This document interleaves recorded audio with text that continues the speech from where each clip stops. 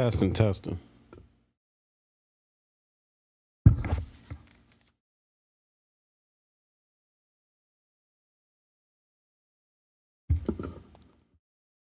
Rocking.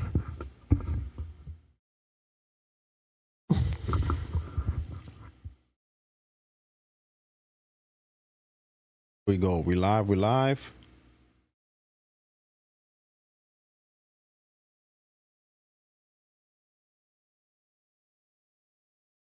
Oh snap! Are we rocking? Are we kicking? Oh yeah, we live. Oh man, yo SPR. Yo, you checking out the thumbnail? That was that. That was that. Yo, I'm glad. Yo, it's been a minute, so we had like a Batman reference. That's what I'm talking about. What's up, SPR? Oh shit, the troops up here, Silver Wolf. What's going on? Hey, welcome, my friends, my family, my fellow gamers. You already friend these YouTube streets. Puertorock77, and we are here live. Once again on Friday Night Live. Disagreement days in full effect. Just how it is. We're gonna let the room fill up and stuff. But how's everybody doing, man? I hope everybody's good. I hope everybody's enjoying their summer so far. Summer's over. It's August 15th. Man, we're just a few weeks away from Labor Day. Wow, this summer has gone by quick.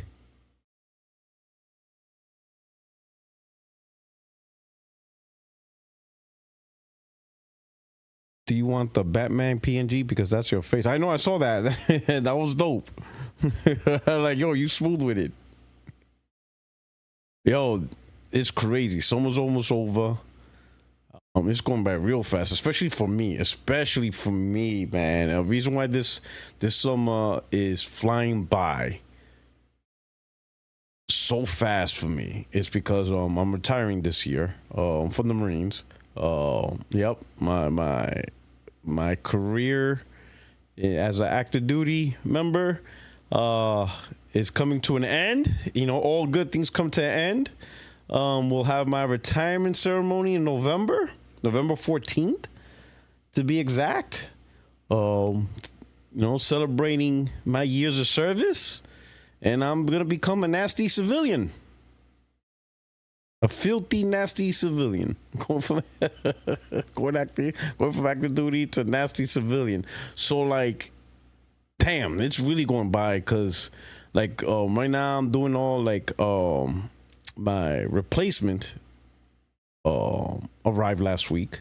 He like, we were doing like a left seat, right seat, and he's taking over. He pretty much took over. Good dude. I know him for a long time. Good friend of mine. But he took over, right? He's taking over, right? So pretty much, you know, we did the turnover. He's taking over the projects and stuff like that, and like, he's doing his thing now. And right now I'm just focusing on all the stuff I gotta do for retirement to process out and stuff. Like, and it's like a lot of shit. Like right now, like this week, I had to like get all my medical records throughout my career, order it electronically, and then get my record book and scan each page electronically and stuff. Made an appointment with my, what they call a veteran service officer, VSO. They're the ones that help you submit your Veterans Administration disability claims. Like, pretty much it's all the injuries and the medical stuff that I have go through, you know, all the things, you know, that's wrong with me, all the things I had to suck up, whatever. So, you know, all that has to get submitted. Whatchamacallit? But what else I gotta do? I also working on my LinkedIn profile. Also connecting with organizations, because I still want to work, even though I'll be getting like a pension. You know, I'll get paid. I'll get my retirement pay from the military. I still want to work. I'm not doing content creation full time. You know, some people ask me about that. If, you know, after I retire military, will I go full content creation, as in make this now? Let me click. Be bigger. There we go. Like make this as a full-time gig now. And I don't know. I'm very old school. I mean, I had Lono here, right? Reforge Gaming. He's a full-time content creator. So like what he does pays the bills. That's like wow, bro. You know what I'm saying? That's like crazy. That's like, I don't know. That's like, shout out to all the people that's doing it, right? I know you see people online like the super mega stars, the streamers that really make it big, but they're so few and far between. Like how many people actually go online and are able to even just earn an average salary, like 50,000 a year or something? Like it's not, you know what I'm saying? It's not like that, right? You know? So I'm like, man, I'm very traditional. I'm more of the traditional, employee, I guess you could say. Like I got my bachelor's last year, my work experience throughout the years in the military. I don't know. I'm just built for like the normal 9 to 5, you know. You know, and of course it's like the 9 to 5 is the proverbial 9 to 5. I'm just I don't know, I'm just built to work, right? And you know, and work for a check, a salary, stuff like that. September, the week of the 15th, for that week I'm taking a 35-hour project management professional certification course. It's a 35-hour requirement. But with my degree and my years of experience, after that's the last hurdle I need to take the PMP certification. I don't know if you guys are familiar with that stuff, but there's a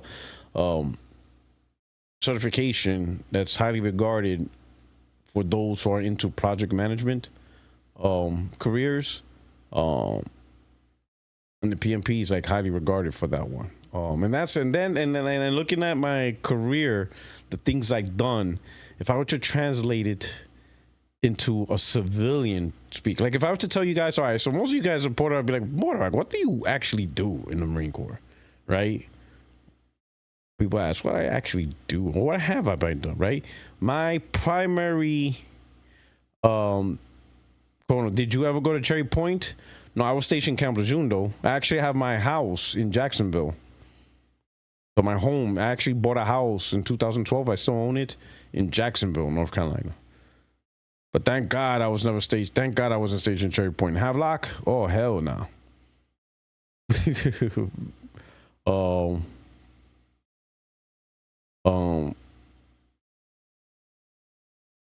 Yeah, so he says PMP, you are definitely make 120K with a BS, maybe 170, but depends on contract company. Yeah. So I got my bachelor's in information technology management, and then I'm gonna go. I have to recertify my Sec Plus, but I'm thinking of doing CISSP, which is a higher tier. It's just a lot more to study. The Sec Plus I know I could easily pass. CISSP is more challenging, so I'm still trying to think, what should I do? CISSP or go for the Sec Plus? Sec Plus I know I could do. CISSP, I think it's called. Get CISM over CISP. I'll look into that. Okay, all right, I'll look into that. What the CISM is. No, you know what though? The military doesn't offer CISM though. CISSP is free. They go up to CISSP. So this is like free, the training and the certification. Marine Corps will pay for it. So if I go for CISM, I will have to pay for that out of pocket, do everything out of pocket on my own. CISSP, Sec Plus, Net Plus, all of that is provided on a contract, but the Marine Corps pays for that. DOD really, but Marine Corps pays for that because they made it requirement for many jobs and stuff, but anybody could really do it just as long as there's a slot. So yeah, CISM, if I were to go for that, it would be completely on my own out of pocket. Yeah, it's more management related. CISP is a tad bit more technical. Depends if you want to be more on the management side or the tech side. Military should support both. Either way, you should be reimbursed. So CISM is management related. That's interesting because that's what I'm mostly going for. I'm going for more of the management side. So all right, thank you for letting me know. I will definitely look into that now. Right? Interesting. You gave me something to think about now. Give me something to think about. Brandon holiday style with the super chat. Brow. My man says, I was gonna save this for Tuesday, but I'll drop it now. Did you hear about Sarabon is now on the board of Tyson Chicken?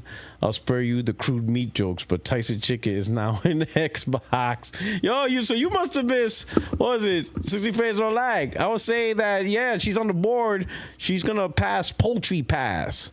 You know, for $20 a month, you get, you know, certain amount of chicken. You know, that you get 4 thighs, 4 legs, 4 wings, and 2 breasts. And 6, you know, and 6 on party wings. Every month for 20 for a subscription. Poultry Pass. Tyson's Poultry Pass. You know, you just, you know, when you walk into a supermarket, you show them your Poultry Pass and boom.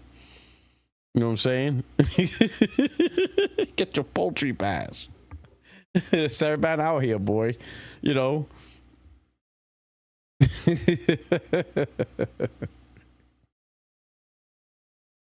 So shout out, you know what I'm saying? Saraband not playing. You know what I'm saying? Get that Poultry Pass. Let me ask y'all something. If Game Pass had a deal like with Game Pass, you also get let's say like once a month, like a coupon for like a free chicken dinner. Like at your favorite chicken place. Let's say Kentucky Fried Chicken. It may not be your favorite chicken place, but let's say they have to pick it up. Or Cane's. We'll use Cane's. I don't know if there's Cane's out there. Raising Cane's? Or Chick-fil-A. Somebody name me you think a very popular chicken spot. I know KFC, Chick-fil-A. But anyway, screw it. We'll say Chick-fil-A. You know, Game Pass. You get 2 free per month. Popeyes. Okay, we'll use Popeyes. Popeyes is a good one, right? You get a chicken bucket meal. 2 free chicken bucket meals. As a Game Pass member. Would you sign up for Game Pass every month? Would you sign up for Game Pass? 2 buckets? You know, damn chicken bucket subscription. Would you do it though? You get, you know, they send you a card, right? And that card works twice a month. For 2 buckets. 2 8-piece buckets of chicken. You go in, be like, hey, let me get that 8-piece bucket. I'm a Game Pass member. They be like, yup, here you go. Boom. They be like, original extra crispy. Be like, yeah, let me get that extra crispy. Boom, here you go. 2 buckets. He says, yeah, 1 bucket's freaking $20.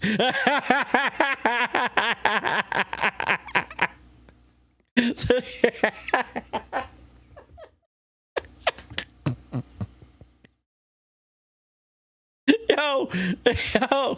Hey, yo, everybody will be getting Game Pass, boy. Not for the games, for that chicken.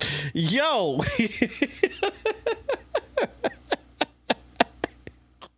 Ain't nobody gonna insult Game Pass. Game Pass slander will no longer be tolerated. You get 2 buckets per month? Boy, shit, you better shut up. Ain't nobody trying to hear Game Pass slander. You get 2 buckets of chicken per month, boy. You better get. I'm getting the extra crispy. I want to hear. I will not tolerate any Game Pass slander on my channel. Not with 2 buckets of the Colonel's recipe. Was it 7 something herbs and spices? 17 herbs, 14 herbs and spices, 11 herbs, or how many herbs and spices. 2 buckets for free. Boy, I'll get that Game Pass. I'll be going in KFC like clockwork. I will make sure I will collect my 2 buckets per month. You best believe. There will be no Game Pass slander, boy. None. We're getting 2 buckets. He said 100 million subs the first year. That shit will skyrocket. Them buckets, boy. Oh, Holiday with another super chat. Thank you, my brother. Says it's gonna be hard for us ponies to give up chicken since it's an Xbox now. I bet. Listen, it is what it is, man. I love chicken. I'm sorry. I think Tyson Chicken is Tyson Chicken the supplier for KFC. I think Tyson's Chicken is a supplier for KFC. It's a supplier for one of the main like fast food chains. I don't know which one.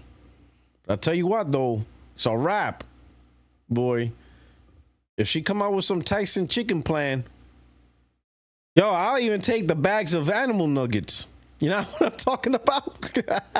I used to give that to my daughter. The animal nuggets, the chicken nuggets shaped like animals. Shit, if I get, if you got a free bag or 2 free bags, say, yo, I'm telling you, groceries are expensive. You know what I'm saying? The economy's tough, bro. Have you seen the prices of food? Shit, 2 bags of animal nuggets a month? Shit, I'm there. Game Pass, baby. He said we get 2 bags of animal nuggets. Oh, I'll tell you what, PS Plus better do some shit. And I ain't trying to hear like, oh, you get DLC. Then where's the food at? You know what I'm saying? Who you trying to hook up with? Domino's, do something. Hook up with somebody. Burger King, who you? Five Guys? Definitely hook up with Five Guys. Them shits is expensive. He said Tyson's the one leaving the feathers in the chicken wings. Oh, snap. Pluck them shits off, man.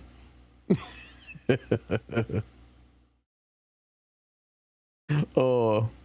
He said next Xbox exclusive fried chicken franchise free for all. Popeye versus KFC. I don't know. Game Pass be coming out with them Popeyes. PlayStation better counter. Better get them KFC, Raising Cane's. Raising Cane's is good. Raising Cane's reminds me, you ever have Raising Cane's? Y'all familiar with that one? But all they make is chicken tenders. They remind me of the In-N-Out of chicken. They only do one thing. Raising Cane's, 1-piece tender, 2-piece tender, 3-piece tender, 4-piece tender, or the sandwich. That's it. 1, 2, 3, 4, or a sandwich. Get the fuck, get your ass, get your bitch ass out of here, right? Don't be going there saying, let me get a breast. Like, bitch, this is like a whorehouse. We ain't got breasts here. We got tenders. How many you want? That's it. 1, 2, 3, 4, or on a sandwich. Be about your business. That's kind of like why I like those places, right? Like, you don't got a lot of options, but it's the simplicity. Like, you know what you want. So you go to a place that you know what you want, but you're in a place where there's so much to order, and then you have people in front of you and they don't know what they want because they're looking at a menu. They're like, like McDonald's. Like, you go to McDonald's, you just want a Big Mac. But then when you pull up, you pull up to the drive-thru or you're in the restaurant and you're behind people, they're looking at the menu because they're like deciding on, do they want a Big Mac? Or should they get the McChicken? Or should they get the McFish? Or maybe the nuggets? Is the McRib back? Ooh, maybe the McRib. There's a lot of choices, and I get it. But sometimes, bro, just get your Big Mac and be about your business. We ain't got all goddamn day. That's what I like about In-N-Out. You In-N-Out.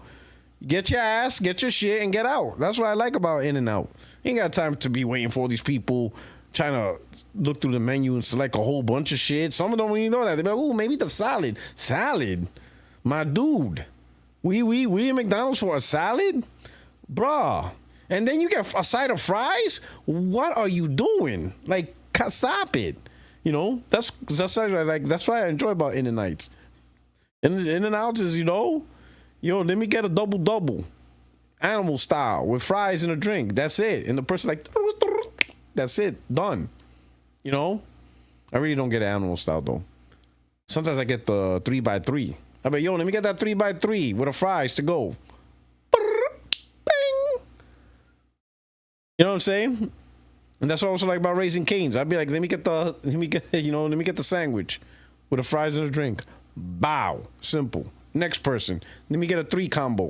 Let me get the 4 combo. Let me get let me just get the single combo. Boom, that's it. All they make is tenders. That's it. That's all they're cooking up. Don't ask them for anything else. I don't know. Sometimes it's the simplicity of those restaurants is what you want, Man, how I get about this, man? Shout out to Brandon Holiday. He really derailed my thoughts on food. He derailed the shit out of it. Speaking of which, where my drink at? All right. So back to what I was saying. Yeah, doing my PMP certification the week of the 15th. Take that 35-hour class. Got my medical appointments and all that. So soon that's going to be crazy. So my medical appointments. And then finally finish my resume. Had a couple of organizations look at it. It looks good. But also I gotta, wait for my PMP certification so I can add that to the resume, and stuff like that. So I'll be pushing out my resumes in September, like late September. Start pushing those stuff out September, October, and the plan is to go to Florida.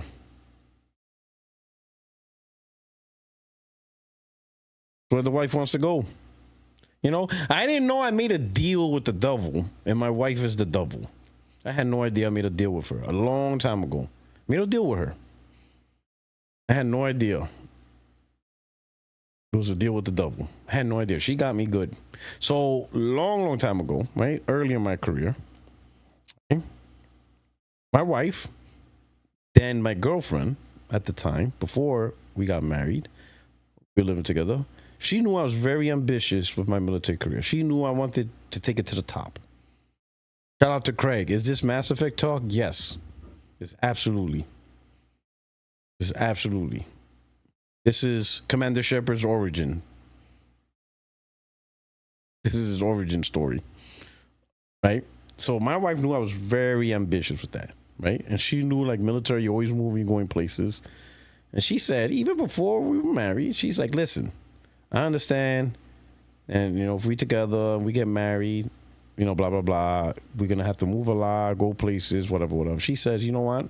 If we stay together and I do your military career with you, she said that she will not bother or complain or ask where to go, where to live.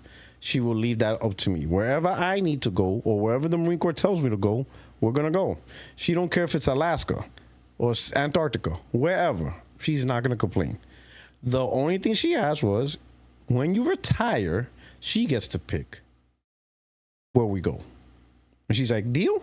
And I'm like, oh, yeah, got it. Yeah, got it. Deal. You pick where we go when we retire. You pick the last spot where you want to go. Deal. Everything in between is on me. And you'd be surprised, right? That sounded golden, because a lot of the stressors being in the military is relocation, man. People don't realize, if you moving every 3 to 4 years, that's a strain on your family, strain on your kids, right? Imagine, your kids going to a different school every 3 to 4 years and stuff like that, right? Strain on your spouse. They may have a nice job, and then all of a sudden they got to leave it because they got to move to, like, the other side of the planet. Can't stay, or what do you be like? You're going to be like, oh, I'm not moving. I'm staying here because of work. But now your spouse has to move, and now you live separately for 3 years.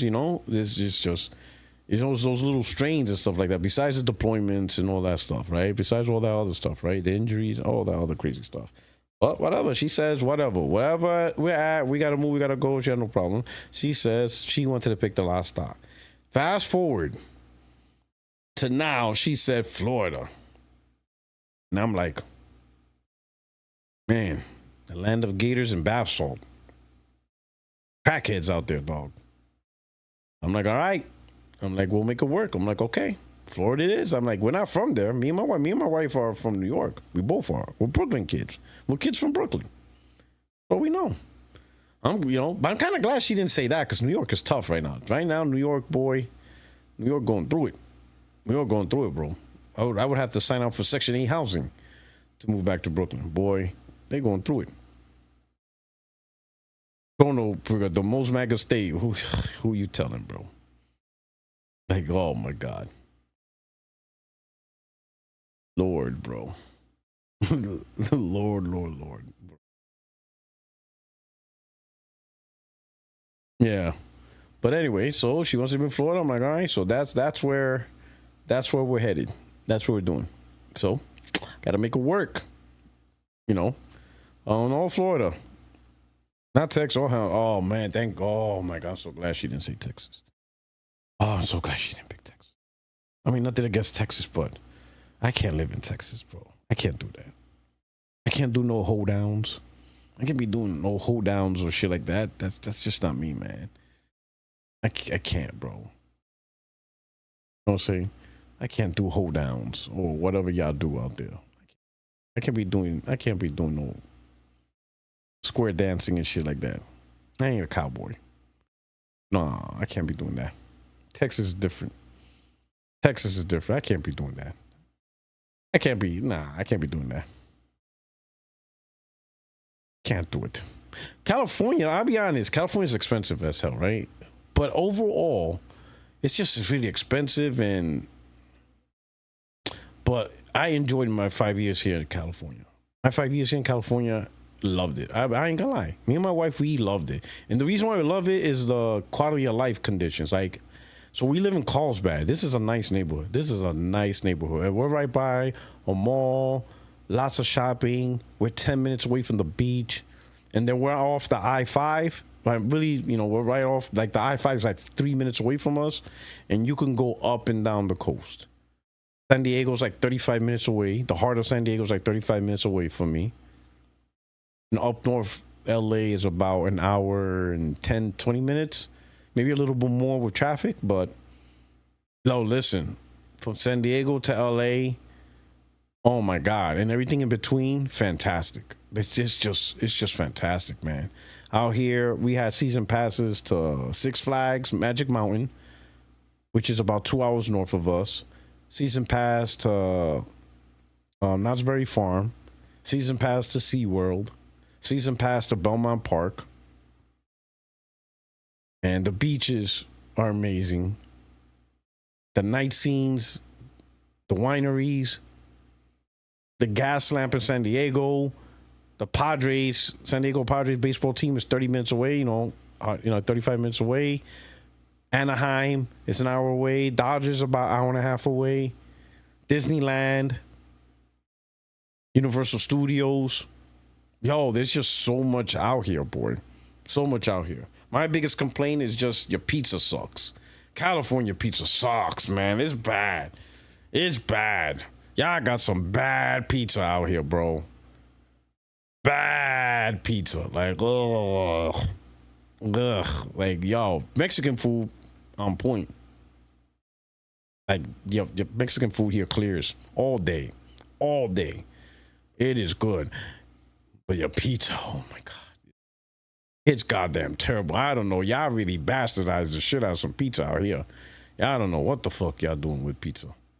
Mexican food clears. And then there's a lot of good eateries. Burgers, steakhouses, Italian restaurants in general, they're really good. A lot of stuff good here. So why are you moving? Because it's too far from the East Coast, right? That's the one thing, right? Our family is East Coast. Also, me and my wife were Caribbean Spanish, right? So it's Puerto Rican, Dominican. My wife is half Dominican. She's half Puerto Rican, half Dominican.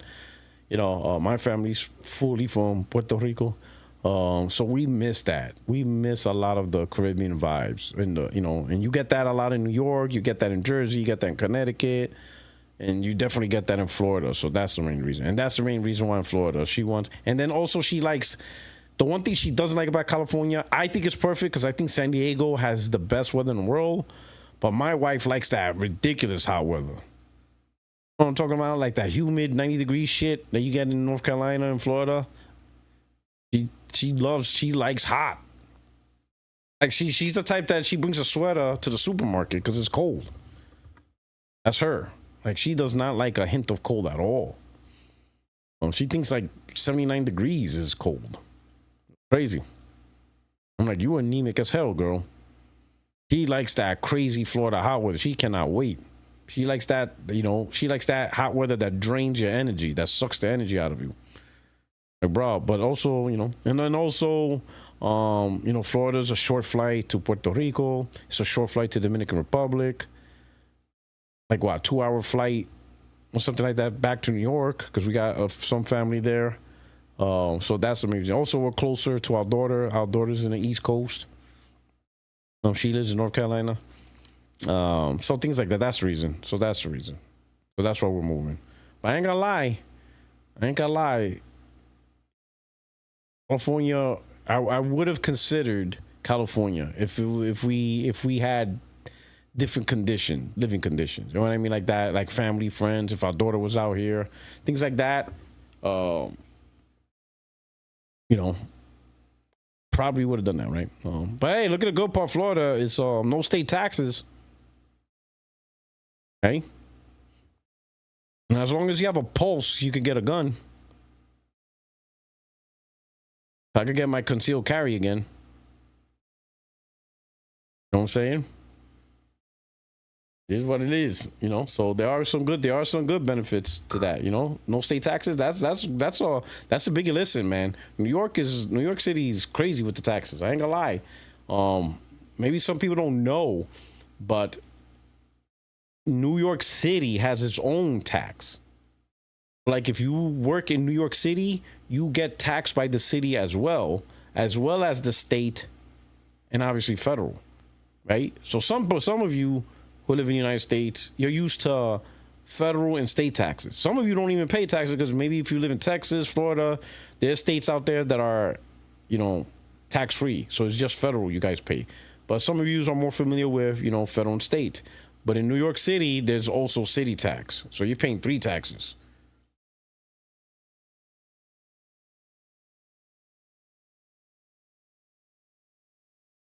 Oh shit! He said getting a gun in Florida will be needed to protect yourself from. Oh no, it's Alex. Oh snap! Oh man. Uh, yeah, pretty much any blue state has high taxes, right? It's true. But well, to be fair, because I'll say it like this: I lived in red states, right? In station, but the red states has lower taxes, but they do have less amenities than the blue states. Right, so it's kind of like, man, it's like a give and take, right? Like it's like, man, it's kind of give and take. Like in some ways,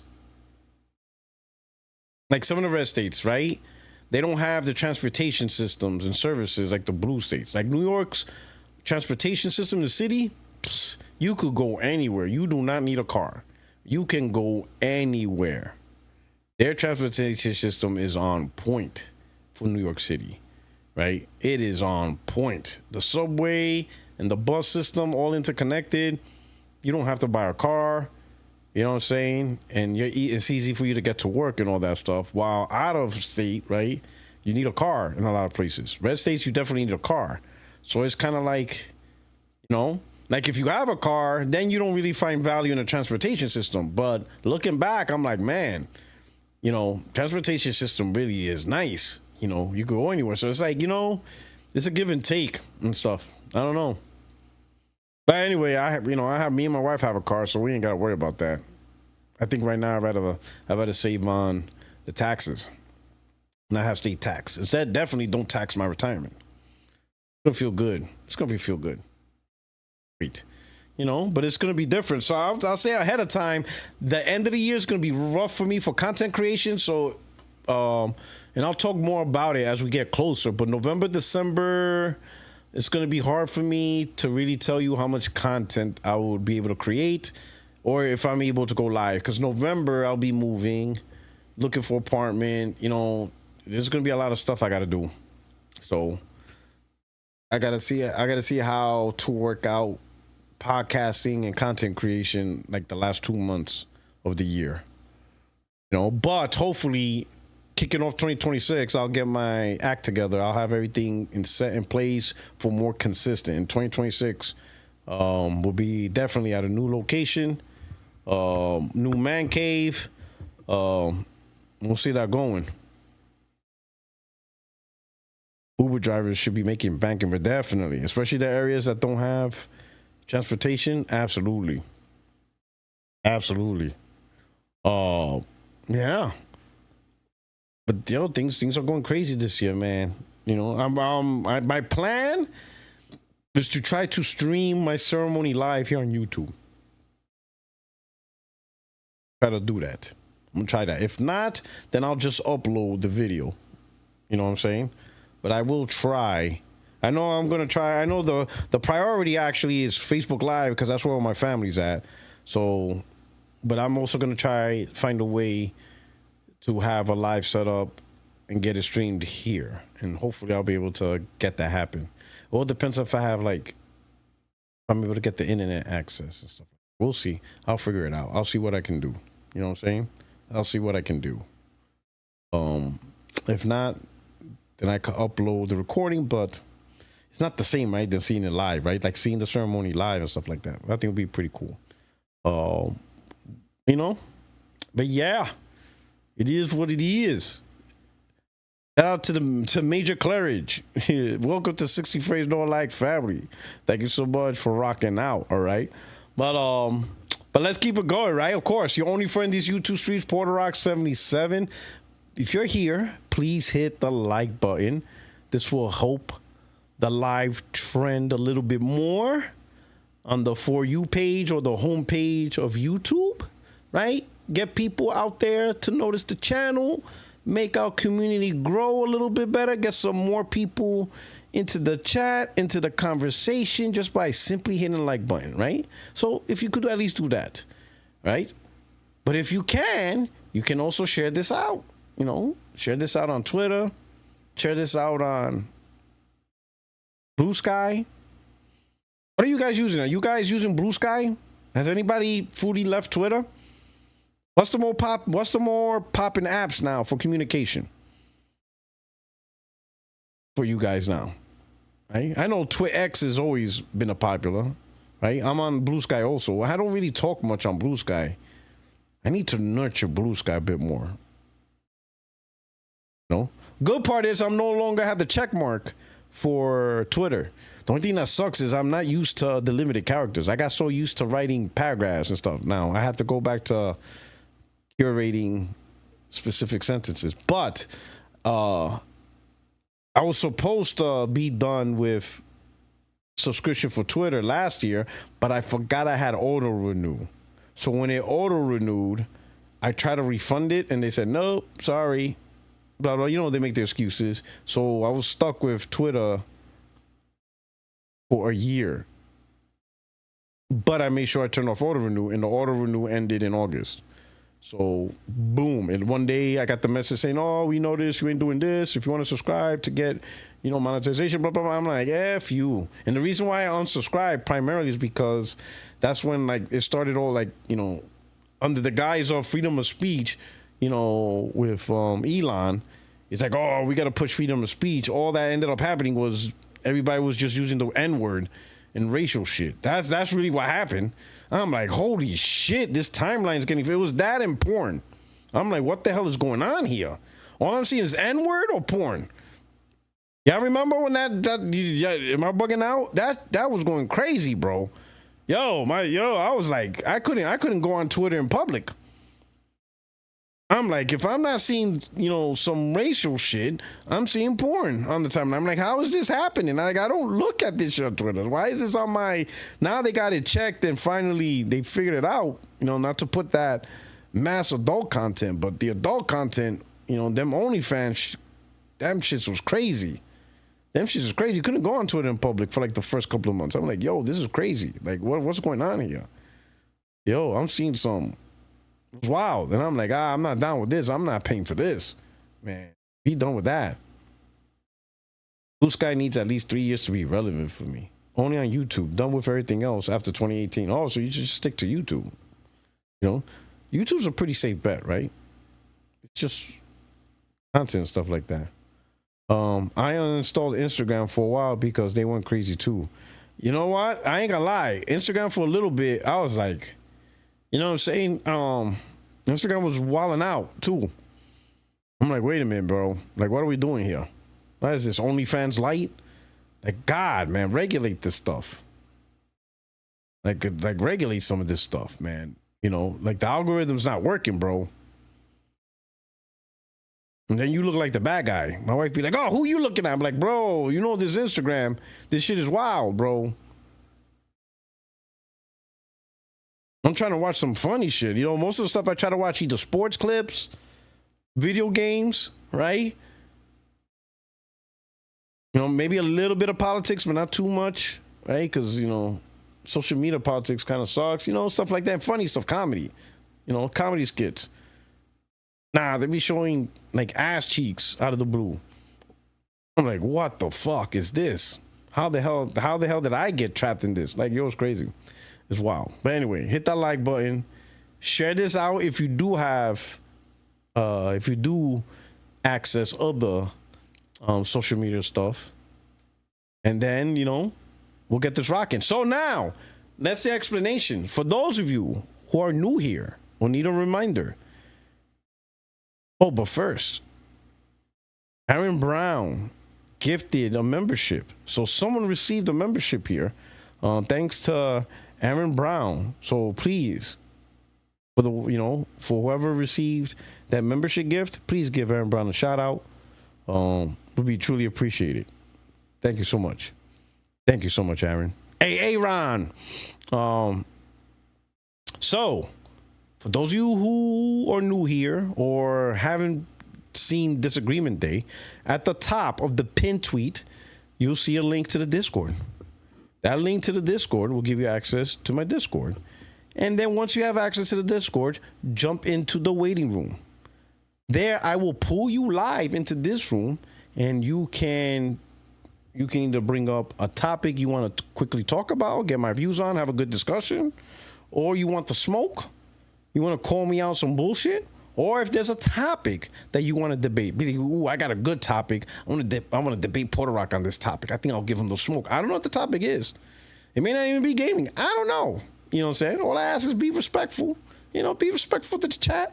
Don't be doing weird stuff. But other than that, you are more than welcome to jump into the waiting room.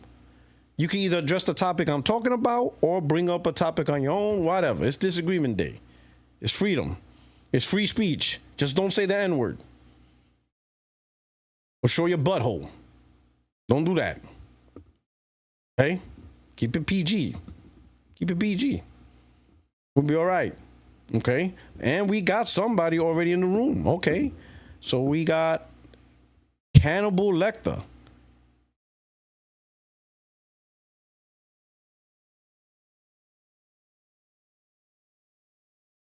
Okay. We'll see how this goes. Mic check, mic check. Good evening, Mr. Puertorock. How are you doing today? How are you doing, kind sir? Yeah, very, very, very good. Excited to discuss a few topics. In okay. to your, retirement that is coming up. Congratulations. Thank you very much, kind sir. All the best. The main thing I wanted to discuss is I think you're having a quick question. Are you AI? Yeah. You sound AI, bro. You're not AI, are you? I am definitely not AI. All right, I'm gonna prove. I want you to say Xbox is dog shit. Xbox is dog shit. Okay, all right. That's gonna be my AI tester. I'm like, wait a minute, somebody putting AI on me? I'm like, hold on, because I'm like, this is really good AI. Okay, got it. All right, welcome aboard. What should we call you as? Cannibal Lecter, or probably on Twitter sphere, I'm known as Wrecking or Entity. So I usually float around quite a while, quite a long time. Oh, which you prefer? Oh, he says people are saying you sound like Mark Cerny. Oh, thank you. Entity. Entity should be fine. All right, people, we're talking to the Entity. All right, what's going on, Entity? Yes. No, it's just I think you already hit on this topic in relation to PlayStation's 40% live service revenue. And I think a week or two ago, someone was mentioning that, with the Apple and Epic lawsuit, that there is a potential danger that is coming specifically for PlayStation is, let's say, Roblox, Call of Duty, Minecraft, Fortnite introduces, like a separate eShop that that we can access via PlayStation, and PlayStation is required by law to do that.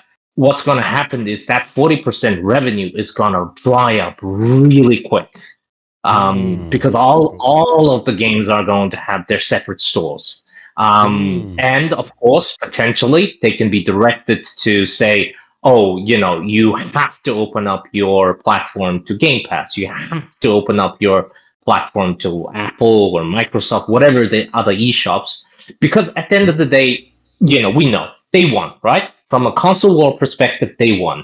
And one of the biggest dangers, I think, that the moves that they're trying to make is they can be perceived as a monopoly.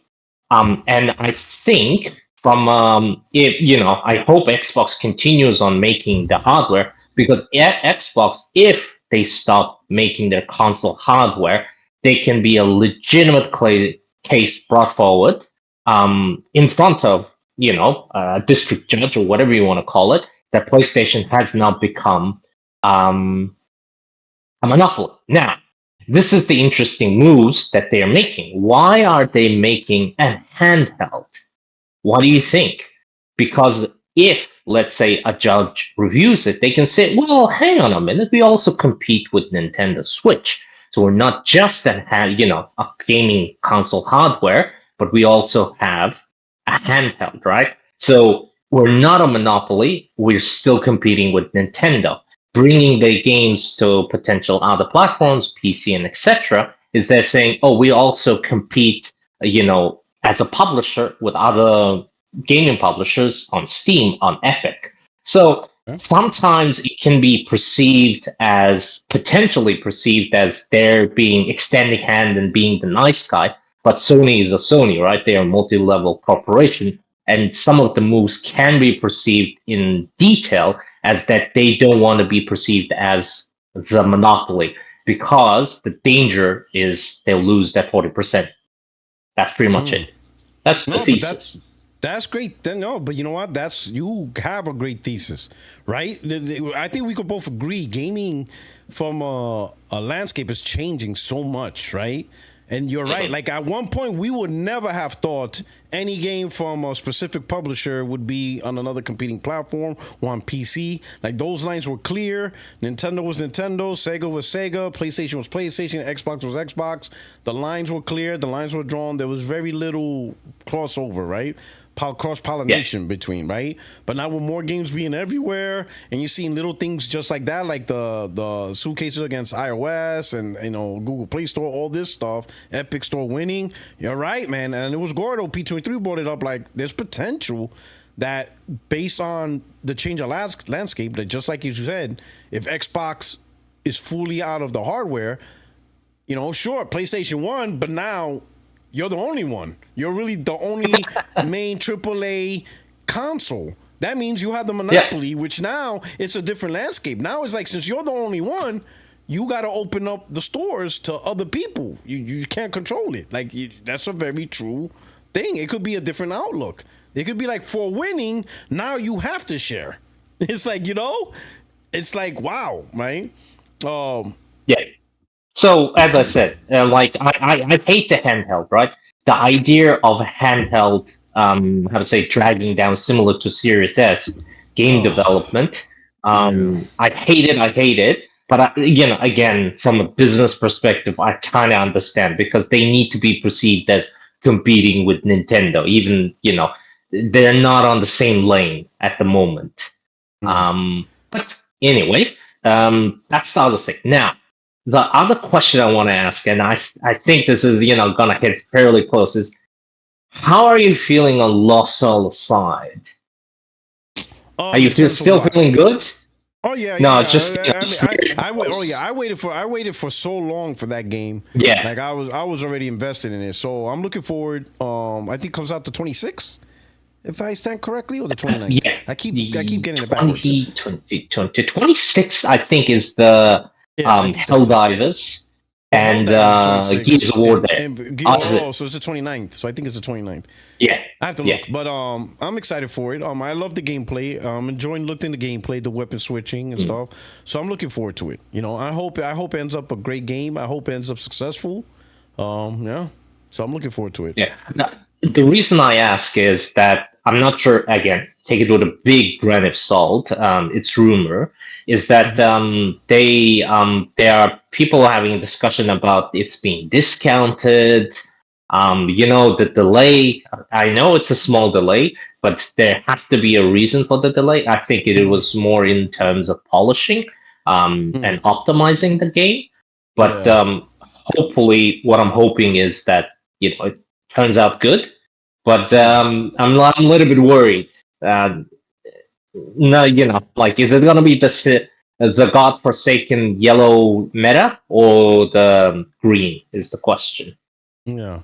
I would say I don't have issues with delays themselves. In fact, I think there's a lot of games that they should have done delays, right? Because the thing I don't like is they release a game, but then they rely on patches to fix it. I'm like, listen, if you knew this game had to be patched, then just delay it. Like, the initial impression of a game should always be considered, right? It shouldn't be, okay, we'll launch it, but then we'll patch it to improve the experience. I'm like, the gamers already bought it. They already started playing it. If you knew you could provide a better experience, you should always try to delay the game, you know, and get that better experience out for the initial contact. So I would imagine the delay was for polishing and improving, which I think is a good thing. Hopefully they got enough time. Hopefully that little small delay, because it was originally June, so they had like a 2-month delay. So hopefully the 2 months was enough to get the game polished. I did see German Strand. I guess they had a sale or deal. He bought the game for $30 in Germany. So I don't know what that's about, because I saw that tweet too from him. He's like, oh yeah, they're selling Lost Souls at a discount. But he was in Germany. He's in Germany, and he said, oh, he got it there for $30, but nobody else has. Like, there was some people from the UK. They're like, they're not seeing the sale there. So yeah, it's kind of weird. I don't know what I have no idea what's that about, which is kind of odd, right? It's really odd. Yeah. I don't know. No, you know, I know it's a small studio. It started with one person, and then hopefully it turns out good. Now, last but not least, I'm always down the hype train for gaming events. Gamescom opening night next week. Black Myth Wukong, I think Ghost of Yote, RE Requiem, Ninja Gaiden 4, Silent Hill, Outer Worlds 2, Lords of the Fallen 2 are coming. Any specific excitement over it, or just live streaming, enjoying it? I don't know if I'll be doing a live stream to cover it. I'll probably be doing like videos to cover it, depending on the timing, because it is aired in European time, right? But I'll just wait to see. Hopefully we'll see some. I know a lot of announcements of games that we already know about. Hopefully we could see some new content, like, you know, some new surprises, well, you know, from wherever they come from. That's pretty much it for me, right? I know additional Black Ops. Oh, Black Ops. So yeah, that's always like a big thing, right? Yeah. Call of Duty. You know, more Call of Duty and stuff like that. I know this year the fight between Call of Duty and Battlefield is big now. Like that reminds me of the old school days of when Battlefield and Call of Duty was always competing. So if it looks good to see that again, to see them two go at it this year. I played a match last night, and we won by 1. So you know you have like 500 score, and I forgot what is the mode, and yeah, it's just dwindling down. We were winning, and then we won by just 1 live. So I think they're gonna do really well. This they're saying 100 million players. I don't think it will be 100 million, but don't be surprised on 50 million, 60 million. Okay. All right. So are you enjoying the beta? No. Are you enjoying the beta? It's amazing. It's not just the destruction of it, but the simplicity, and the ability to kind of choose who you want to be. Because I was kind of struggling as the assault yesterday, and we were starting to lose, and I turned into medic, and just my sole aim was to revive people. And I don't even know how many people I revived, maybe 50, 60 people. But yeah, we were just steamrolling over the other team halfway through. So it's like, from a design perspective, as I said, it's amazing. The destructions are amazing. Each level feels different, as the game progresses. I think a lot of people are now starting to understand how it works. And I think from a balancing perspective, they got it right, really, really right. I wasn't even struggling yesterday. I'm not a big multiplayer gamer, but if you can find your class and revive people, or be the sniper or be the assault, whoever you want to be in the game, and find your groove, it's really, really well balanced. Okay, all right. Okay, good, man. Glad you're enjoying it. Are you picking it up? Are you gonna Oh yeah, absolutely. Is it Day day one. one for you? Yeah. No, no. I'm even worse. I'm gonna be buying two copies, one for the PC Oh and one man. for the Oh, one for PlayStation. PlayStation. Oh, okay. Oh man, so Yeah, you so double dipping. EA is gonna love me. You're giving them all the money. Okay, all right, good Yeah, man, good man, good stuff, man. I really appreciate it. Thank you so much for coming through. no worries. Anyway, All right, enjoy. all right, enjoy. Cheers. Thank you. All right, man. Shout out to the entity. But he brought up a good topic that I was gonna touch on. When I read this, I'm like, oh boy, here we go. The end is nigh. PlayStation gamers, the end is nigh. The end is nigh. This is how it starts. You know, first they say, "Don't worry, Puertorock, this is gonna fund more single player games," and the next thing you know, they stop making single player games. This is how it starts. This is the disease. It's already beginning. Listen, PlayStation fans, enjoy all the single player games that we can get. Enjoy it. It says right here, PlayStation Live Service games made over 40% of Sony's first-party revenue in Q1 2025. Now, to be fair, Sony didn't release no new single-player first-party games in a minute, right? So that kind of throws off the books. But it says right here, during Sony's financial conference call for media, investors, and analysts, Chief Financial Officer Lin Tao offered additional color on the PlayStation business. During the live stream presentation, we learned that the total playtime for PlayStation users in the past quarter between April and June increased 6% year on year.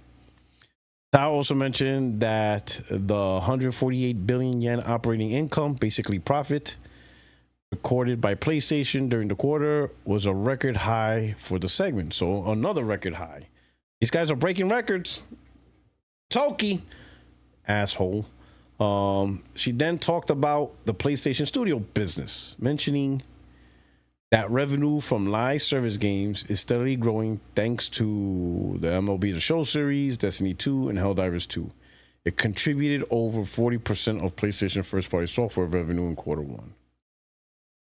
Executive, so 3 games, man. 3 games produce 40%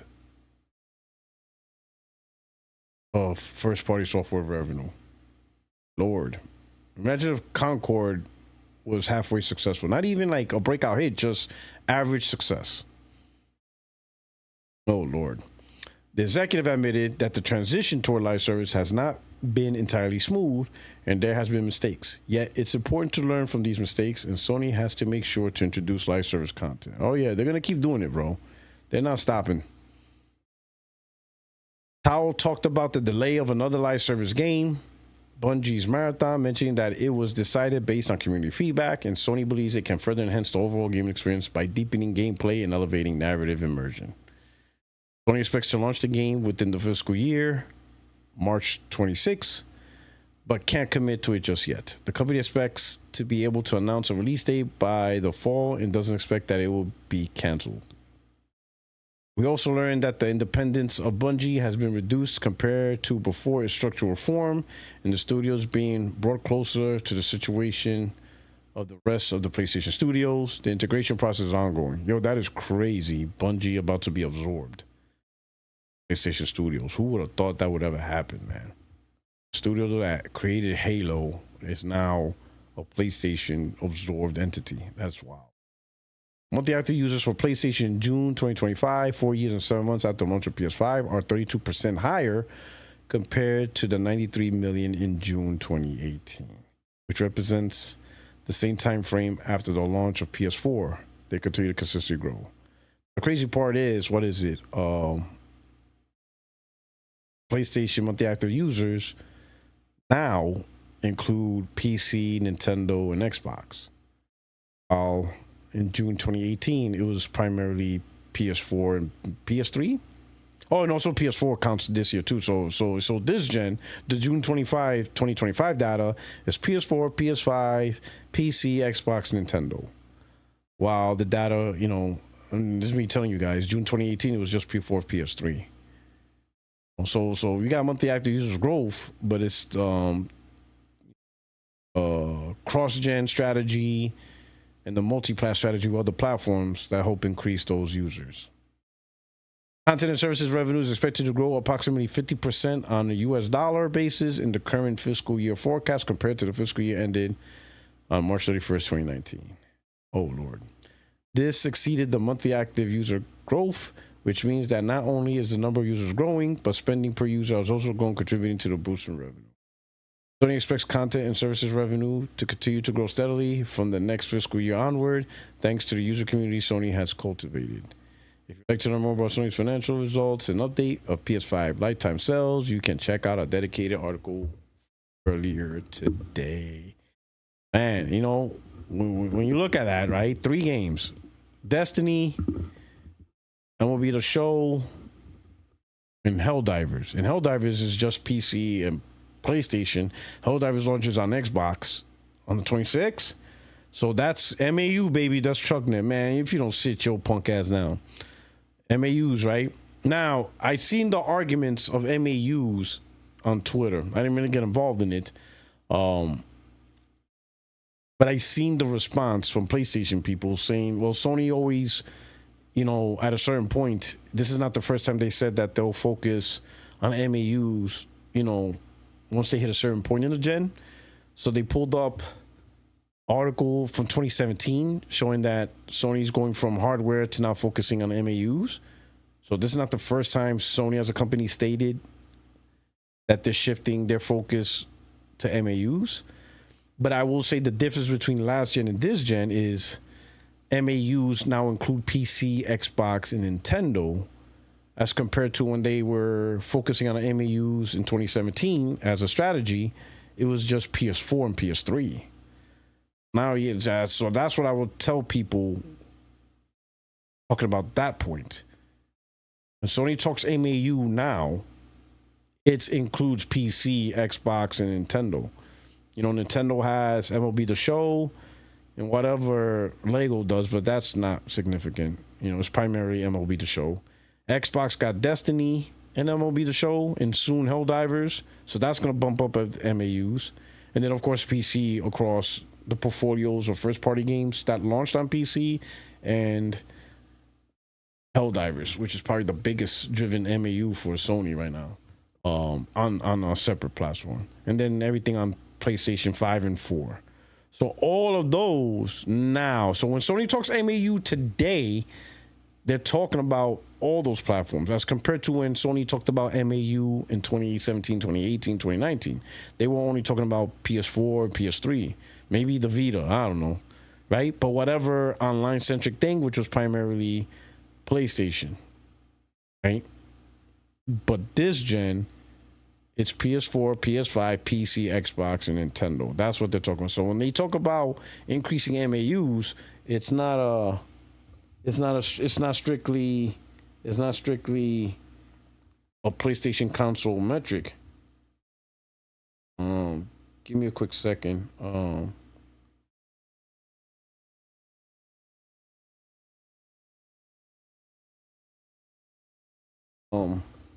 You know, so we gotta remember that, you know, comparing Sony's talk of MAUs this gen and using Sony's talk of MAU last gen is 2 different things. So when they talk MAU now, they're talking other platforms as well. So when they say, you know, growth in MAUs, Helldivers 2 is an example of growth in MAUs. They put it on Xbox. That's going to result in growth in MAUs and stuff like that, right? I always wonder though, like, they got monthly active users, but does that translate to spending? I don't know. Right? Take, for example, let me see. Let me give you a, because I seen this. Give me a second. Let me show you what I mean.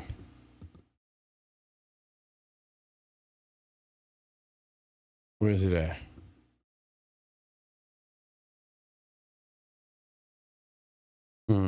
Somebody showed this to me.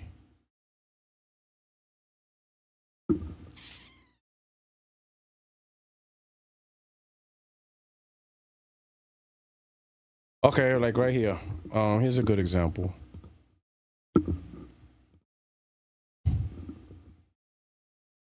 Right, here's a good example. Right. Right here, you see Aaron Greenberg. My man came out saying Grounded 2 selling like hotcakes. We already sold over 3 million units. Right? And I guess his intern, right? His intern was like, he probably has an intern helping him out and stuff like that. And his intern was like, like his intern was probably like, his intern was probably like his intern's probably looking at the paper, right? It was like his intern's probably looking at the paper, like intern's like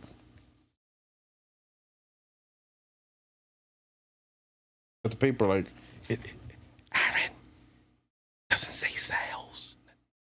The intern's all nervous, like fuck. Intern's like no sales.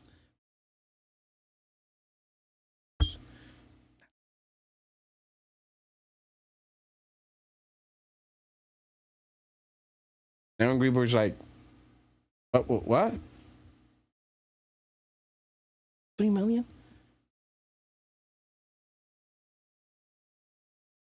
It's Grounded like that, bro. Think who actually plays Grounded? No. Sales. Right? So then he goes from that after the intern corrected to update. Grounded 2 already has over 3 million players. You see what I'm saying? That's two different things. That's completely two different statements. That's absolutely two different statements. 3 million sales and 3 million players are completely different statements, right? And I will say this, it's because, 3 million sales is 3 million people paying whatever Grounded costs, $50, $60, $70. I don't know how much it costs. I hope it don't cost $70, right? How much Grounded 2 cost? How much Grounded 2 cost? Is it $70? How much is Honey, I Shrunk the Fuck Boys cost? Is it $70? It better not be $70. That should be crazy if the game's $70.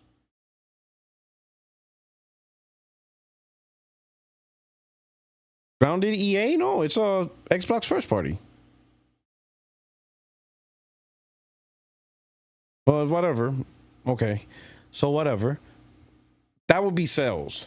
But the update is 3 million players. What that can mean is a good portion of those players are Game Pass players. Stuff like that. Or early access. Oh, okay. Thanks, Chad. Early access. Man, when I see EA, I think of Electronic Arts as an acronym, right? Tucknet. Who cares? At the end of the day, Xbox has 500 million MAUs. Yeah, but like 90% of those MAUs are on phones. So like, what does see? And then, I'm glad you brought that up, Chuck. Now I'm glad you said that. Xbox has 500 million MAUs, but 90% of it are on phones playing Candy Crush. So what does that number mean for us console gamers? Like, what does any of that mean? What does that number do? What does it mean? What does it say? How does a company strategize around that? Like, what does it do? Okay, so because remember, part of the ABK acquisition was acquisition of King Games. All they do is phone shit, Candy Crush and all that phone bullshit. So 500 million MAUs is what? What does that mean? Give me a context that as a console gamer is like, all right, this does what for us in the console gaming when most of your players are phone gamers? That's where that 500 million is coming from. You know what I mean?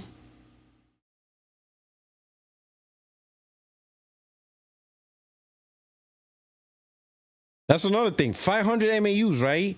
Yet you didn't generate. That's another thing. Xbox in their fiscal numbers was $27 billion.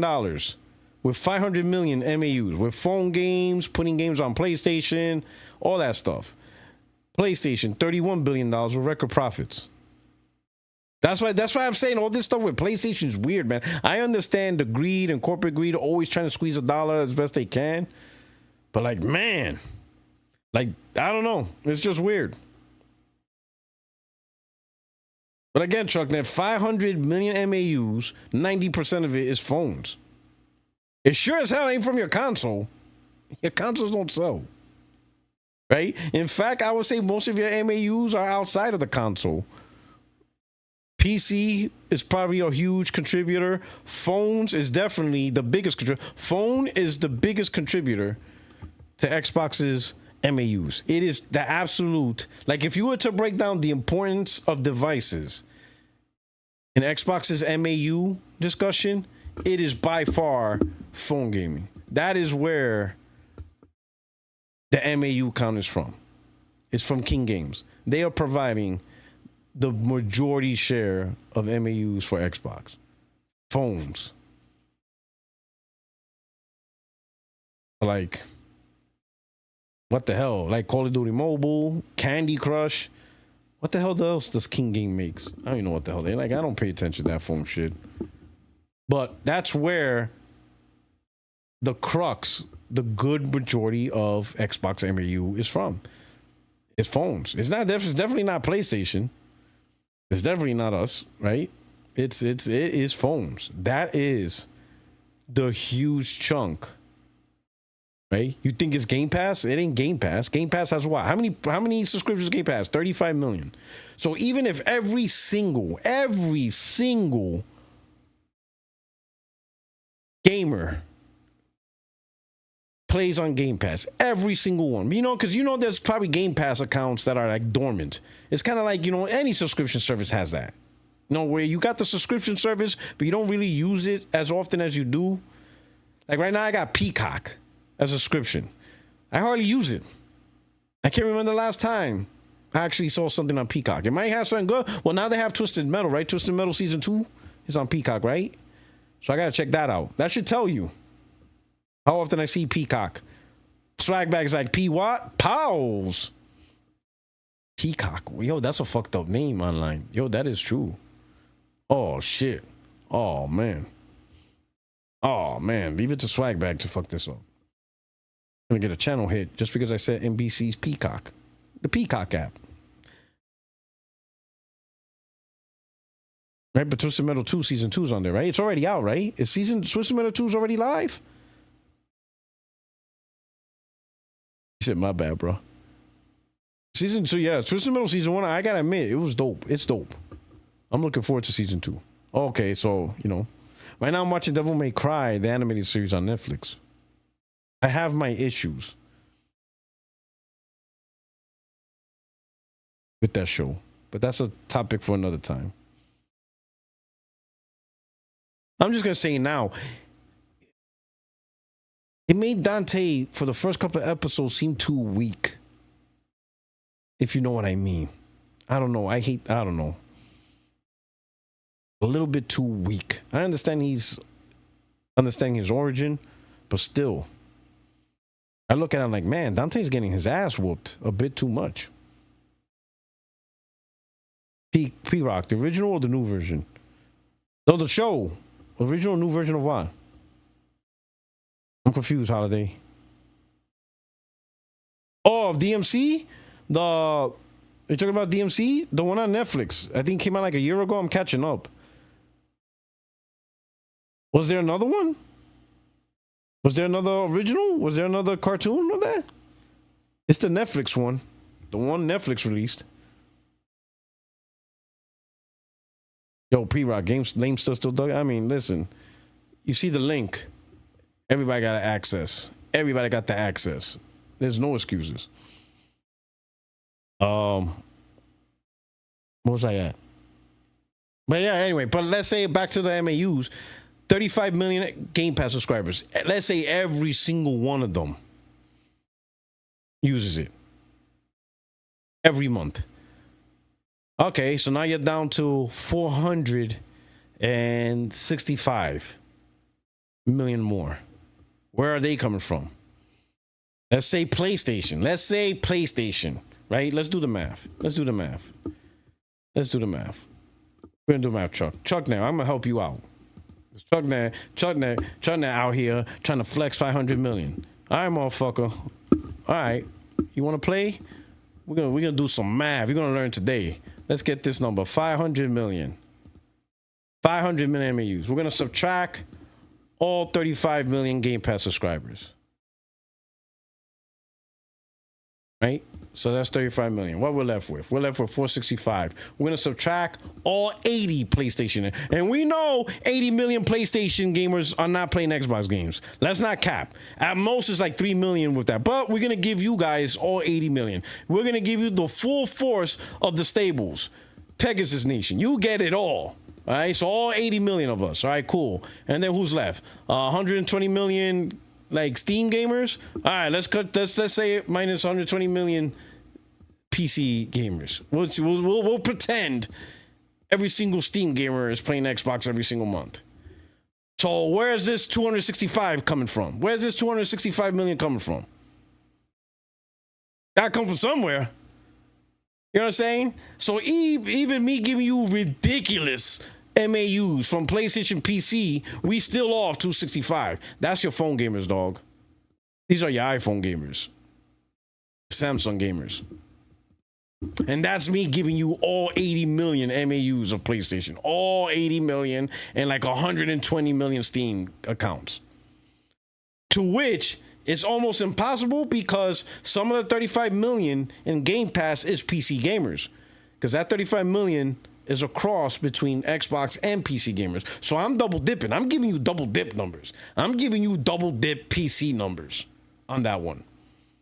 And you see how far off it would take to get 500. I'm not saying Microsoft doesn't have 500 million MAUs. What I am saying is it's primarily phones giving you that. It's mostly phones. Phones is giving you that MAUs.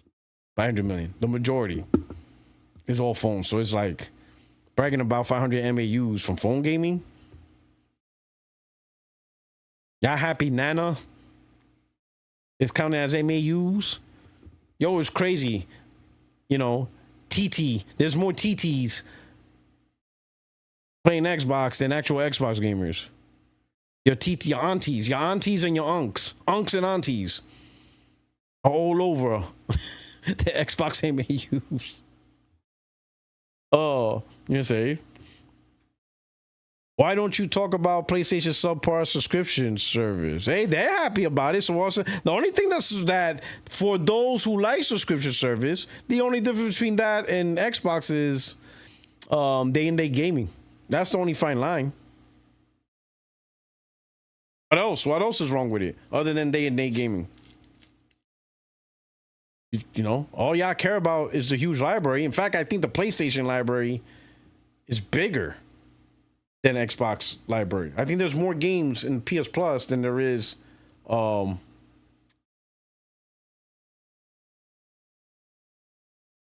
Game Pass library. Xbox can never win, huh? Win what though? You tell me. You tell me, Aaron, Aaron, why Xbox One have a majority of phone gamers as your MAUs? You let me know. Okay. Game Pass library is better with day one game. I just told you the only advantage is day one games. Are you slow, my boy? Did you not already hear me? I said the fine line between the two is day one games. I just said that. You heard. I said it.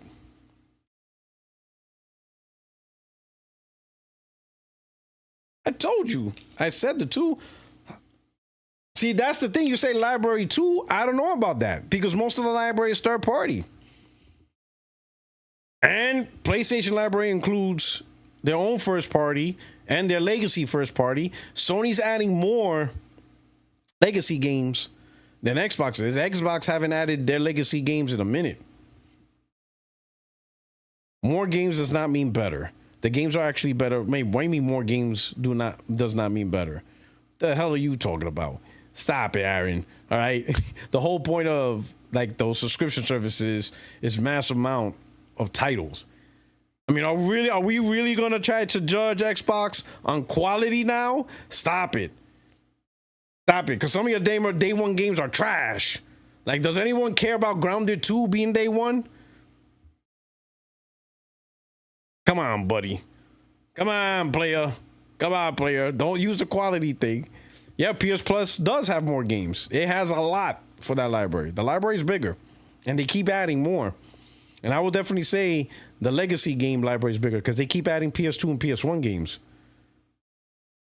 Like, Xbox is not adding, you know, you're talking to a wall. Brother, let me help you out, Aaron. These are facts. Number one, the library is bigger on the PlayStation than on Game Pass. That's fact number one. That's not debatable. That's not debatable. Number two, another fact. This is just facts. It's not opinion. It's not even me saying what I like, what I don't like. Sony adds more legacy games onto theirs than Xbox. You don't see Xbox adding new 360 and OG Xbox games on Game Pass anymore. They haven't for a while. Maybe they will get back to it, but they haven't. PlayStation still adds legacy games on their PS1, you know, PS1, PS2 games. They're adding a lot.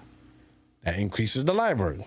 Now, if you want to talk about quality, well, I will say this. You guys ain't great judge of quality to begin with. So we're going to have to like go down the list and see actually what games are there and go tit for tat. But I think if we stick to facts, fact number one, a big advantage of Game Pass, this is facts, not feelings, is the day-and-date games from first party. That is a fact. That is not feelings. That is Xbox. On the PlayStation side, the PlayStation advantages is they have a bigger library. It just does. It's a bigger library of games compared to Game Pass. A bigger library of AAAs, AAs, indies, and legacy games, which is primarily PS1, PS2. And they haven't even like added anything PS3 because they can't get that natively to play. So it's primarily just streaming. But if you include streaming, which Xbox includes streaming, xCloud, right? Because that's part of Game Pass is xCloud. So let's not pretend Xbox doesn't hype xCloud. When you include streaming, that makes the library even more bigger because accessing the PS3 games is through streaming. That's just the facts. You're talking quality. You fans hyped up games like Stellar Blade. Yeah, Stellar Blade's amazing.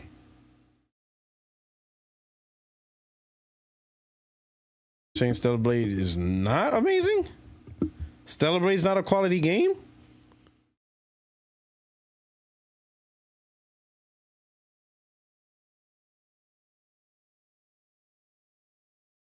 You see what I'm saying? And you wonder why we don't talk to Xbox guys about quality. So Stellar Blade's not a quality game? What? What are we doing here? What are we doing here?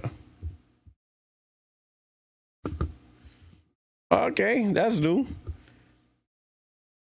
Now, I already said, like, for me, and this might go the way Nintendo's going. For me, I'm not subscribed to any of it. I'm not subscribed to Game Pass, and I'm not subscribed to PS Plus Premium or Extra. So I'm not subscribed to either. If I were to subscribe, me personally, if I were to subscribe to a subscription service to rent games, well, y'all already know the answer. I know the answer. Let's see who's been following me.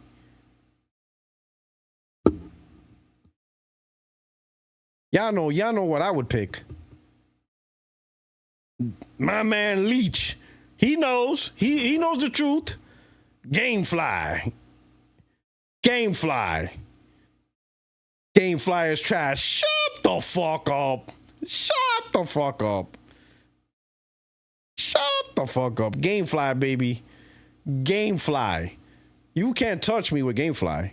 I will be a Gamefly fanboy. The only drawback to Gamefly is it doesn't have a digital library that you can instantly access. Yeah, you know, you have to wait for a disc to come in, you know. You pick all the games and you just have to, you know, you mail it in, mail it out. You can also have like the 2-game option, stuff like that. But where GameFly has that lacks the digital library, where it makes up for it is the one thing you like, Trucknet, about Game Pass, and that's day and date games.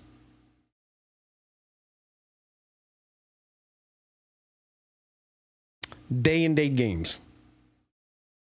See, for GameFly, it's a day and date games for everything. It's not limited to Xbox first party. It's day and date games, not only Xbox first party, but also PlayStation first party. Day and date. All of them. It's also Nintendo. Day and date. And it's third party. Day and date. You can't do that. You ain't getting Donkey Kong day and date. You not getting Metroid Prime 4 day and date. You not getting Ghost of Yotai, not even on the PlayStation day and date. All those games. Grand Theft Auto 6 day and date rental. Where? Where? Answer that question, Trucknet. Where can you get Grand Theft Auto 6 day and date renting? Answer that question, Trucknet.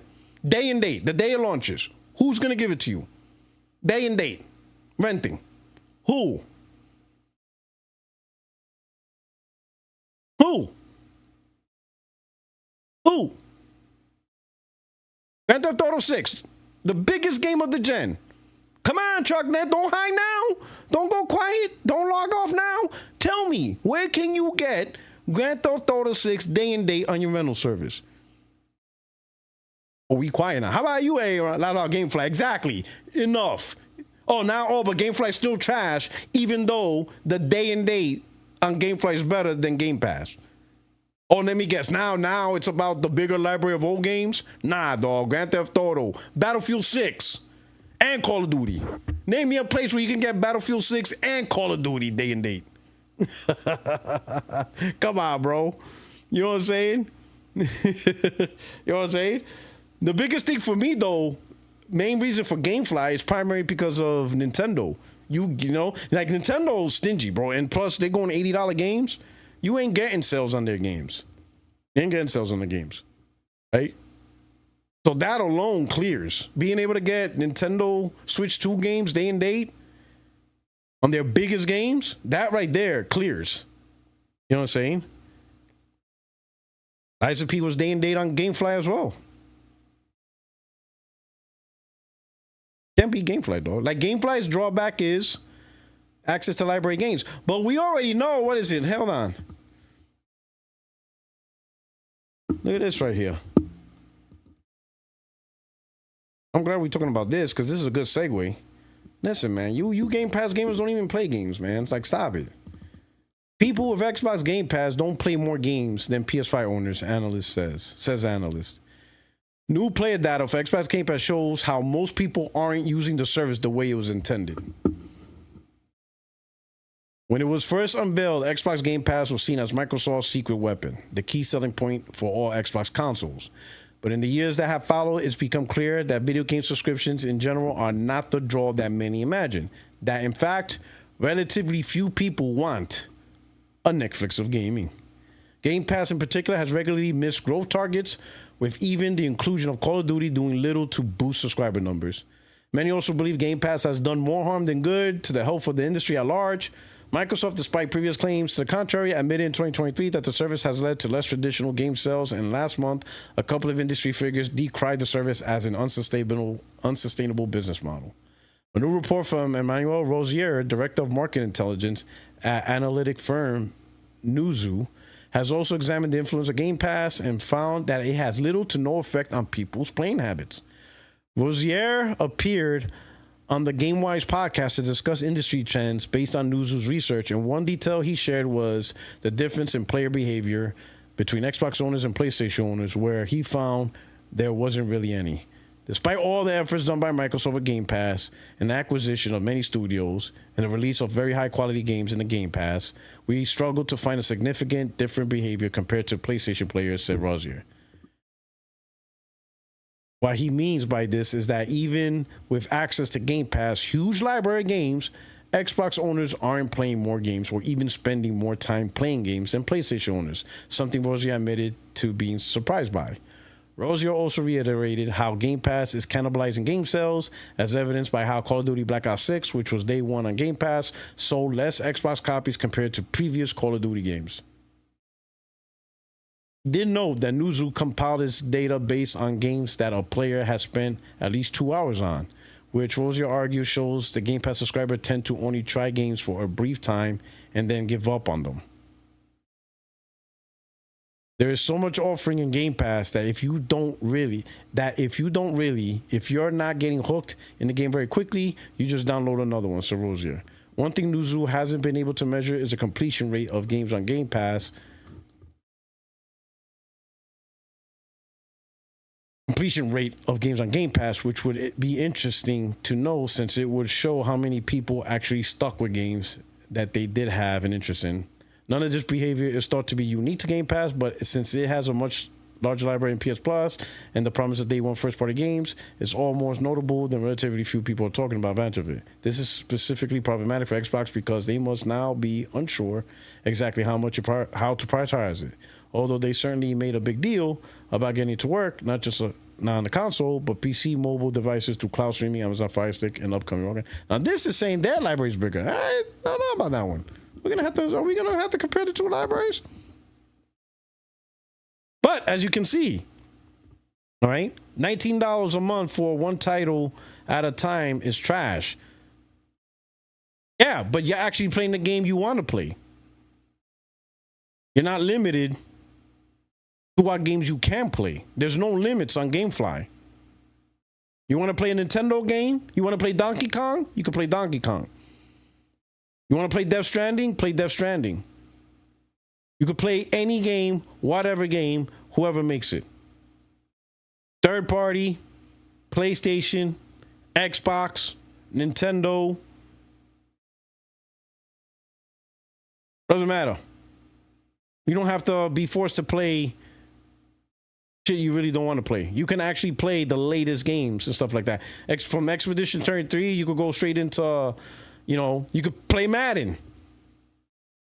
I don't know. How many games did I finish? I have to go back and count. How many games did I finish? I have to go back and count.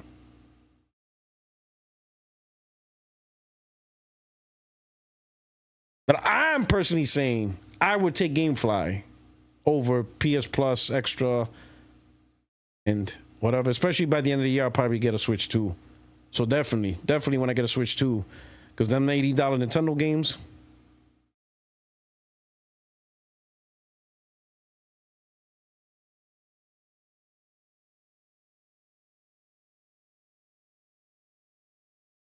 Nintendo crazy, bro. Them shit's getting GameFly. I ain't trying to hear support the developer. I ain't supporting Nintendo developers.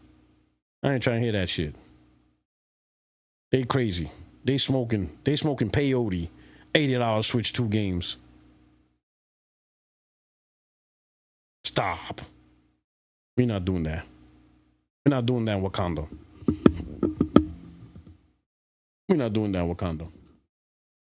And I will not have Stellar Blade slander on this channel. So cut that out. We stopping that slander. Let me see. Oh, hey, hold up, man. Let me check the room. Do we got anybody in the room? Oh, shit. Hold on. We got Leo G, man. Let me go. We got somebody. Hey, Leo. What's up? I'm sorry if you were waiting there wrong.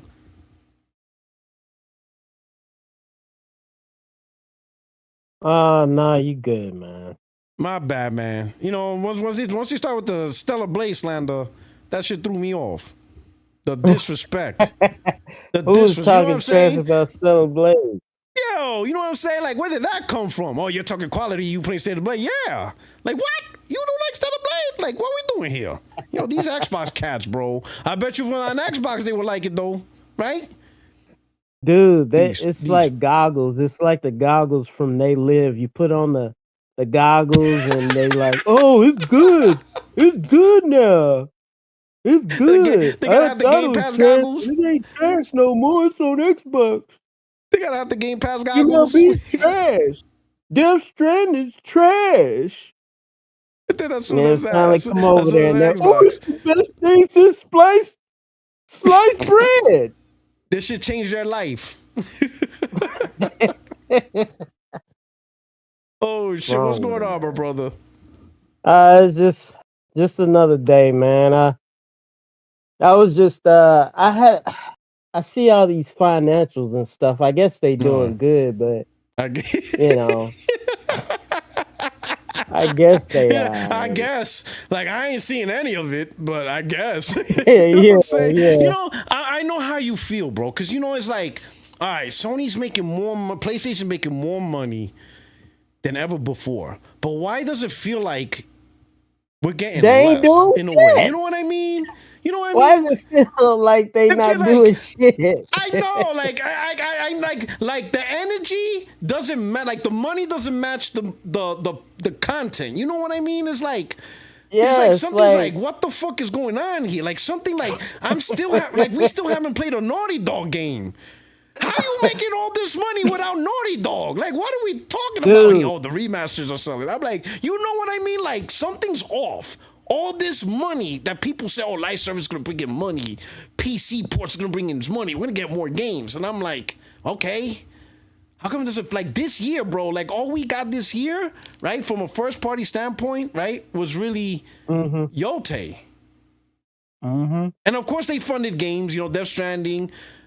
But Lost on the Side, that shit, they funded that shit like 7 years ago. Now we're finally getting it. Like if that game was released, let's say if Lost on the Side would have released on time in a 5-year cycle, we would only have Death Stranding and Yotai this year. We only have Lost on the Side because it took forever to make.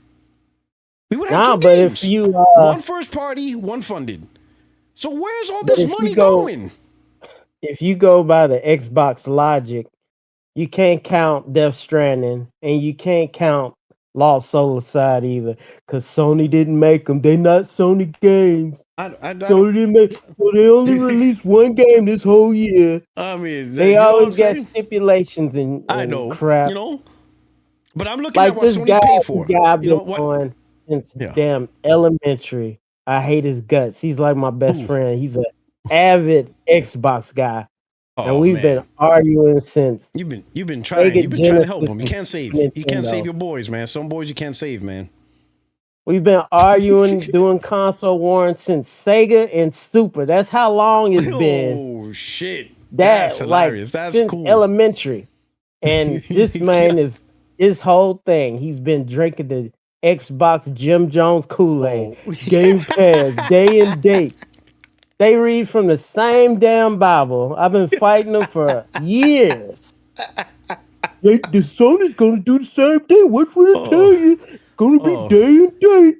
Day and date. Shit. What would I tell you? But I called in. I was just asking your opinion on.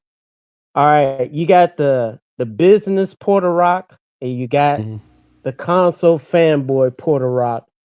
What would you do if you was running Xbox, and what would you do if you was running PlayStation? What would you change on the Xbox side, and what would you change on the PlayStation side? Console fanboy Portorock for Xbox, console fanboy Portorock for Sony, business Portorock for Sony, business Portorock for Xbox. I'm gonna start console. This is console guy. This is console Portorock. All right. I'm gonna start with Xbox. Okay. Yo, even at the ABK thing, I'm gonna tell y'all people, listen, I'm not playing nice. I'm giving no deals. Stand by. You gotta get an Xbox. That would be my Twitter. When this deal goes through, I will put on Twitter in bold letters. When this goes through, you better buy an Xbox. And P.S. that includes you PC gamers too. Stand by. All y'all getting hemmed up. None of y'all playing my shit. You shutting the water off. Even the PC. But PC's Windows. Fuck Windows. I ain't trying to hear that shit. Fuck Windows. That ain't my problem. Go talk to that dude. He runs Windows. I run Xbox. That's it. Call of Duty, Xbox. Warhammer, whatever the fuck. Hell, I'm gonna take Candy Crush out of the phones. So TT and Unk, you better buy an Xbox if you want Candy Crush. I'm taking that shit too. I'm taking all the games. I'm pulling that shit out of iPhone. All that shit's gone. You want to play? So all the TTs, the aunties, and the uncles gonna be on Xbox. You better buy my Series S if you want to play Candy Crush, because that's the only spot you get. I'm taking all the shit. Everything, every goddamn game is on Xbox. Every goddamn game. I'm gonna test everything. No one's gonna buy it, or we're about to find out. When everybody sees, especially Call of Duty, I'm pulling that shit off PlayStation. It's off. It's off. Sorry, buddy. Oh, so you shutting the water off. You shutting off the water. Yo, even in the court trials, you be like, "Are you gonna take Call of Duty out of PlayStation?" You goddamn right I am. You fucking right. You think I'm gonna give that shit away for free? Nah. They could buy an Xbox. Dude. You know what I'm saying? You know what they say with Final Fantasy 13? Look what they're doing. Final Fantasy, buy a PlayStation. Well, go buy that shit. Nah, they gotta buy an Xbox. And yes, I'm pulling Candy Crush. You gotta buy an Xbox. If you want to play Candy Crush, all that shit, King Games, Xbox, that's it. I'm pulling it all of it. I'm going to test the gamers. I will test the gamers. I bet we'll find out if you're not going to really buy after you see game after game after game after game. And I'm pulling Game Pass out of PC. Fuck that. You ain't getting free shit. Fuck that. That shit's exclusive to Xbox too. Game Pass, all of it. All of it. You coming through like the mafia.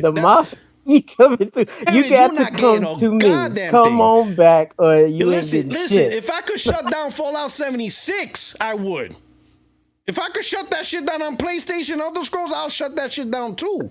You listen. Now that I own World of Warcraft, you better hope I don't get that shit on Xbox, because I'm shutting down the PC version.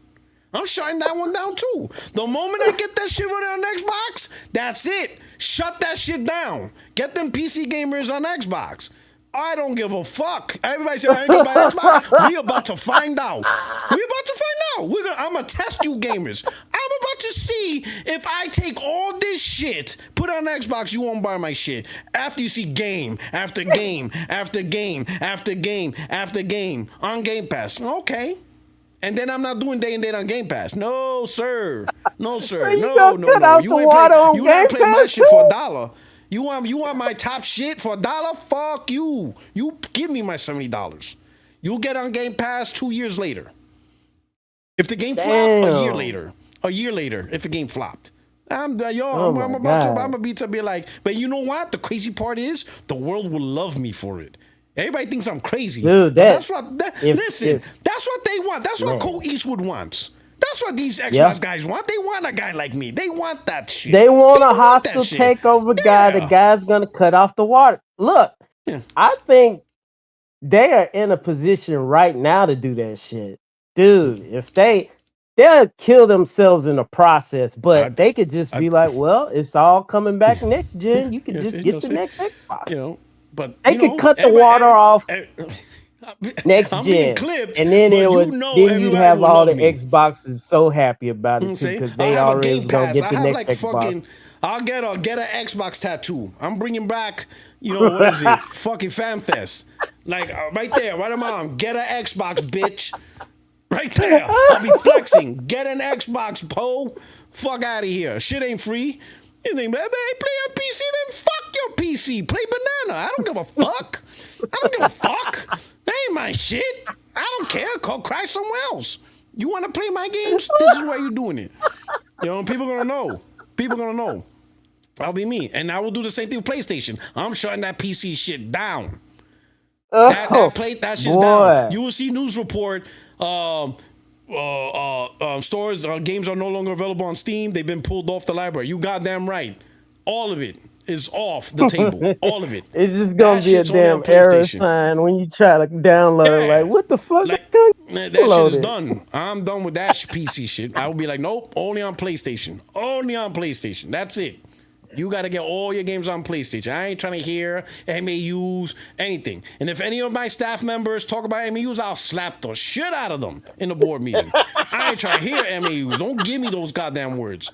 I'll ban that word. It'd be like if a motherfucker, I swear to God, if one of you's mentioned the words MAUs in this board meeting, see how fast I'll slap the shit out of you.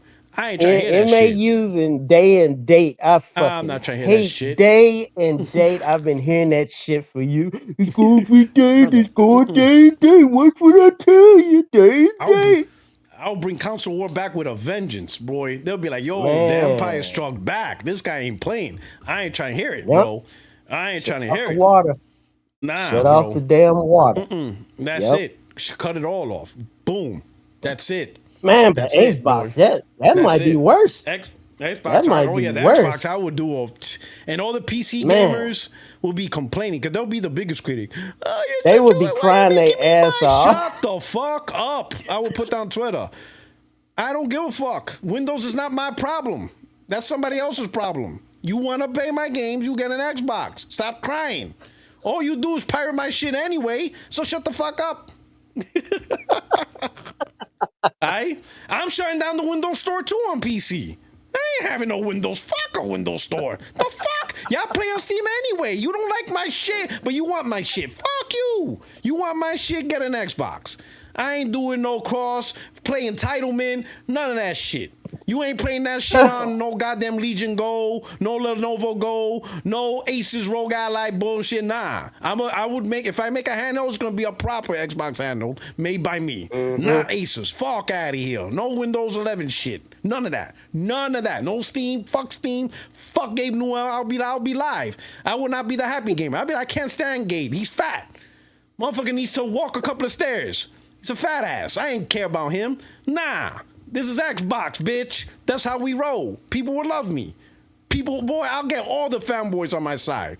I'll be like, yo, Iron Lord Podcast. Fucking, who else is out there? We Bleed Green. I need you to go out there and tell people, fuck PC. Mm-hmm. I'll make a custom console. Oh. I'll get a custom console. Fuck PC. Right on the box.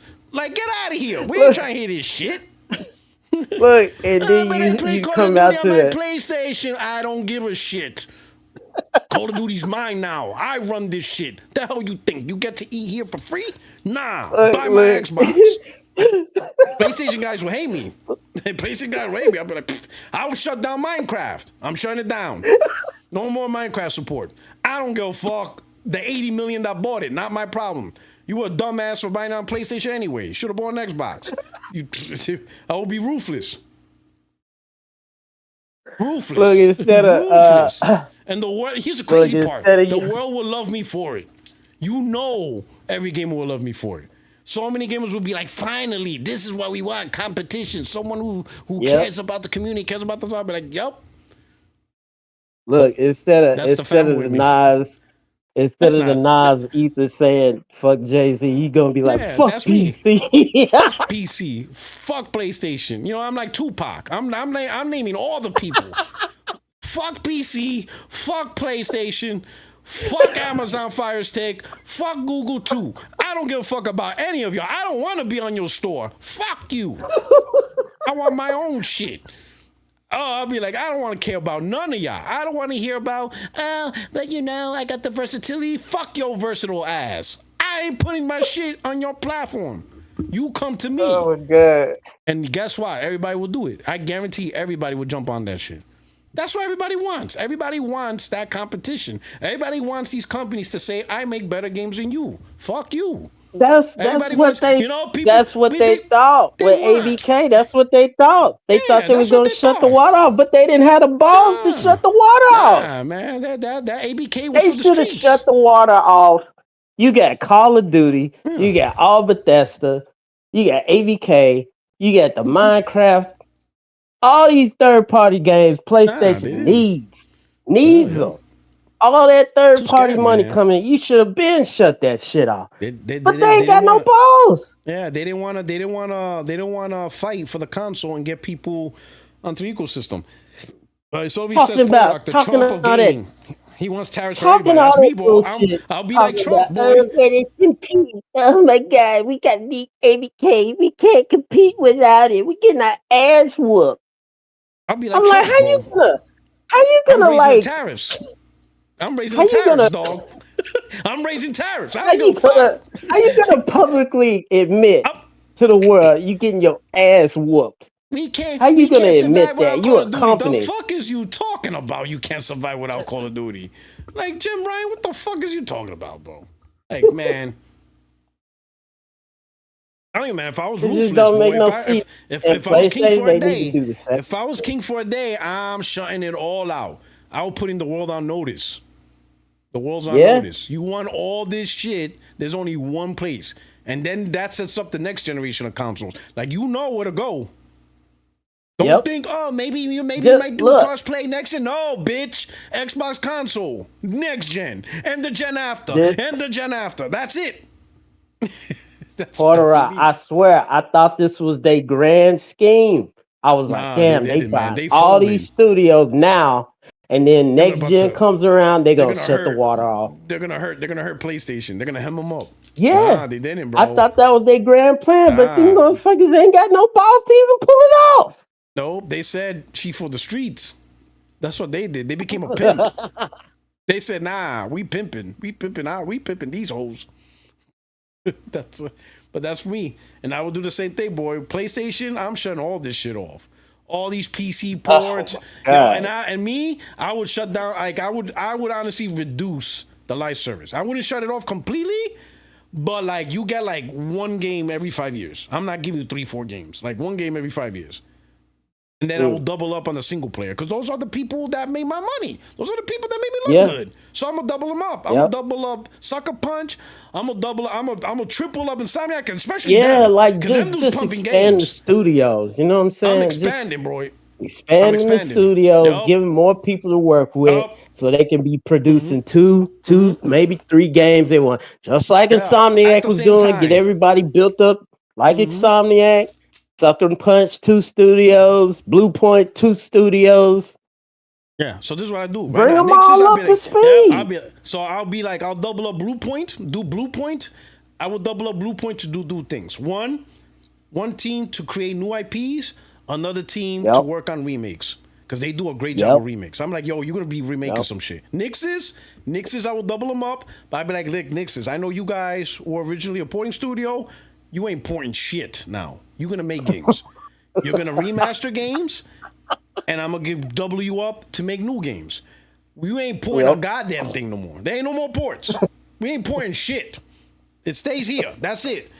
You're remaking games, whatever, because I need Nixes to remake games, and I need Blue Point to remake games. And I'm bringing some PlayStation 3 classics, remaking. Listen, and I'm remaking Resistance. We getting that remade. We're gonna get Heavenly Sword remade. That shit's getting a remake. I'm going for some remakes out here. We getting some remakes out there. You gonna do the remaster route? You gonna do the remake route? Remakes. Nah, we going remakes. Oh, okay. Beautiful, built from the ground up.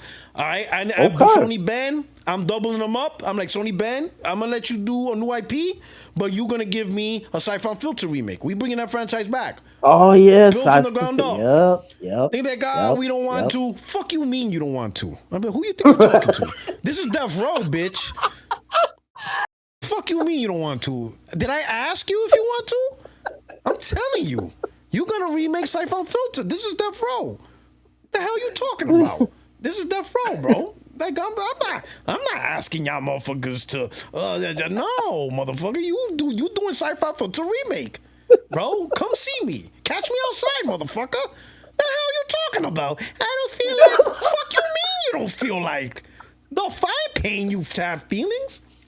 You know, you're gonna make me my goddamn Siphon Filter. We're bringing, especially there's no Splinter Cell. Ubisoft sleeping. Fuck that. Now's the time, right? And then I go to Konami. I be like, yo, Konami, right?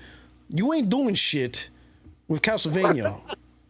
So I want to buy the IP rights. Well, our future plans, like, I don't think you understand what the fuck I said, Konami. I want the IP rights. We're gonna have problems in the lobby.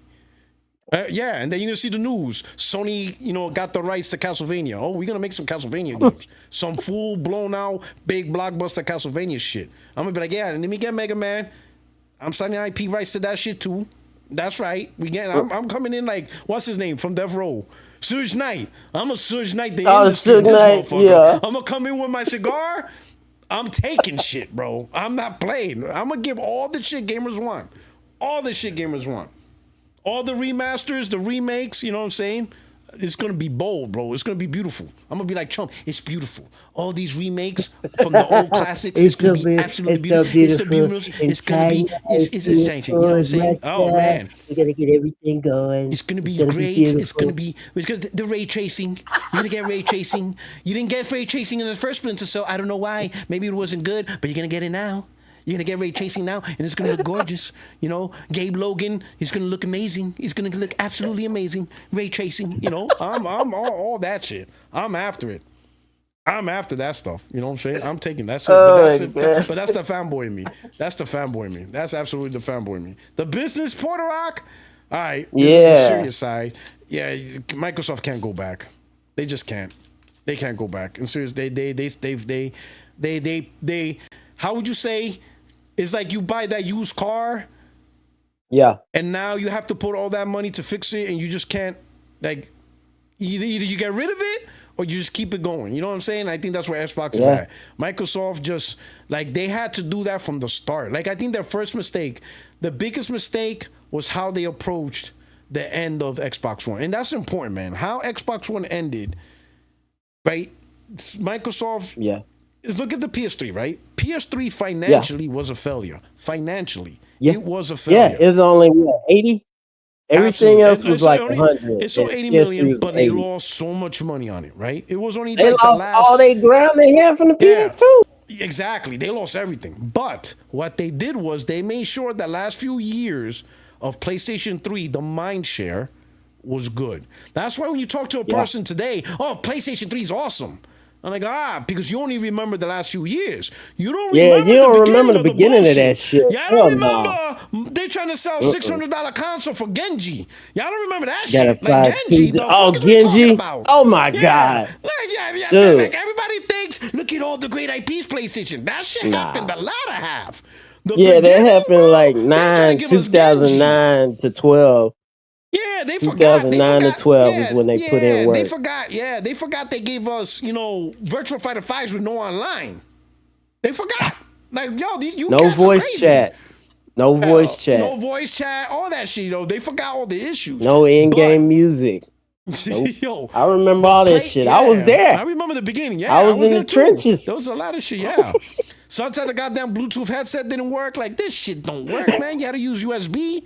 Yeah, but no rumble, no rumble on the controllers. No rumble on the controller. Because that's last gen.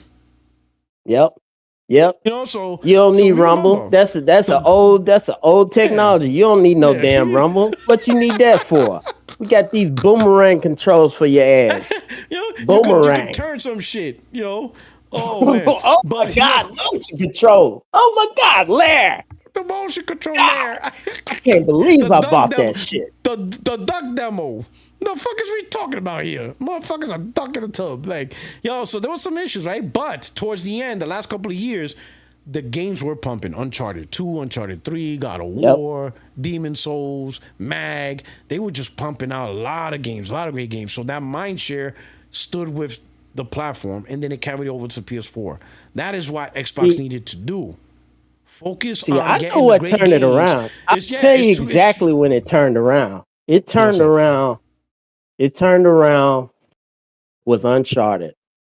Mm-hmm. And I got to Uncharted late. Uncharted was 2007. Uncharted 2. Uncharted 2 changed the mind share, but Uncharted started the ball rolling. To be honest, in my opinion, I think the game that really started the ball rolling was Metal Gear Solid 4. That was 2008. Oh, yeah. Because that came in 08. Yeah. Uncharted was 07. Yeah, but Metal Gear Solid 4? Metal Gear, I was on online. I was on that online. I was playing the shit out of 4. Yeah. Metal Gear Solid Guns of the Patriots? I give you that. Bah. Yeah. Bruh. Yeah. And it was only on PlayStation. And Little Big Planet, for as much as that, for whatever reason, Little Big Planet blew up in 2008. Yep. So it got Game of the Year. Yeah, and then after that, it just started pumping. It just started looking. It was a snowball effect after that because Killzone came out. Yeah, Killzone 2 came out in 2009. And then Infamous came out. And then Uncharted 2 came out all in the same year. Demon Souls was 2009. Yep. And that started the Souls craze. Like, that shit was hitting, right? PS Home, for whatever reason, was popping. So these things brought back the mind share, which gave PS4 the opportunity to make the comeback. That is why Xbox should have done. Xbox should have made moves so that way, at a minimum, the mind share of Xbox One would have ended on a good note to give the Series console the opportunity to make the comeback. But they didn't do that. They focused just on Game Pass and PC towards the end of the gen. In fact, towards the end of Xbox gen, that's when they announced day and date on PC. Killed it. Killed your own platform, bro. Like, you announced day and date on PC towards the end of your gen before your new consoles come out? Bro, who the fuck told you with that stupid ass idea? You already killed your console before it even came out. Day and date on PC on Steam? And to give Xbox credit, come on, bro. Xbox was killing it. They were killing it 2005 to 2007. They had BioShock. They had Mass Effect. They had all those Japanese RPGs, Infinite, Undiscovery, something. Blue Dragon, Lost Odyssey. Virtual Fighter 5 with online. Gears of War. So Halo 3. They was killing it. Halo. Yep. They was killing it. They got time exclusive rights to the DLC for Grand Theft Auto 4. The Grand Theft. Grand Theft DLC. The online was killing it. They had that killer instinct. They had that hunger. And then, they woke up the sleeping dragon. PlayStation was like, hey, we got to get in their shit. They picking our ass. But that was good, though, man. That's competition, bro. That's what competition does. But that's what I'm saying. And another thing. That shit now, man. Another thing. The damn third parties. Because that's why I was traumatized with PlayStation. Because I was like, I was still playing games on the PS2. I got my PS3. And I was like, all right, let me go and get Madden on the PS3. I got Madden on the PS3. The first one?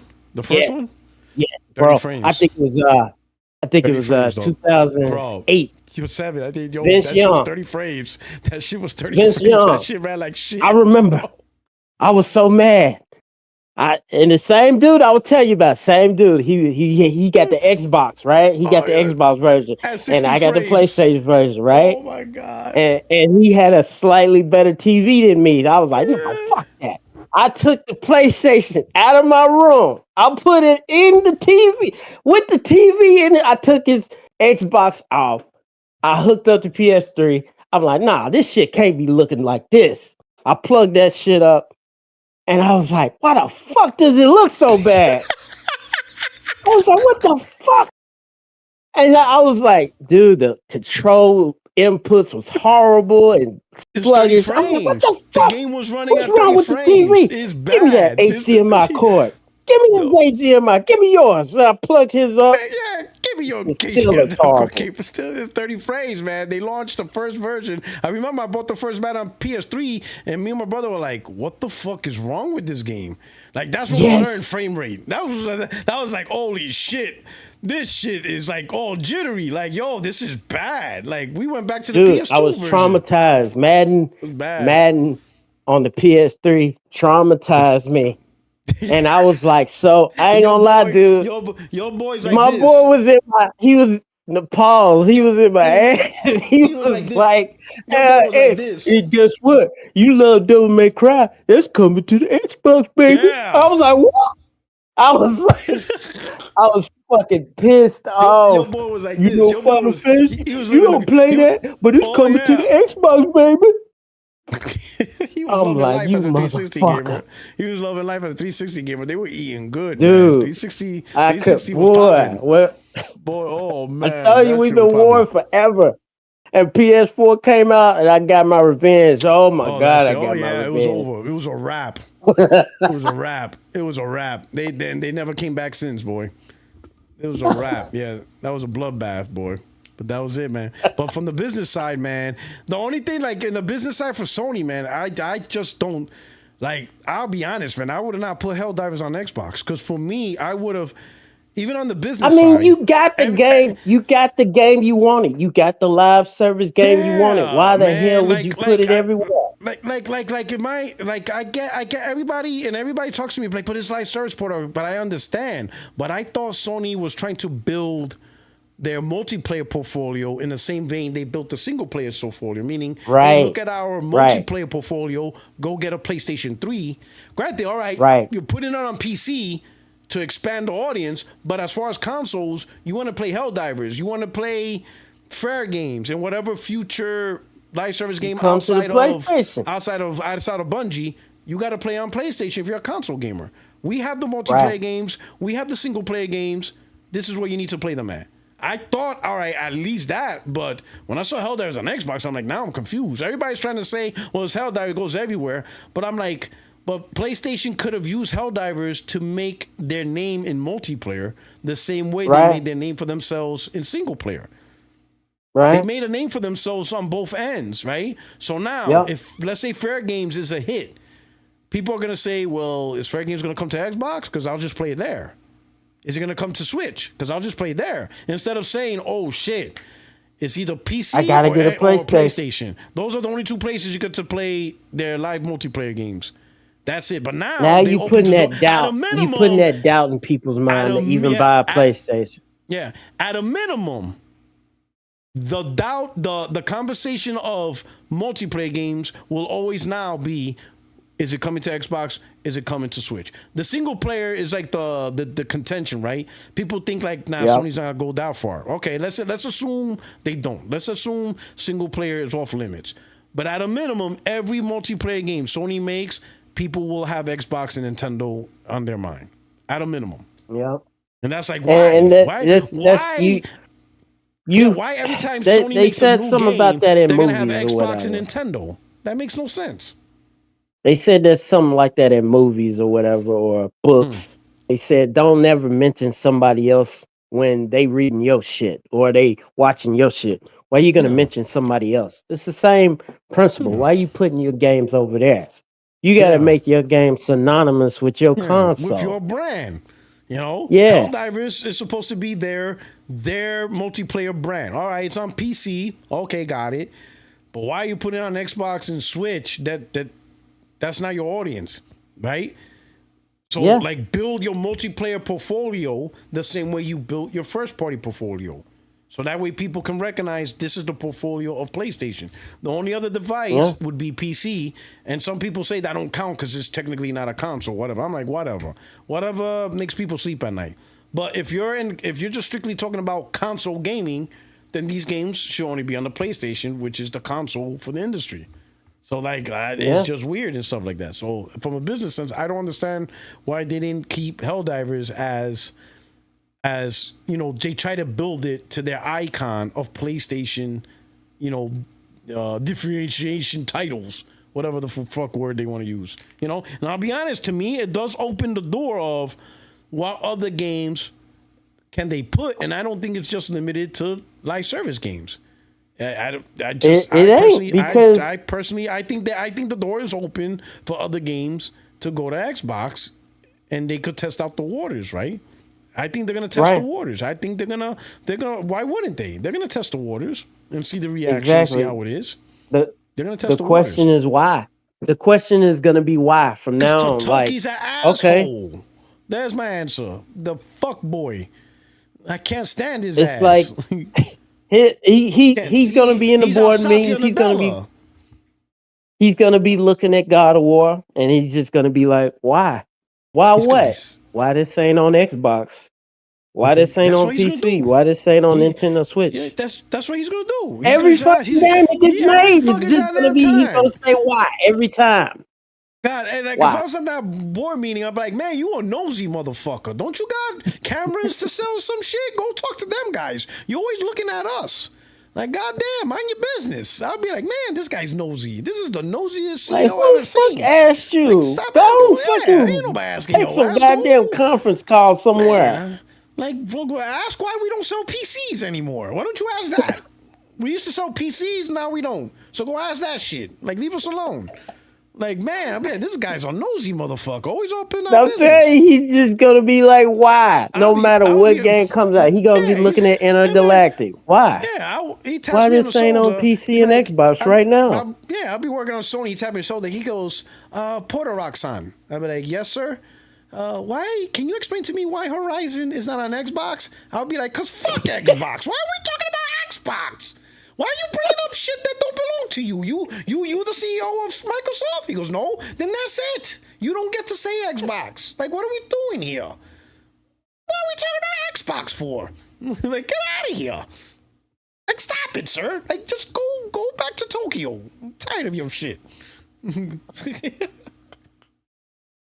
Oh, that'll be me, my boy. Oh, man.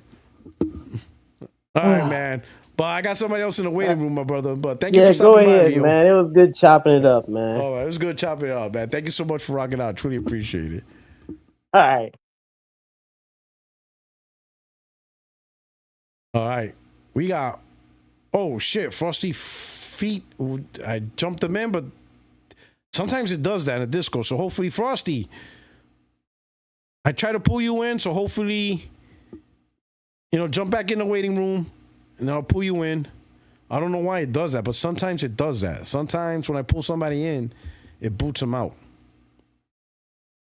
Okay, Frosty, all right. I'm going to try to pull you in one more time. And good, all right. All right, this ain't working. All right, so Frosty, jump back in the waiting room. I know what to do. Believe me, I know how to fix. Sometimes there's a glitch. Jump in the room one more time. And then, oh, Frosty, okay, Frosty. Oh, shit, Frosty, you're here now. Oh, there we go. No. Oh, yeah, you've been here before. Yeah, I just joined directly.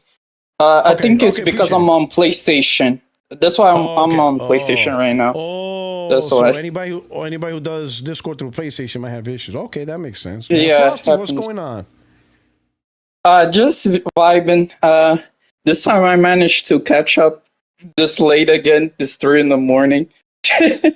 That's right. You're in Africa, if I remember. Yeah, I'm Africa. Yeah, I'm on Africa. I remember. Okay, got it. Yeah, I just joined real quick. I don't want to take because you're a busy man, but I am just tired. I've been hearing this throughout all of the PlayStation podcasts. I'm just tired of the Little Big Planet slander, man. I'm just tired. So you're tired of what happened? What's wrong with the Little Big Planet? I am tired. So this game is really personal to me because it's the game that actually helped me perfect my English. So really? I'm gonna go back. So when Little Big Planet came out, it was 2008, right? I was 11 years. I'm gonna say this for Rock because I know when Little Big Planet came out, you were already like a young adult, so you didn't see nothing special in the game. I gotta say this: Little Big Planet 3 had better social features than the PS3. It was literally Twitter for kids. Literally, they had a private chat system.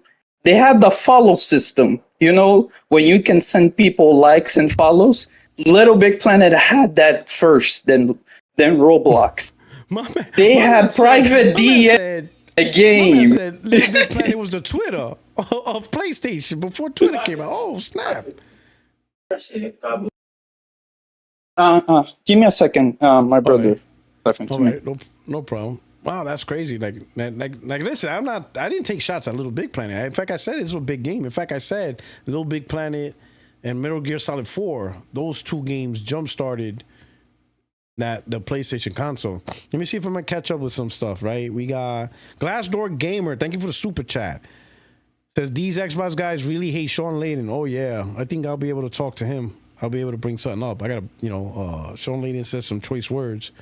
Got the Major Claridge, provided another membership. So if you received a membership from the Major, give him a salute and thank him. Thank you so much. And then, of course, dropping a super chat. Just for dropping a super chat. Man, thank you so much. But salute, But listen here, man. While Frosty Feet is away, my man saying no Little Big Planet slander. Okay, he's not tolerating that. But what are we doing? Shawn Layden, where's my Shawn Layden thing? I know I have Shawn Layden. Where I have the Shawn Layden quote? Shit, I gotta find it. Where's it at? you know, some people are not happy with Shawn Layden. Man, Shawn Layden is the man, bro. You gotta give that man props. Let me find Shawn Layden there.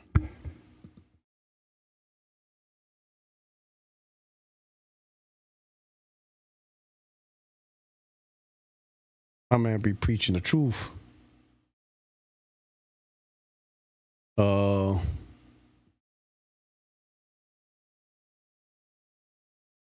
Okay, I'm trying to find the article.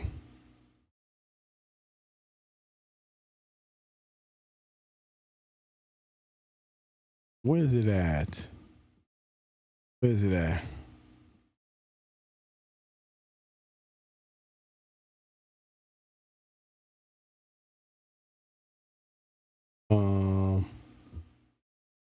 Trying to find the article. Where is it at? I had it too and it disappeared.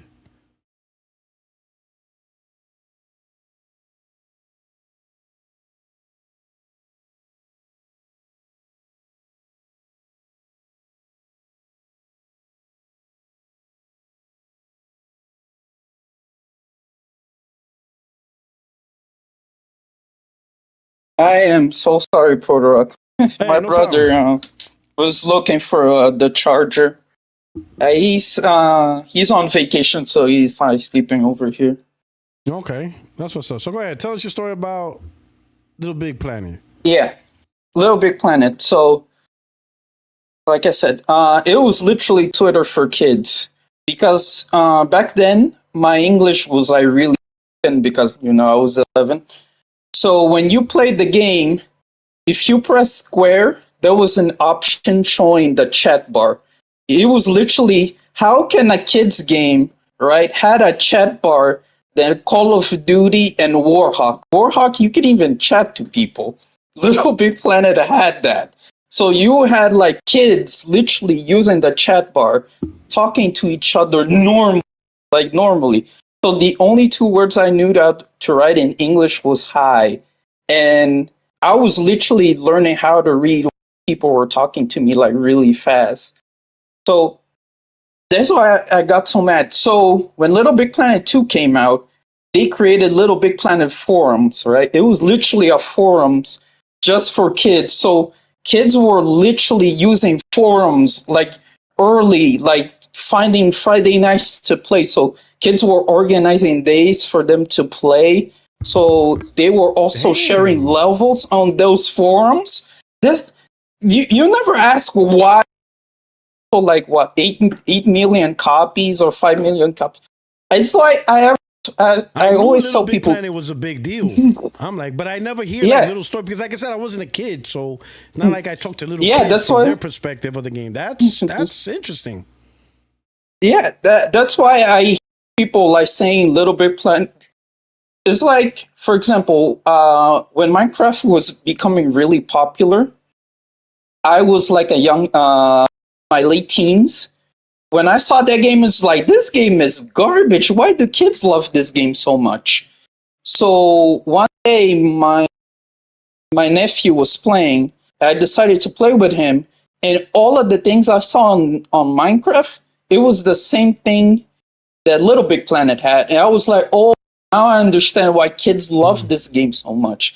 It's the graphics are really bad, but the thing that keeps kids around is the social feature. So imagine that Roblox back then, 2008, was not really popular, right? It existed, but it was PC only. So to a lot of people, Little Big Planet was their Roblox. So I was 11 years old, right? When it came out. I'm 28 now. When I saw Little Big Planet, not Little Big Planet, Sackboy Big Adventure, right? When it came out, a lot of people in the Little Big Planet community knows that game exists.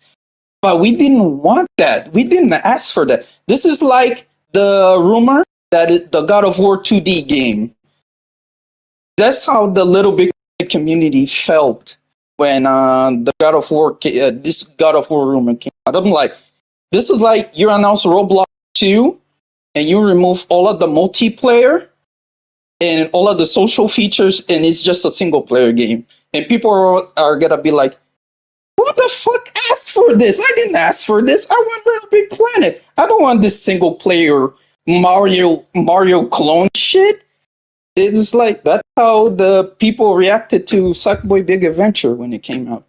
Yeah, that's all I had to say. Okay, all right.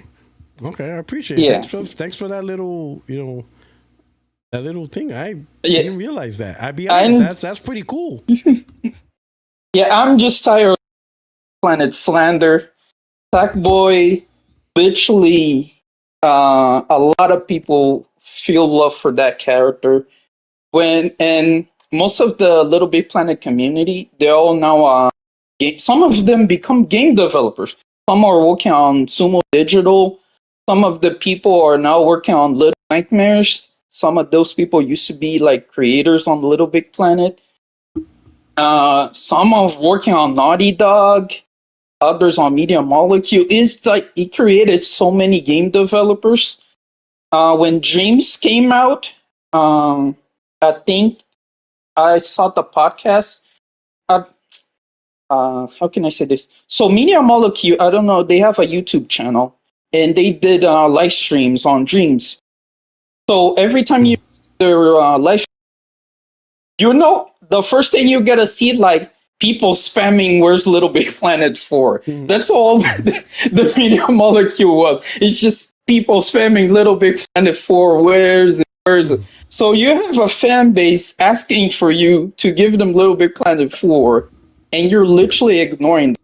So all I'm gonna say this before I go is the next Media Molecule game is going to fail because their fan base are literally telling them we want Little Big Planet 4, and they're not listening. Sounds familiar. That's all I'm gonna say. That's all I'm gonna say. Okay, I really appreciate thank you very much. I just joined because I'm just tired of the Little Big Planet slander, and you guys didn't understand why Little Big Planet was selling a lot and why people love it so much. Okay, that makes sense. That's good. So have some. So like I said, man, it's just another example of PS3 being ahead of its time. That's another example. Yeah. PS3 to me, the content in the games was ahead of its time before everybody else, and that's just another example, in my opinion. It had literally. I'm not lying, Porter. It literally had the best social features than the actual PS3. Literally. People prefer to DM themselves in Little Big Planet than use the actual social feature of the PS3. How can Little Big Planet has a follow feature, a private DM feature? PS3, we had like that shitty messenger, and it was just really bad. You can even use your camera and shit like that to interact with people in the game. You can use your PlayStation Move. There's a mode that I had like 300 hours on. It was the creative mode. You can literally make anything you want in that mode. You can even make a giant penis if you want. Kids were just spending hundreds of hours just on creative mode. Just playing like delinquent. Yeah, that's all it is. Pedals. I'm just tired of the Little Bit. Oh man! Oh man! People were so playground. Oh man!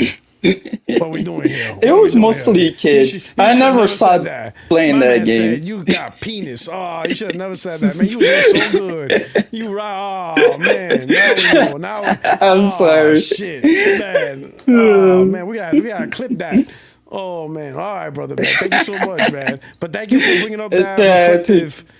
Thank you for bringing that reflective memory, man. I truly appreciate it.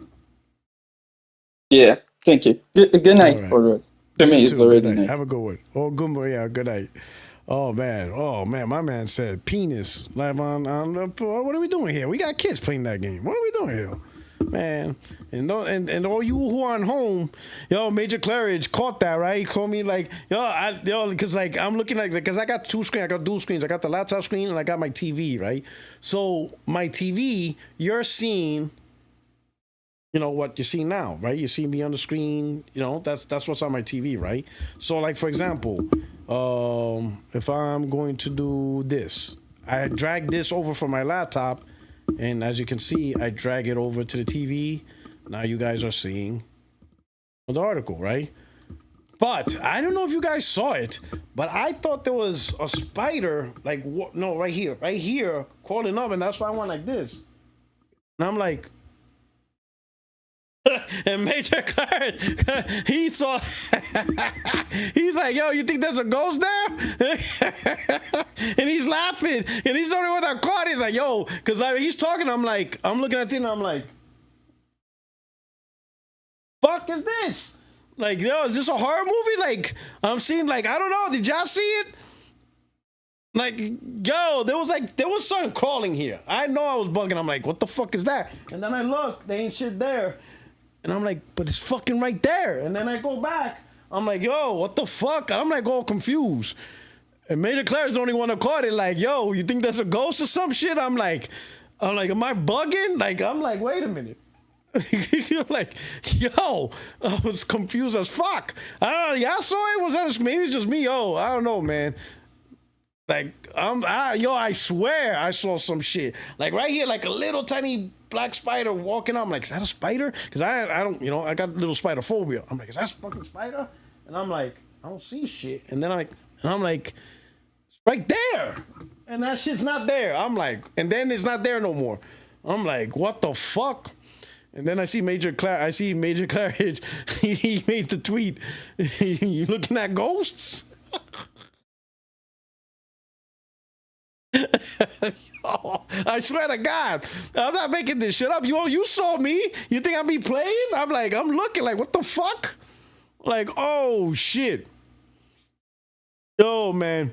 Ever play Man from Then yes, I beat it. Oh, the Manchurian Gold. Oh yeah, I know what you're talking about. In fact, I got one more game from the Dark Anthology I gotta play to finish off the series. Or did I already play it? I gotta check. I think I already played it. Their next game is the space version. I don't think that's out yet, right? Huntsman Spiders. Don't play. Yeah, that. Yeah, I'm not. That don't sound. Huntsman Spider? No. Listen, P-Rock, you was a Marine, but you scared of spiders? Bro, I'm not a space Marine. That's not part of our training program. Where you don't go to boot camp to fight insects. Dog, that's not part of. I would have never joined. I didn't join Starship Troopers. Fuck no. Fuck citizenship. You ain't catching me in Helldivers. Fuck no. Fuck no. Fuck no. That shit ain't happen. Humans is one thing. Insects? Fuck no, bro. Oh, I'm on fucking in Iraq.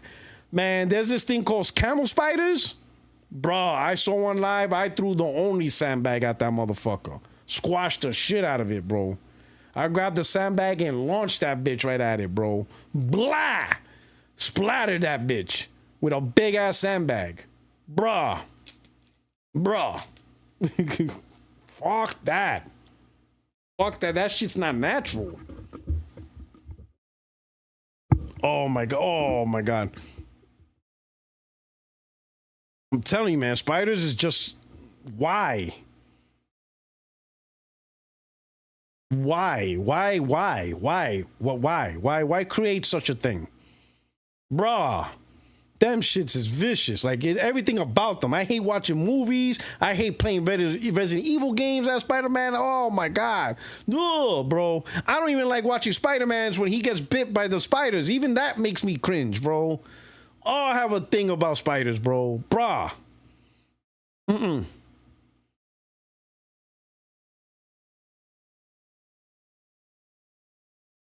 Deadly creatures on Wii, you get to play as a tarantula. Not this guy. Not this guy. Directive 8020 was pushed to 2026. Okay, yeah, that was the space game. So I think I caught up to all the anthology game. But anyway, let me where I got former PlayStation boss, Xbox. Ooh, man. You know, Shawn Layden really knows how to get. No, go back. Not movies. Shawn Layden really knows how to get under people's skin. So says right here. Former PlayStation boss is convinced more console generations will come, but doesn't know if Microsoft will be part of them. Watching what Xbox has been doing recently, I do get Dreamcast flashbacks. 24 years after the Dreamcast demise, Shawn Layden says Xbox is giving him flashbacks to Sega's exit from console business. People have been prognosticating for years, decades even, about the end of video game consoles. But PlayStation boss Shawn Layden is convinced we've not seen the final generation yet. However, he's not convinced Xbox will be part of whatever's next, as the company's current state is a little too reminiscent of Sega's position at the turn of the century. Watching what Xbox has been doing recently, I do get Dreamcast flashbacks. Layden tells Game Industry Biz. I think Sega realized they just were better off being a software house. I think Microsoft is in the same sort of fork in the road, and I don't think their hardware offering is persuasive enough to make up the ground they lost.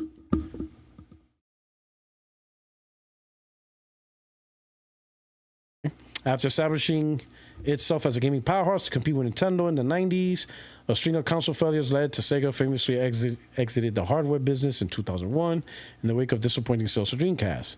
Since then, the company has built itself back up as one of the biggest third-party developers in the world, continuing to pump out new entries, beloved series like Sonic and Like a Dragon, just not for its own consoles. In many ways, Xbox has already gone third party since so many of its big games are either now available on PS5 or soon will be. Still, the Xbox Series X continues to be supported, and earlier this year, Microsoft teased that next generation Xbox console are in the works.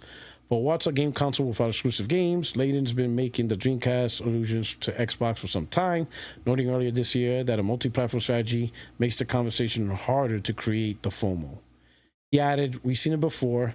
I was in the business when Sega brought their Dreamcast titles to PS2. In time, then Sega became a software-only company. For now, these are the best Xbox exclusives you need to own." Xbox. All right. Shawn Layden, boy. He really know how to, he knows how to piss off people. Got people in the uproar. Let's see what we got here. We got anybody in the room? Oh, we got somebody in the room. Here we go. All right. All I see is the first letter of your name, B. Hey, yo, what up, B? What's up, Puertorock? Oh, what's up, B? What's going on? Nothing. Just got off of work. Okay. Hey, you had a debate, your 8-hour debate, right? Oh, man. Oh, here we go. Oh, boy. With Josh at it? Yeah. And you asked him why, like, World of Warcraft can't go on console? Yeah. The reason why it can't go on console is because WoW is heavily dependent on add-ons. Unless you can put add-ons on console, you're not touching World of Warcraft on console. What do you mean, like add-ons? Like what is it? Like DLC packs, or like is there something PC specific when it comes to add-ons? It makes it to where you can actually play WoW. Like you have a DPS meter, you have an add-on that makes you be able to heal your threat level. Oh, okay. And all this type of stuff. Oh, okay, I see what you're saying now. Really? Like, yeah, like if you actually go look at people that play WoW, their screen is all cluttered. Oh, with like measuring shits and like meters and damage outputs and all that shit. Oh, so they got widgets. We got widgets all over that motherfucker. Yeah, you cannot play WoW without it. Really? And also, it's the top players, because the name that you see, his name is Bun Jr. It's because I played WoW, and you cannot play WoW without add-ons. Really? It makes it a lot easy. Yeah. Okay. Oh, all right. Okay, so that's another reason. Yeah, and like with League of Legends. Yeah. And you also cannot play WoW with a controller. No way in hell. That I could say. That's what I was saying. That's like the main thing also. Ain't no fucking way you're playing that on a little controller. You need a keyboard. No, like if you play PvP, the people that play PvP will love to kill you. They will just basically, you're not surviving it at all. What the fuck? Hey, you know you owe us a video still, right? On what? On what? What do I? Do I? What You is never did your cruise video. it? My what? Your cruise when you went on your cruise like a year ago. Oh You was shit! supposed to do a video. Golly, damn! You know what? You right. You right. Oh shit! Yeah, man. I missed the cruise, bro. You right. I was supposed to give you my review on the cruise and stuff like that. Yeah, You right on it that was one. a You year right. You ago. right. Mama, yeah, that shit was like 20. Yeah, that shit was like 23. I went on a cruise. Yeah, 2023. Oh, yeah. It was like February. Oh yeah, February one more. 2023. God, I love that motherfucking One more. cruise, bro. Hey, and your first, and you said on one of your videos, your brother bought you a Raider starter jacket, Oh, the silver one. From 9th grade. and you wore that in New York. Yeah. Yeah, in LA, we couldn't wear that at all. Really? No, you gangbang if you wear Raider stuff Oh shit. Oh yeah. Yeah, in the motherfuckers wild, '90s. bro. Yeah, y'all motherfuckers wild in the 90s. Y'all were wild, man. Even now, I remember, so it was funny. So it was this TikTok content creator that if you visit LA, he says this is the gear you should wear. But like he's doing a joking manner. He's like, New York caps, if you're gonna wear a New York cap, wear it in this neighborhood, they're gonna treat you right, they're gonna take care of you. But if you wear this Philly cap, you definitely want to go to these neighborhoods. I'm like, and then I read the comments, like, man, he's setting these people up to get killed.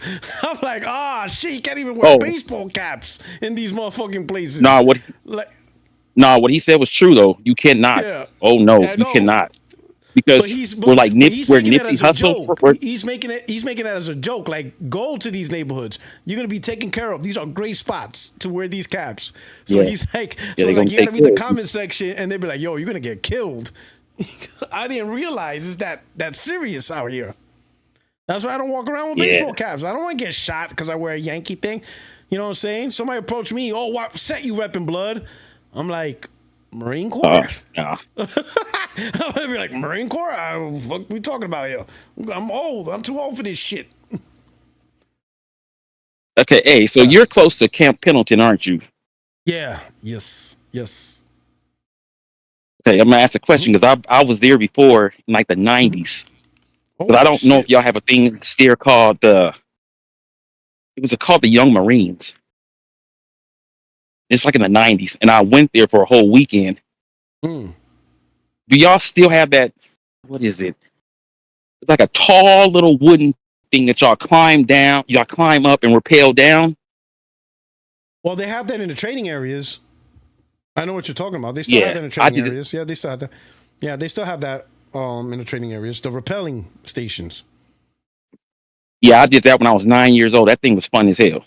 Oh shit! That was literally fun. My man out there trooping at 9 years old. Oh yeah. Yeah, that's what's up. Hey, But yeah, they still have that in the training areas. hey, quick question: Is your daughter still a Yankees fan? Oh yeah, absolutely. She's pissed off, but she's like, Dad, you should have never gotten me into baseball. Fuck this team. Okay, you don't. She You loves wanna- football. you want- That's you her wanna- love. Football is her love. She loves football. Loves football. That is her love. wanna- That is her sports love. You want to? She loves football. You want to laugh? Even college football. You want to laugh? Right. You don't know who I am, do you? No, I haven't. No, I'm Donnell, the Clipper fan. Oh my God! You don't shut the fuck up, Donnell. Yeah, What's Clipper up, fan, man? Donnell, what's up, my boy? What is going on? yeah. I thought you were gonna say some slick shit like I'm your daughter's ex. I'm gonna be like, I'm gonna fuck you up or some shit. No. Like, don't be talking to me Nah. slick like that live in there. No, that's what's up, Donnell, man. What's going on? This guy Yeah. always talks shit about sports teams when he's a Clipper fan. Hey, how you do that? Damn right. How you do that? Come He on, said, man. You "Damn know, right." hey, I How don't. you end up You a got the Clipper best stadium? fan? And how you end up a Clipper fan, Well- not a Laker fan? I was a Laker fan at first. Most Clipper fans were Laker fans. I don't care. Nobody say you were Laker fans at first. Why made In you switch? 2000, they won their first championship. The Lakers? Yeah, man. When I first checked, I was a Laker fan. After that, I switched over to Sacramento Kings. Why? Why Because the only reason I was a Laker fan the only reason I was a Laker fan was because when my grandpa was alive, it was the only thing I ever watched was Lakers. To him. No Clippers. Then when he passed away, I went to the Kings. And then in 2004, it's when I started watching more basketball and went to the Clippers. What made you? Sorry, But franchise. what made you, like, yeah, but what made you like not stay with the Lakers, especially the early 2000s? Lakers was killing it. Them motherfuckers was winning. Oh yeah, they were. And Kobe, and you got the Kobe era. Like, what made you like be like, nah? Kobe, Shaq. What made you like? It was like buying an Xbox in 2000. Like, why would you make you do that and not a PS2? You didn't like I that was just reference, didn't. Baby, listen, don't be comparing Clippers to Xbox. Oh no, I I'm said interested, they though. were.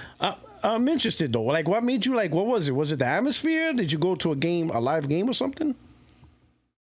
No, I haven't been to a Clipper game in years.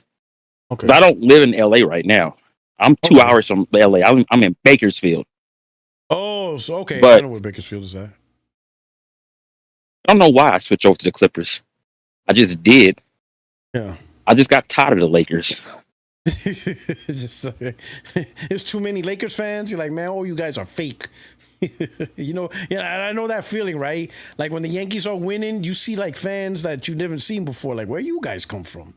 Right? But then when they're losing, Oh yeah, Laker fans. Like the energy dies down. Like, you know what I mean? Like the energy's not the same. Oh yeah, like Laker fans would tell you there's no Clipper fans in LA. No, that's not true. The Clippers actually sell out stadiums. They sell out their stadium. There's a lot of Clipper fans in LA. It's just saying more than the Lakers. Yeah, Lakers. Yeah, that makes sense. I mean, especially when you have icons like Kobe and Magic and them, like all the icons end up being Lakers. Yeah. I see what I'm gonna say one thing though. Yeah. Sony fans. One more thing. Sony fans need to stop saying that they want Sony to bring back these old ass IPs. You think they're full of shit? Because they ain't buying them? Yeah, no. They don't buy them now, really. Oh shit. If you actually look at them, well, they really don't. If you look at the Nintendo's games compared to Sony's, we can say this last Pokemon game was bad. And they still bought it. Was terrible. Boy.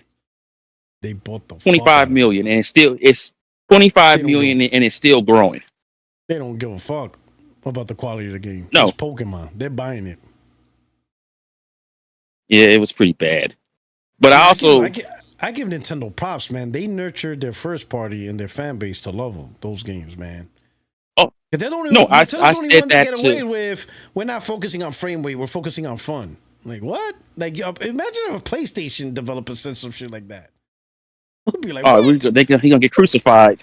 They gonna crucify that dude. You can never say some shit like that on PlayStation. We focusing on fun, not frame rate.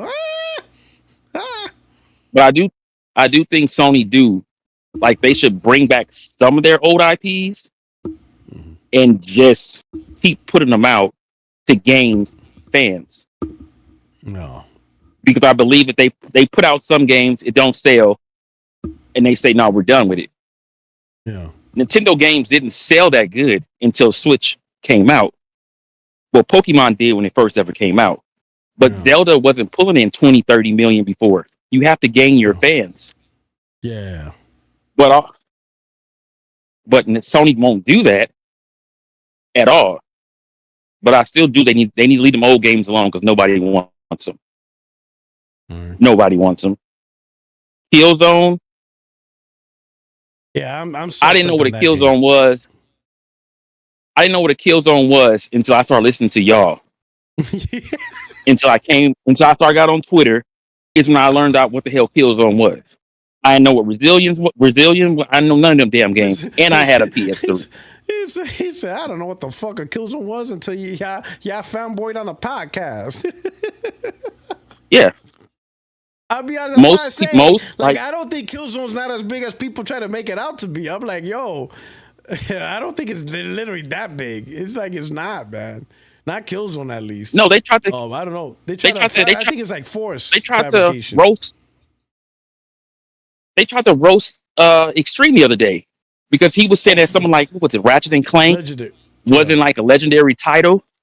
Oh, It really isn't. He said Killzone wasn't legendary title, and people were like, "It's legendary." Well, He's like, "What the fuck?" Yeah, not selling like what 4 million total, 5 million. That's not legendary. Yeah. If you ask I- any I- a regular PlayStation fans what Killzone is, they'd be like, "Oh, I don't know what that is." Yeah, I don't know if I would call Killzone a legendary franchise in total. Like I wouldn't. I think Guerrilla's first big hit was Horizon. Killzone was all right at best. Oh yeah, and people want. I wouldn't put Killzone as legendary. Ain't no fucking way. And then you Hell, had, the first one you alone, had people in the comments Killzone. saying, Go ahead. and you had people in the comments saying, "Oh, they should leave Horizon alone and go back to Killzone." And I'm like, huh, Horizon sold more than Killzone combined. Yo. So the game that No sells matter 10 million, how much- stop that and make the game that sells maybe 2 million. Yo, these cats are crazy. Yeah, but then the problem is people say go back to Killzone and all them. The issue is if they go back to those games, it's going to be live service games. Mm-hmm. Remember, y'all don't like live service games. You know, If you got a problem, no, go ahead. No, I agree that if they do a multiplayer game, it's not going to be the traditional single player and the multiplayer together. It's going to be live service. Yeah, I understand why they want live service. Then I kind of don't, because you see a bunch of live service games dying. Mm-hmm. And your core PlayStation fans are playing other people's live service games. They're not playing yours. Yeah. Helldivers. It's not that big on PlayStation. It's bigger on PC. Yeah. And y'all better hope that if it becomes big on Xbox. Oh shit. Huh. Yeah, you're gonna have a whole bunch of Xbox Sony games going to Xbox. Oh man, if that shit blows up on Xbox, gee. PlayStation fans better hope it does not go. If that it doesn't go big. If that game breaks the Game Pass effect, bah. No man, it's weird. Sony fans are gonna be mad. Yeah, they are. That shit. That this shit, boy. Yo, and I'm gonna say this right now to all the Sony fans: don't brag on the Helldivers sales. Don't, if that shit hits #1 on Xbox, don't be bragging. Don't brag. Don't do it. Don't brag. Don't talk shit. Like, stop. Don't do it. I'm telling you, they're gonna do it, bro. I know they're gonna. Sony, I know they're gonna brag on Helldivers sales on Xbox. They're gonna find a way to brag about Sony it. Sony fans better be getting mad at Sony right about now. They release more accessories in the goddamn games. Oh shit! You got more controllers, more little side panels than actual first party games. We might get one Night Dog game. Yo, I said one. Yo, how is it that I bought 2 PlayStation consoles and still haven't bought a new Naughty Dog game? Like, what the fuck is happening? Like, yo, I got 2 new consoles. I bought a PS5 and then the Pro, and I still haven't bought a new Naughty Dog game. And who knows when I get to buy it. I mean, eventually it's coming out. Yo, it'll be crazy if it comes out at the same time as the PlayStation 6. That shit will be wild, bro.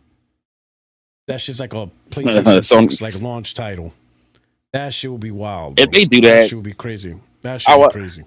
I would have to call this the worst PlayStation gen, period. Yo, if you don't get no Night Dog games. Yo, if Naughty Dog launches with the PlayStation 6 as a launch title, of course it's going to work on the PS5, right? Because they do it cross-gen. But that shit will be crazy. That shit will be wild. I'm like, wow.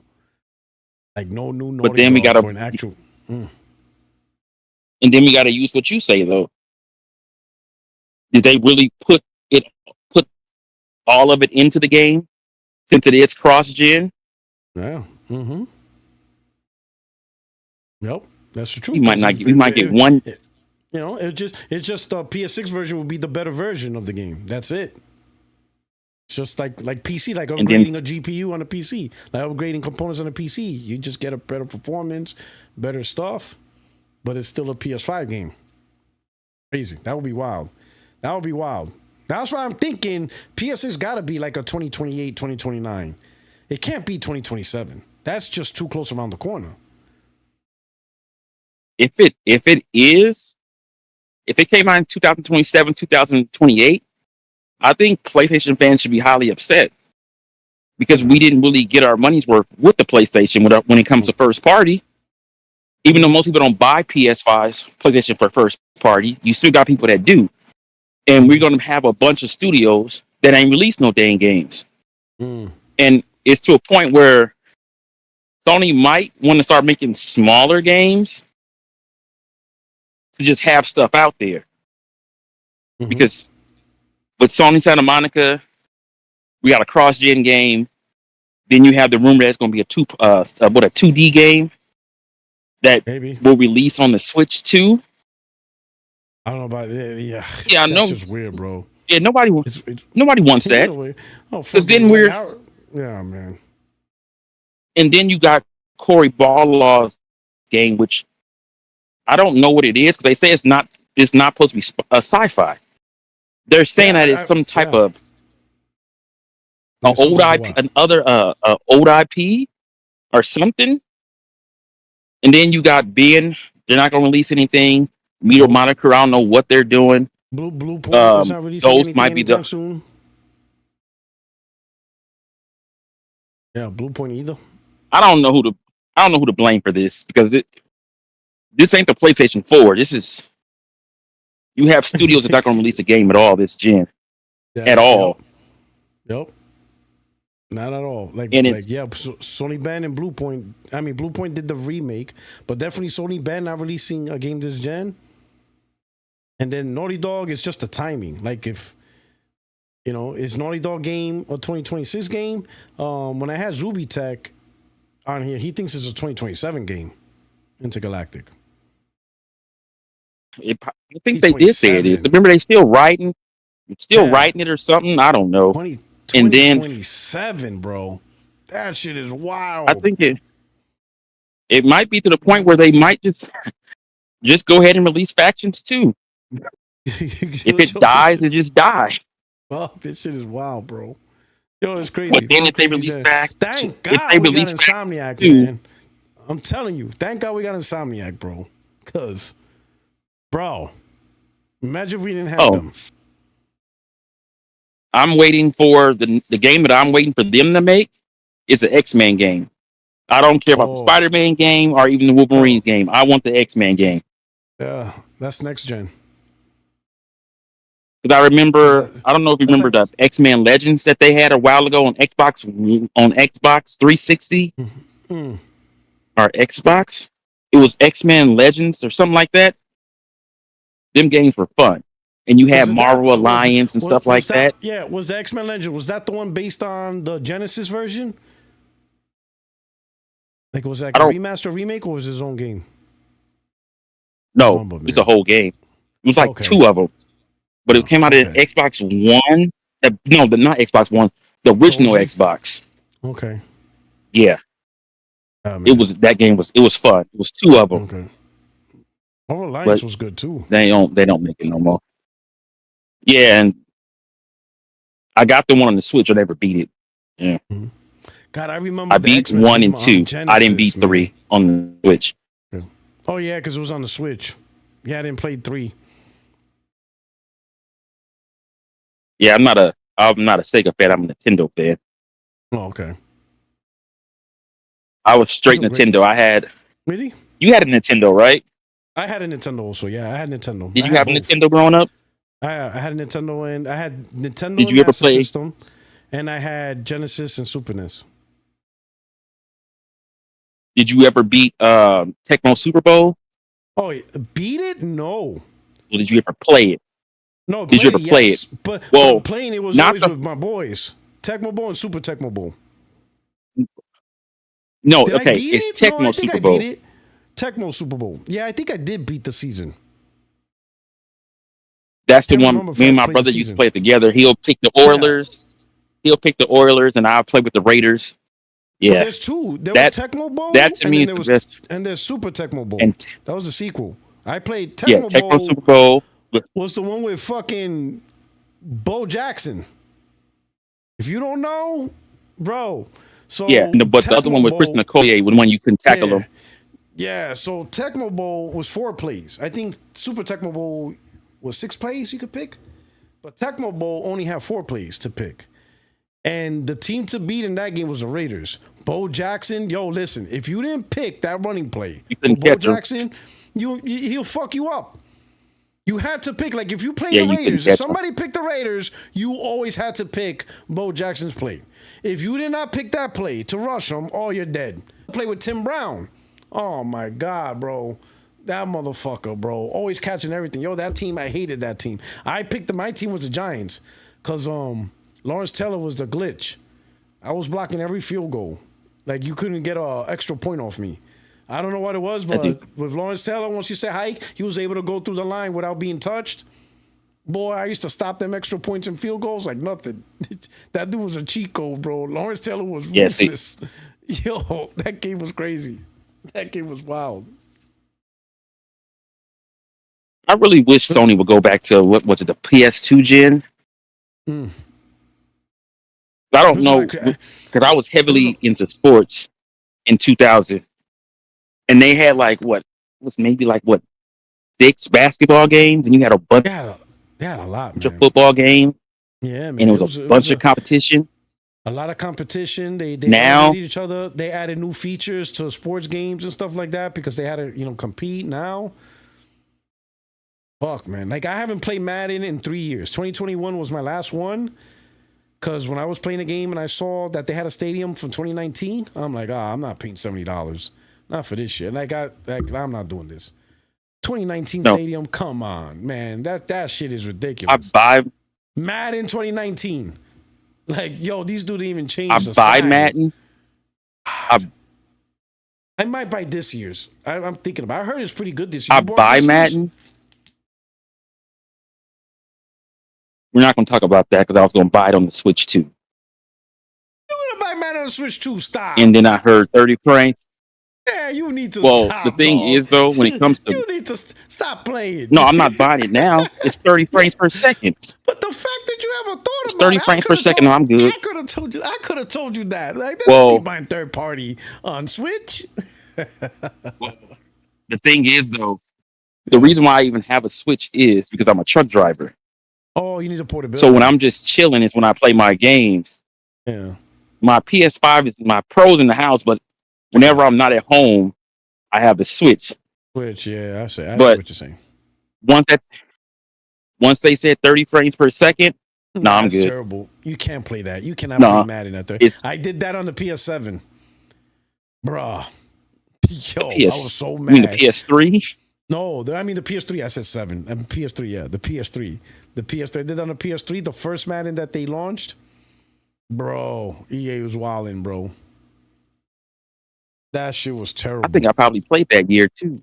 Well, no, frames because I had an Xbox 360 before I bought a PlayStation. Oh yeah, that PlayStation cost you damn much. Yeah, $600, and the shit was 30 frames. Oh, that shit sucks so bad. But I'm thinking of buying Madden this year. I heard it's pretty good. I heard it's pretty decent. I haven't played Madden in like 3 years. Just have to start over and train again. But I'm thinking of buying it. Well, I should go buy it. It's the only place the Raiders will win in if I play a game with them. They're not winning nothing in real life. I know. That's the only way I could get my Giants to win. I gotta play it in Madden. Well, we play y'all this year too. Okay. Who's your team in football? The Raiders, remember? Oh, the Raiders. Oh, yeah, the Raiders. Yeah. Raiders, I forgot. But they're Las Vegas. How you feel about trash? How you feel about that? You should ask them how they feel about it. The Raiders ain't got no fans out there. You know, that's the hard part. Have you watched? Because that's not a city to have fans because it's all strangers. Like, you know what I mean? It's not like it's a home-based town. You haven't. It's if you watch of visitors. Oh no! If You you know what I watch the Raiders play, those are not our fans in the stadium. mean? It's the other team's fans that Yeah. travel, Mm-hmm. and we don't have no home field. When I told my brother, if we go to the playoffs, it's gonna be a away game. Yeah, it's because you know how many people out of the city will go to watch their team, or like I said, Vegas is not really. It's a visitors' town. A lot of people go there to visit. So like when you have Yeah, a and they football want game, it's all visitors going there. Weird. yeah, and they wanted to bring a basketball team down there. For what? You got like what? You got the WNBA, you got the hockey, you got What football, about you got what about the the baseball athletics? team is going down there now. The athletics left, right? They left Oakland. Oh yeah, they're going to Vegas. Yeah, they're going to Vegas too. The athletics. Them teams ain't gonna make no money. Hmm. I'm not, and I ain't going to see no Raiders play. I'm not going to go see them But lose. you're a Dodger I fan anyway. refuse. But you're a Dodger fan anyway, right? You're a Oh Dodger yeah, it's the fan, only right? team. And Yeah, the fuck team they that beat you team. in the. Fuck that team. Shit, the way we Yankees are playing now, we might not even Hey, make it to the playoffs. Fuck. Like, this is ridiculous. I don't. I thought y'all were doing good. No, we're in third place now. Boston's in second, Toronto's in Oh, first. And yeah, we had a bad someone streak. did make a tweet that. Yankees on a bad losing streak over the last month or so. Dude, Hmm. well, He said, "Well, sucks to be ya." I'll holler at you later, Porter Rock. All right, my brother, man. Damn, it's good hearing from you down there, man. Show up Yes, to the podcast sometime if you can. yeah. Chop it up with the crew. No, remember when I drop my car off at the shop is when I'm gonna do it. I work on Tuesdays. Oh, okay. All right. Got it, my brother. But thank you for rocking Yeah, I out, have to man. rush back home to get on your stuff today. Okay, no problem. Bye. Don't get no speeding ticket because of me. Oh no, I'm already home already. Oh, you're him? Cool. Okay, peace out. All right. Peace out, my brother. Thank you. All right. All right, Chad. Let's have some fun real quick. Let's have some fun, right? Let's start out with this. Let's start out with this one. I love these clips from Twitters. It came from Twitter. Let's listen to this clip right here. Yesterday, and I'll reiterate it for the class. Saying the console war is over, but he's saying Xbox One. Let's listen to his logic. And for a lot of people in this chat, blue versus green, it matters. You know, console war talk and conversation matters. It still does. I think the console war is over. You heard me say this yesterday. Not only do I believe it's over, I believe Xbox won. Oh my God. Xbox won because of what I said yesterday, and I'll reiterate it for the class that wasn't here, that took the day off. They won because right now, 6 of the top selling games in Sony's top 10 are Xbox games. That's how you win the console war. You can't beat them, join them. And they did join PlayStation. And for a lot of people in this chat, blue versus green, Like, come on, bro. Like, come on. Like, and you know what really gets me is the other two guys, bro. They know how to stay in character. Like, if I was on that show, I would be like, what the fuck is this guy talking about? I don't know how they don't. Like, all right, the other guy, Crispy Bomb, doesn't show his face, but the other dude, Fuzzy Bear, whatever his name is, how does he not, like, twitch or something? How is that possible, bro? Xbox won the console war because their games is selling great on another console.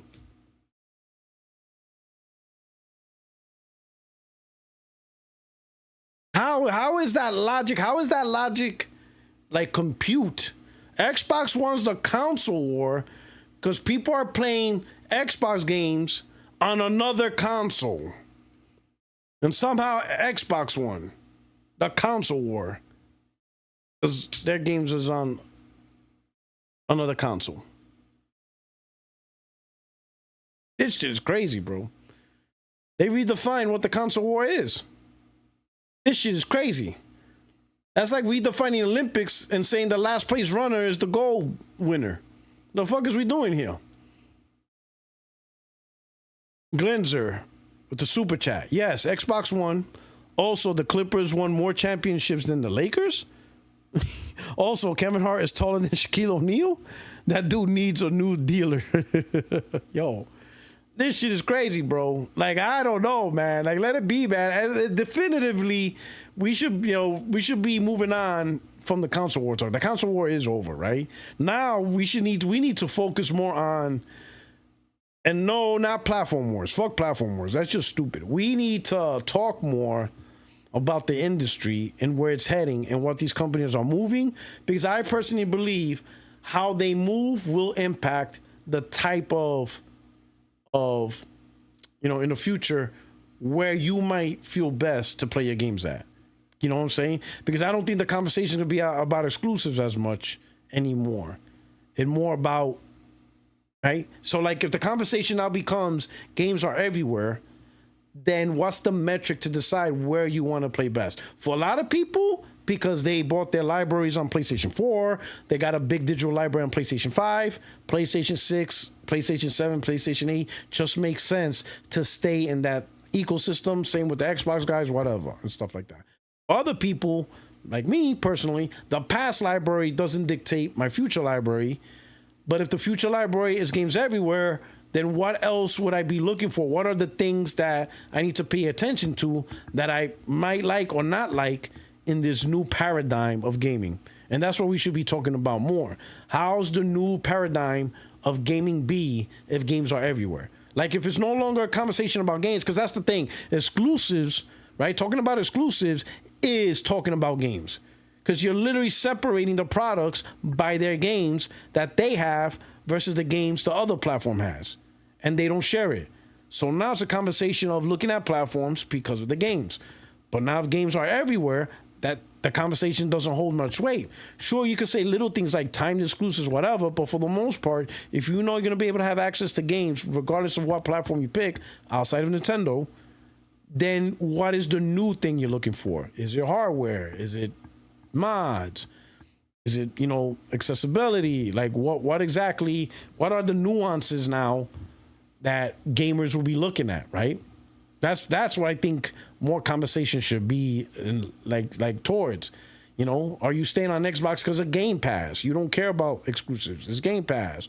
On PlayStation, maybe you like the hardware and the VR and the Portal and all these other stuff. Maybe you like the expansion of China Hero projects.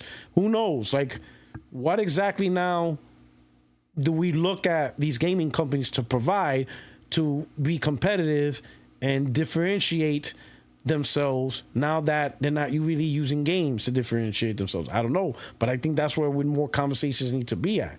The conversation on console war, on who's better than why, that's already over. Xbox lost that shit last gen.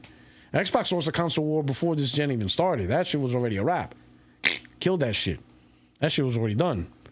But it is what it is, I think now I'm trying to pay attention more to, like, all right, people ask me, like, Puertorock, are you going to get a PlayStation 6? Right now, I'm like, most likely not. I'm most likely not going to get a PlayStation. Most likely getting a PC, right? I think right now, the only thing for me that would have me get a PlayStation 6, if they do some ridiculous power, the price. Even if, let's say, the next PlayStation is like $700 or $800, but that motherfucker blows out a tie-in PC that costs $4,000, like they do some ridiculous shit like that, then I'll be like, holy shit, this motherfucker for $800 is blowing out. Let's say the next NVIDIA video card is the 6000 series, right? Because it makes sense, they'll just keep with the same number, right? They got the 5000 series. Let's say they make the 6000 series, the 6090. And the PlayStation 6 blows out the 6090 out the water. Like, something ridiculous. Like, it has to be something ridiculous. Like, what the fuck? How is this console so powerful? Like, something like that. Because then at that point, I could say, all right, the games are on PC, but the best version of that game is on PlayStation because the PS6 is a fucking beast. Some shit like that. Like, if it's not going to be about the games, then let me know what the PS6 is going to do. But I don't see it, whatever. But for some people, the library's there. It's easy access. I think a big thing about PlayStation 6 that will still track a lot of gamers, and it's valid, is if the games are still on disc. You can still get PlayStation 6 games 100% on disc. That's a huge selling point. There's a lot of gamers that still want physical. They want the game on the disc. They want to own their games, and it must be on the disc. No downloading, no keys, no nothing. On the disc. That's huge. That is huge. And if PlayStation 6 is the only way to do it, that's a huge selling point for the physical gamers. It is what it is. And regardless of the data, like, oh, 80% of sales are digital, doesn't matter. You still got that 20%. And for that 20%, physical disc is important. And Sony still pushes, all games got to be on the disc. You cannot half-ass it.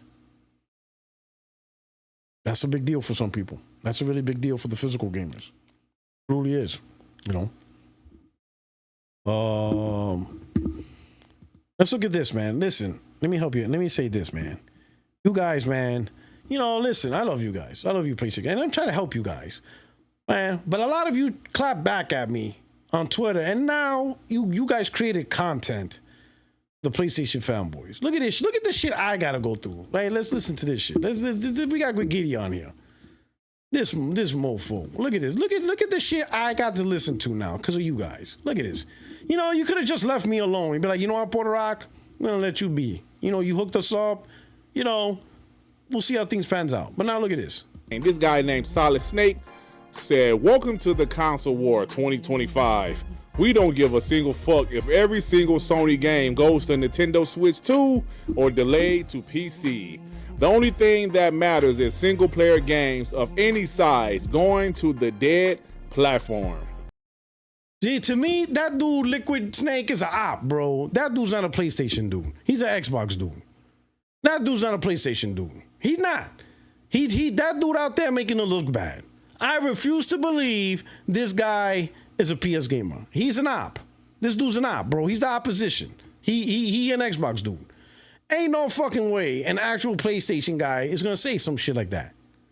Like, bro, this is the shit Xbox fanboy said, right? When we were telling them, hey, yo, Xbox going third party, they're putting games, like, nah, these Xbox games are exclusives.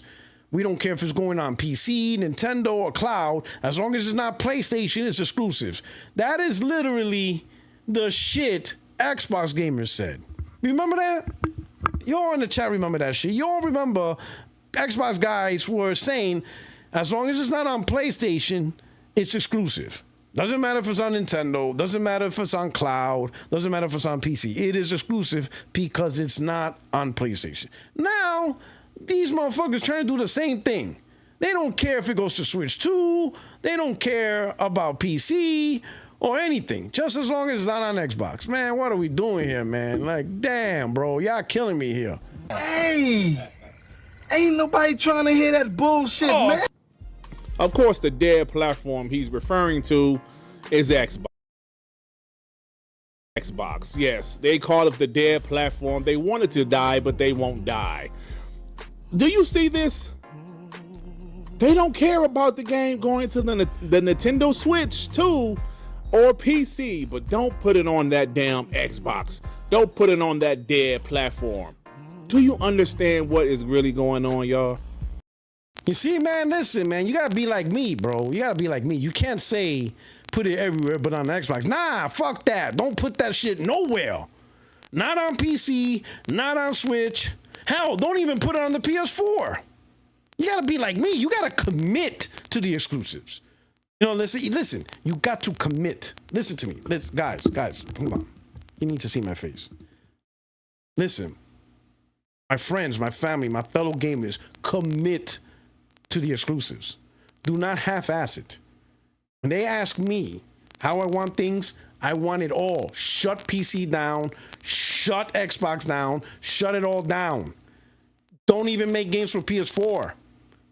When the PlayStation 6 comes out, don't make it for the PS5. Commit to the exclusives. Fully commitment. That's the energy you gotta have. Don't half-ass the energy because it doesn't make sense.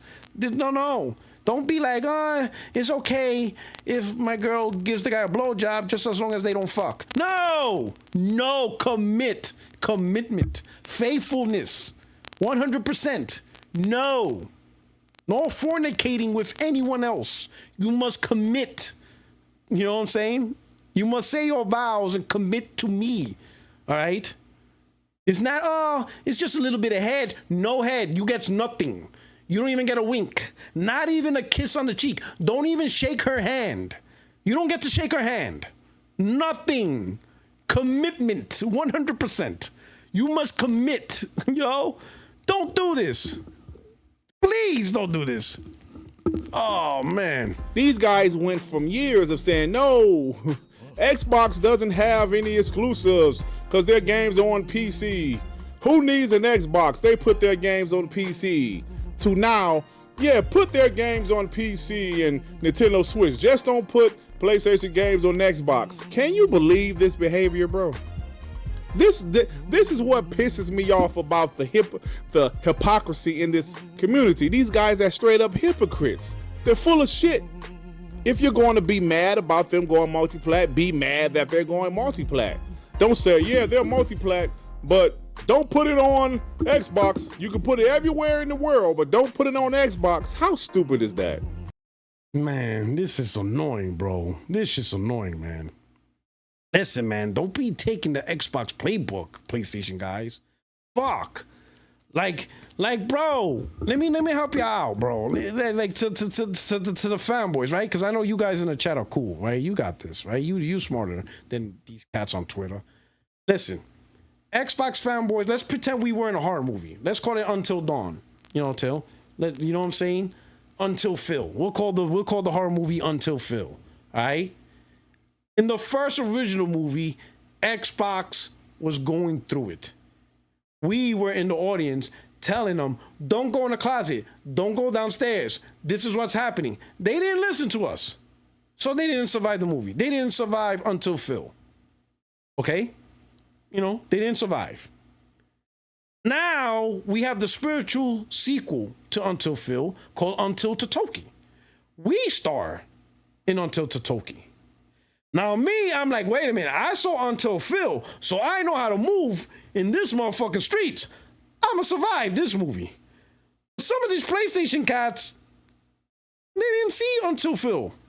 So they're making the same decisions the Xbox guys are making, and they think they're gonna make it to the ending credit. They're not. I'm gonna be like the chick in Halloween. The horror girl, the final girl. I'm gonna be the final dude. I'm gonna be the final dude because I'm like, yo, I seen this movie before. I'm not doing that. Y'all didn't see the sequel? Oh, no, Puertorock, we know what you're talking about. Blah, blah. I'm like, yo, y'all doing the same shit from the last movie. And it was like, they got killed. Why are you the same shit? Don't go down there. Oh, we going down there. That's like, bro, don't go down there. I'm not surviving. I'm surviving. If I'm the only dude surviving, oh my God, hold on. Thank you for remembering. Give me 3 seconds.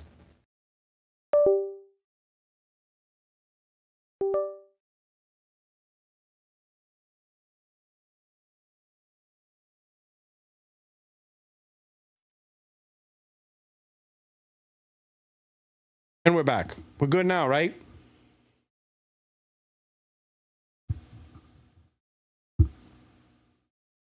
For whatever reason, yeah, we're back. So for whatever reason, a Roycaster after like 4 hours, it does like the scratchy, crackly thing. I just have to turn it on and turn it off. I don't know. It's maybe the broadcaster saying, yo, you done, bro. Like, shut this shit down. I'm tired. All right, we're good now. All right, for real. It's like every 4 hours, like within a 4-hour mark. I don't know if it's overheating. I don't know why it does that. All right, but until Totoki, I'm going to be the final dude. I'm surviving this shit. I seen how Xbox moved. I'm surviving this shit. Y'all not catching me in this shit. Listen, we seen Until Phil. Take your cues. Be smart. Listen, if you guys don't want to jump on the train saying all Sony's gonna do it, just stay back and let it be then. Don't make it. Listen, it's best not to even make a comment. Don't say, listen, you don't have to say they will put first party games on Xbox, but you also don't have to say they won't. You could just be like, listen, I don't know. Listen, I don't know. I'm gonna just play my games. It is what it is. That's what I'm hearing. I don't know. We'll cross that bridge. That's the better move. That's the move most PlayStation gamers should do. If you don't want to commit, like me, I'm thinking it's going to happen. But if you don't want to commit, don't fight against it. Just back out. Just be smart about it. Just be like, you know, I don't know. Oh, Xbox, PlayStation going to put games on Xbox. I don't know. I don't know nothing about that. I just want to buy Ghost of Yotai. That's it. I don't know nothing. I don't know about this shit. Just play dumb. You know, sometimes playing dumb survives. Hey, there's a noise downstairs. I didn't hear nothing. Noise. Yeah, there's a noise in the basement. I didn't hear it. In fact, I think the front door, there's a doorbell ringing the front door. There's no, I'm gonna leave. In fact, I gotta go home. Like I don't know what's going on here. I gotta go home. I don't know, bro. I don't know. I just gotta leave. Play dumb. You play dumb, you're gonna live. Hey, what's that sound upstairs? Oh shit! I gotta go. I got work tomorrow. I don't know what's going on upstairs. Hey, what happened to Laura? We haven't seen her the last couple of hours. I don't even like the bitch. I ain't looking for her. I don't know. Laura, that's your homegirl, not mine. I'm out. I don't know. Play dumb. Believe me, playing dumb is safe. It's the safest thing you can do in this community. If somebody try to trap you, what do you think about PlayStation games going to Xbox? I don't know, dog. I don't even like Helldivers. I don't even like that game. I don't know. I'm playing Death Stranding. I'm good. I don't know. You safe. You can't be touched. Hey, not me, bro. I don't know. I don't even know. I don't even know who Totoki is. I'm out. That's the best thing you can do. That's the best thing you can do. That's the safest stance you can have. I guess they just hate Xbox, right? But of course, Puertorock called this guy out. Oh yeah, but listen, Gritty, to be fair, man, you act like Xbox isn't dog shit. Dirt, Xbox is dog shit. A lot of people hate Xbox. A lot of people hate Xbox. Come on now. Come on, Dirt. Motherfuckers ain't buying this shit for a reason. It isn't because they love, people are not like, man, I love Xbox so much that I just can't see me buying it due to the love. Me not buying Xbox just shows the love. Nah, that's not how it works, dog. If people love Xbox, they'll be buying that shit. Puertorock has been battling his fellow PlayStation fanboys. They've been at his neck because he's been... See that, man? You see this? See the content they're making off me now because of this? Unbelievable. Critical of what PlayStation is doing. Look at this. Look at this. Look at this. Look at this. And what's up with my eyebrows? Why is my eyebrows looking light? This guy got me out here looking like Jenna Ortega. The fuck? Dirt, the hell you doing, bro? What kind of shit is this? You couldn't get a better photo? You couldn't use my Thanos? Look at this. The hell?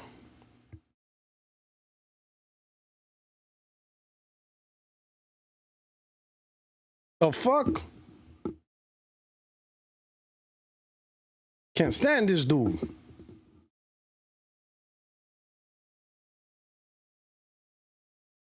Some of my eyebrows. Like, yo, Dirt. You did me dirty, bro. Look at this. Look at this shit. Got the same eyebrows. The fuck?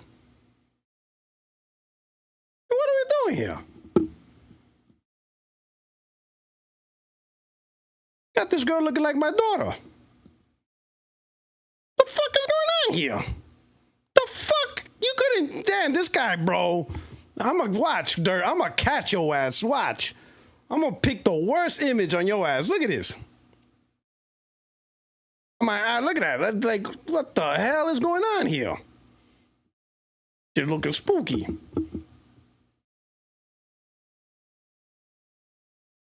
All right.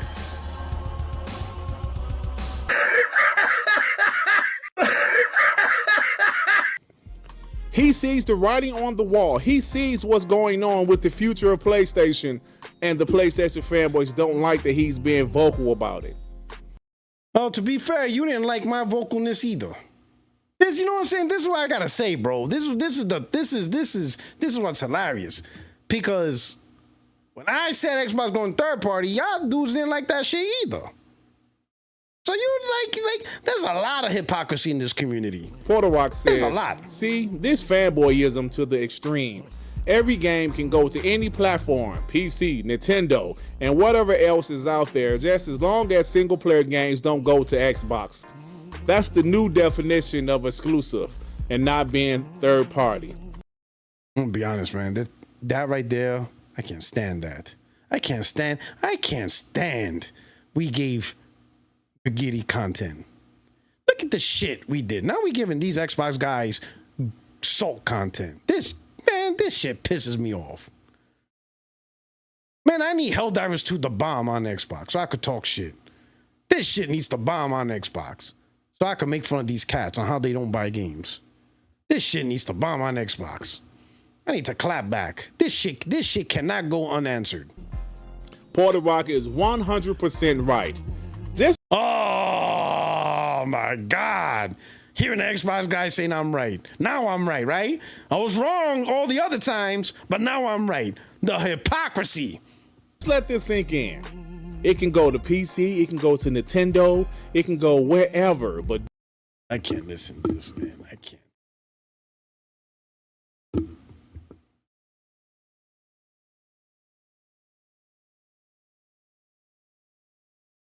If Dirt tells you you're right, you gotta question life choices.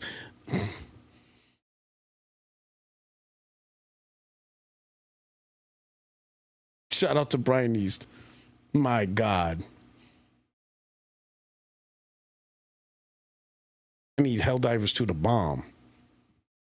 One, so I could put hashtag fire to Toki. And 2, talk shit on Xbox guys. These guys. You know what I noticed? I'm gonna be honest. On a sidebar, Forza Horizon 5 sold really good, made it to the charts, and it's an old game, and it made it to the charts on the back of PlayStation. But then when we look at PC and Xbox, or like when we look at Xbox, and we talk about how come Final Fantasy 16 didn't chart or something like that, right? They come back and tell us, oh, because it's an old game. Old games have no problem selling on PlayStation, though. So why is old games having a problem selling on your console, though? Y'all notice that shit? Nah, son, y'all don't buy games. Don't give me that bullshit. Don't give me that bullshit.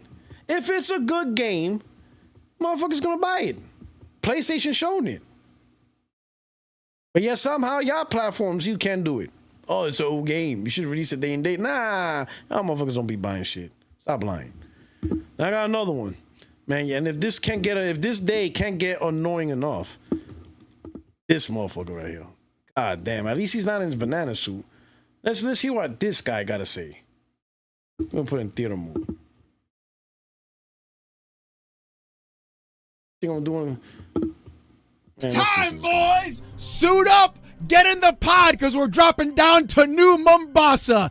Ooh, God, it feels so good to finally see everything just come to a head with the entire idiotic, moronic, and stupid console war that we have all been having to deal with for multiple years. And the funniest part about all of this is that PlayStation fanboys are literally going out sad. I'm like sad, bro. I have never seen anything like this in my entire life. Just literally watching all these dudes who dedicated their entire life and just entire online identity based around a brand is the dumbest thing possible. What am I talking about? Well, it turns out that yesterday, I know this Gabe no hugger is not talking shit. This cat be no hugging Gabe. Shout out to Glinza. Dirt Gaz and Ironlords will never be sober again. All right, let's see. Let's see what Alex got. Helldivers 2 put out a brand new trailer for its release on the good old Xbox on August 26th. And it looks like what they're going to be doing is finally having the content that everybody has truly been begging for and wishing for. A Halo ODST crossover event. Oh, yes! God God, look, if I get to be Nathan Fillion one more time, that's all I want from my life. I mean, just a little piece of Alex lore for you. Every time I make a character, whether it's in a Fallout game or any other game where you are in a post-apocalyptic sci-fi setting, I basically model it after Malcolm Reynolds from Firefly. So, hey, gunslinging, tooter-rootin', charm 100%, my boy. Look, it's all. Hey, does Alex play Helldivers though? I never thought. He didn't seem like the type to play Helldivers. God, it's so good. I'm super excited about this. I played Helldivers 2 for a little bit. It didn't really catch my eye, but the fact that they're bringing back ODST is exactly what this kind of thing needs. These crossover events, the ability to create this kinds of... Okay. He played a little bit, didn't like it, but now Halo ODST, oh man, this is what it needs. Okay. What are we doing here? Okay. Boy, Alex, man, you not beating the allegations, bro. You ain't beating these allegations. You're like the only Xbox fanboy that don't actually own Xbox. This shit is crazy. You don't even own the damn console.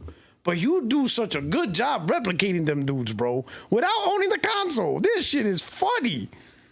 Yo, you ain't beating these allegations. It's just, I don't know how it is, bro. Now all of a sudden he's gonna love this game.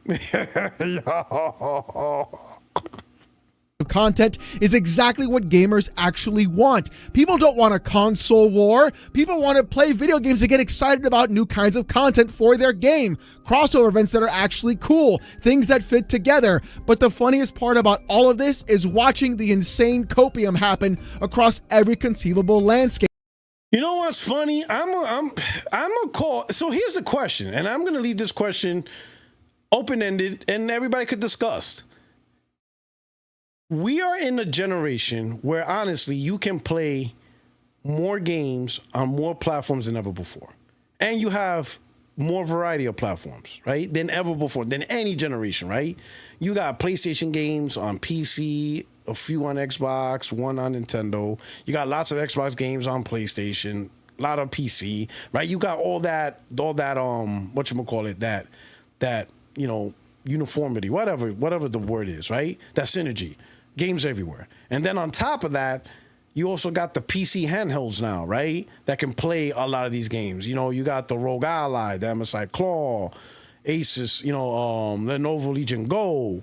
And these things can play, you know, Xbox, PC, and PlayStation games. And then you got things like Game Pass and PS Plus subscriptions, right? And now you got Nintendo, and Nintendo, because of the way they designed their hardware, you could play that on the go. Gaming now is more accessible and more everywhere than ever before with so many active devices. And I know like the PC handhelds don't sell a lot, but they still are there. They're still being made and they're still being sold as compared to the past where you only had Game Boy. I mean, they had Game Gear. That was a flop. Vita's a flop. PSP did kind of well. You know what I'm saying? You have more shit than ever before. Can we all agree with that? Chat, type 1 if you agree, type 2 if you disagree. The question, is gaming now more accessible, more available almost everywhere with more availability of devices than ever before? And I didn't even include the free-to-plays. Right? You got free-to-plays that are not only on console, not only on Steam, but it's also on tablets. It's on phones. Call of Duty Mobile. Like, yo, gaming in a sense of accessibility is on more places with more devices to choose from than ever before. I just want to see the pulse of the chat. Type 1 if you agree, type 2 if you disagree. And please don't type 2 to be funny. I just really want to know the pulse. I think we can all agree that gaming is so broad now. It's more available on more devices than ever before, right? Okay. Then why are so many people saying this is the worst generation in gaming?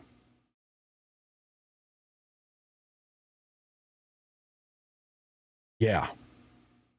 Why? Why are so many? Yo, even Paris said it. Paris said it live on a podcast with Moore's Law is dead. I think he even said it. He said by far this is the worst gen ever. And he played on every gen. So why? And he's not the only one. There is a lot of people, content creators, saying this is the worst gen in gaming. Why? Why are people saying that when you have more games accessible on every platform and you have more devices accessible than ever before? So how can anybody even consider this is the worst gen in gaming?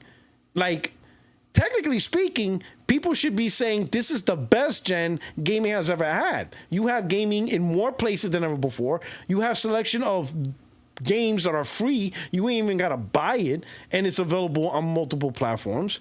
You just have everything on everything. You have the hardware. You have Xbox hardware, you have PlayStation hardware, you got the Portal, MSI Claw, Steam Deck, Asus ROG Ally, you know, services like Game Pass and PS Plus Premium and Extra.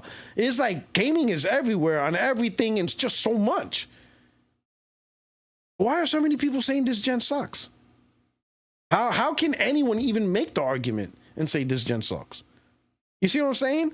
So there's got to be something more to it than just simply gaming everywhere. And seeing these dudes that are just grown-ass men, such as myself, by the way, just literally go around and crash out about a video game on another platform that they truly didn't care about in the first place. I mean, take a look at this. 100%. Take it off PC. Matter of fact, you already locked it out of 177 countries. Stop selling it on PC. Oh, my man broke out the old video. This video was like last year or some shit. Oh, he brought that, bro. He brought back the old classic. What the fuck's wrong with my hairline? Oh shit, I'm out here looking like Daddy Yankee. Oh shit. Oh shit, I'm out here, you know, singing Gasolina. Oh shit, I'm out here looking like Daddy Yankee on the goddamn podcast. The fuck? Okay, why would I support the game on PC? Like, why would I support it being on PC? They get to play for free. They don't want to make an account. They want to act like quiet little baby bitches. I'm glad they're leaving. I'm glad the less of them there are, the more I feel like supporting the game and buying it on PlayStation. Yo, Extreme is vicious though. I love that dude, bro. Yo, Extreme is yo, Extreme. Oh man.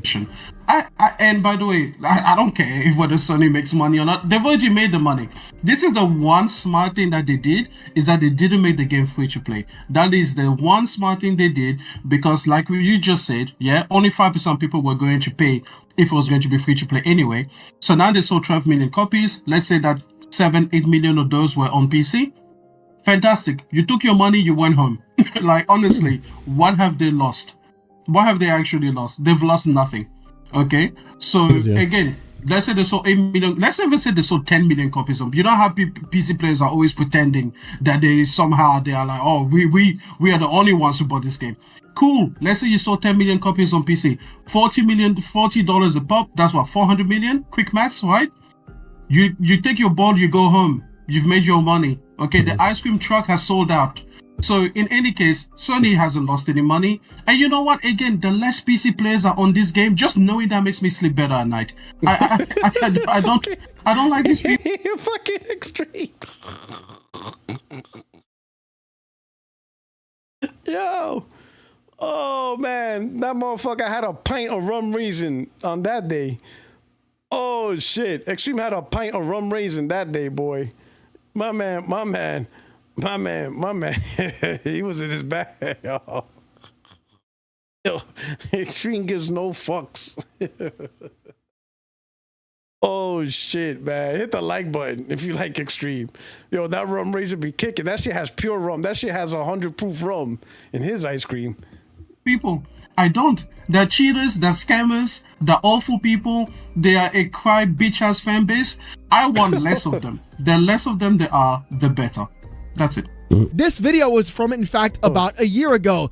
Dudes angry about PC gamers supporting a video game and supporting the developers that they truly did not want, and being happy about a game losing its player base online after PlayStation decided to add its own restrictions onto that platform, which again, PlayStation folded on and then removed that restriction. Hell, even on this graph, you can clearly see that the more content being placed onto Helldivers 2, the more players in fact stay over time. As long as a good cadence of content is available, people will always come come back to this game and in fact play more of it. So PlayStation may in fact have the one live service game right now that they truly need to put everywhere, because everything else they've done has completely fallen apart. And every time they go around canceling more live service games or hedging their bets on the wrong games, you can clearly see they're getting more and more desperate overall. Watching the CEO of Arrowhead Games say this in his Discord: please prepare your pants. Yeah, prepare your pants for an orbital drop shock trooper, baby. Let's go. This is so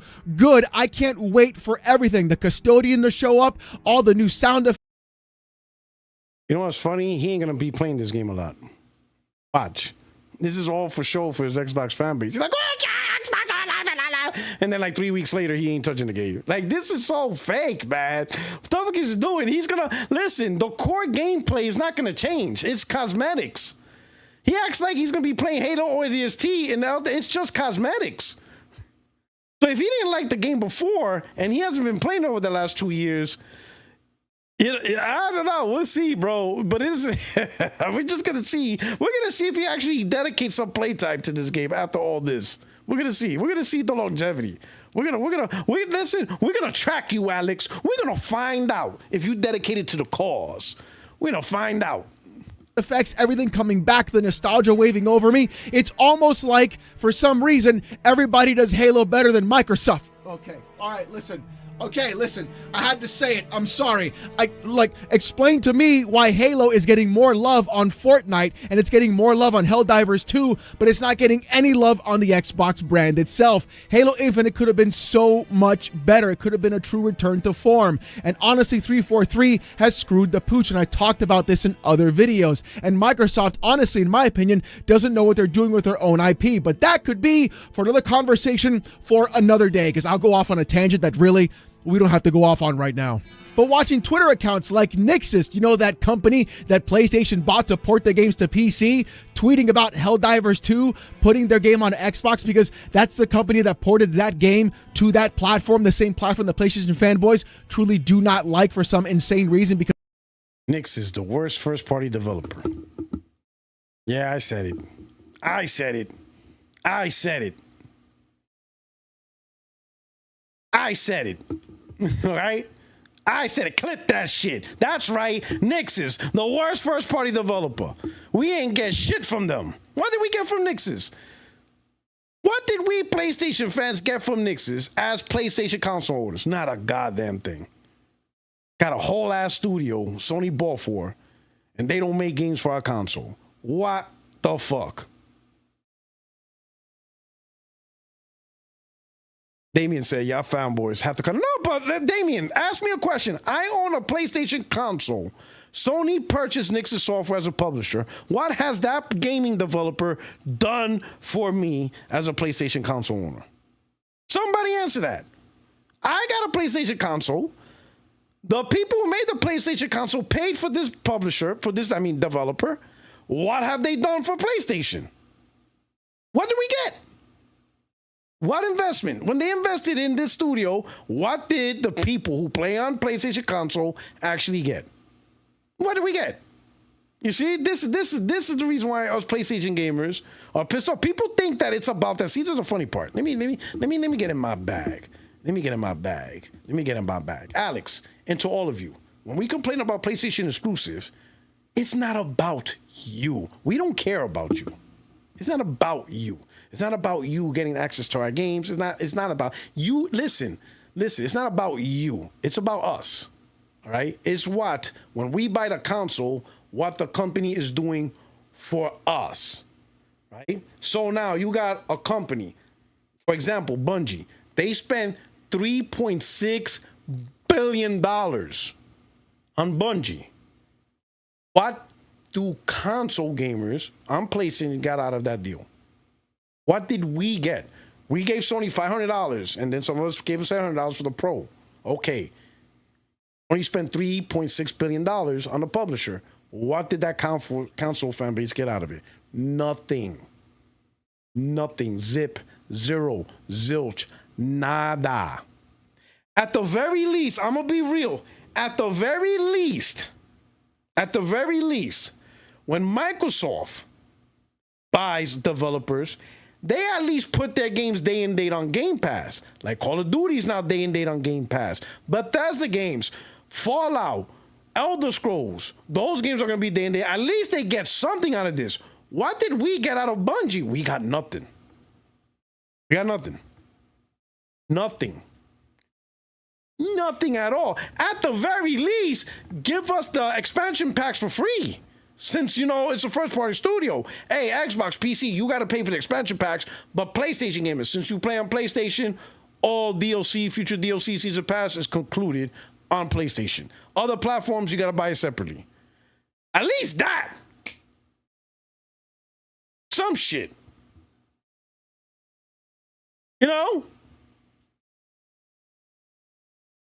What did the PlayStation console gamers got out of the Bungie purchase?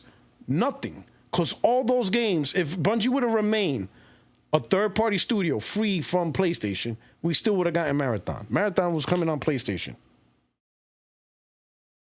You see what I'm saying? Give you another example. Nixus. Their only purpose is to port games on other platforms. So it's a Sony first-party studio that actually don't make games for PlayStation consoles. We got a first-party studio that does not make games for PlayStation consoles. They port games for other platforms. Got a whole ass studio that don't make games for PlayStation console gamers. They're bought by Sony, paid by Sony. They're considered a PlayStation studio, but they don't make PlayStation games for PlayStation. How does that work? How is that? How is any of that a thing? You see what I'm saying? So this is the stuff, right? Helldivers 2 is on Xbox, on PC. And I said this before. Playing Helldivers on PlayStation is the most expensive way to play the game. You literally can play the game cheaper if you decide not to play it on PlayStation. On PC, online is free. On Xbox Core is $60 a year. PlayStation minimum is PlayStation Essential, $80 a year. How is it more expensive to play a PlayStation game on PlayStation as compared to other platforms? This is what we're talking about. This is what we're talking about. The PlayStation console gamers, by right, should be the number one customer. That gets the most values out of all decisions for PlayStation. PlayStation gamers on the console are the ones that literally provide the bulk of the revenue and profits, not the PC gamers. How is all this happening? You know what I'm saying? That's what the PlayStation gamers are talking about. You know? That's it. Not about you or anybody else. It's about us. It's crazy. This shit is wild. And the fact that this has to be explained is wild, bro. It's some wild shit. Because of the color on the box, or because they had this weird validation for exclusives that happen everywhere else.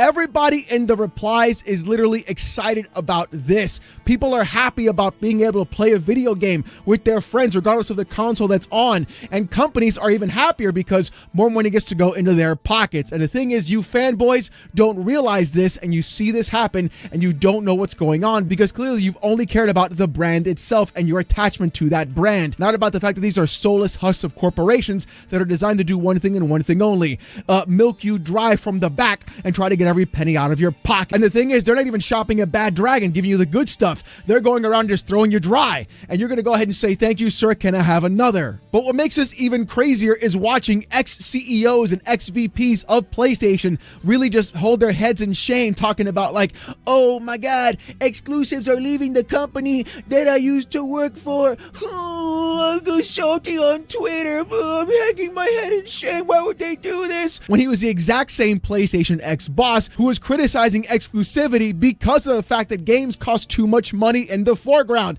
He literally called this all happening, and then he turns around trying to play a sad sack story like, "Oh my God, you guys, I can't believe they would put the game on the Xbox." I mean, here's what he said via the quote from the article. In an interview with VentureBeat, Shawn Layden, the ex-chief at Sony Interactive Entertainment Worldwide Studios, suggested exclusivity is more of a problem than a perk. He said, quote, when your costs of a game exceed $200 million, exclusivity is your Achilles heel. Layden highlighted how exclusivity works against free-to-play and live service games by limiting the audience, which limits the revenue. Further, he underlined the success of PlayStation's newest live service game, Helldivers 2, which came out on PS5 and PC simultaneously. Oh, it's kind of crazy how all of a sudden putting a game on the PC is perfectly fine when you know it's live service, but then when you put the game on the good old Xbox, that's a problem. Oh. But to be fair, you did a little misinformation, Alex, because I know that tweet Shawn Layden did the God of War. So hold on a minute. Hold on a minute, brother.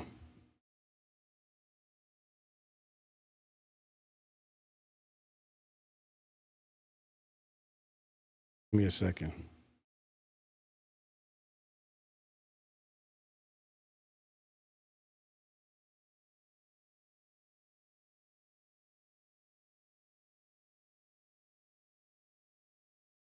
If I can do it this way, it'd probably be faster if I do it this way.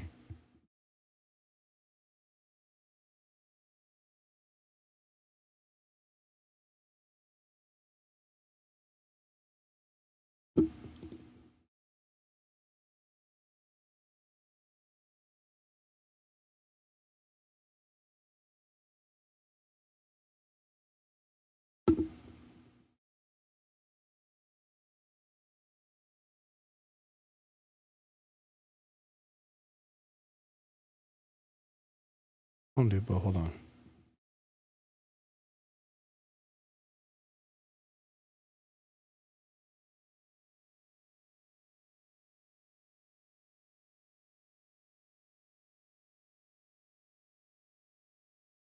All right. So Shawn Layden was not talking about Helldivers. Alex tried to make it seem like he was replying to Helldivers. He was replying. So this is Shawn Layden. God of War, right? This had nothing to do with Helldivers.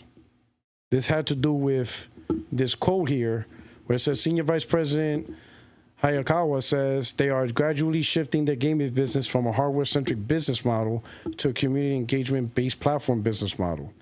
In the gaming business, we are moving away from hardware-centric business model more to a platform business that expands the community and increases engagement. That is what he talked about. He didn't talk about Helldivers.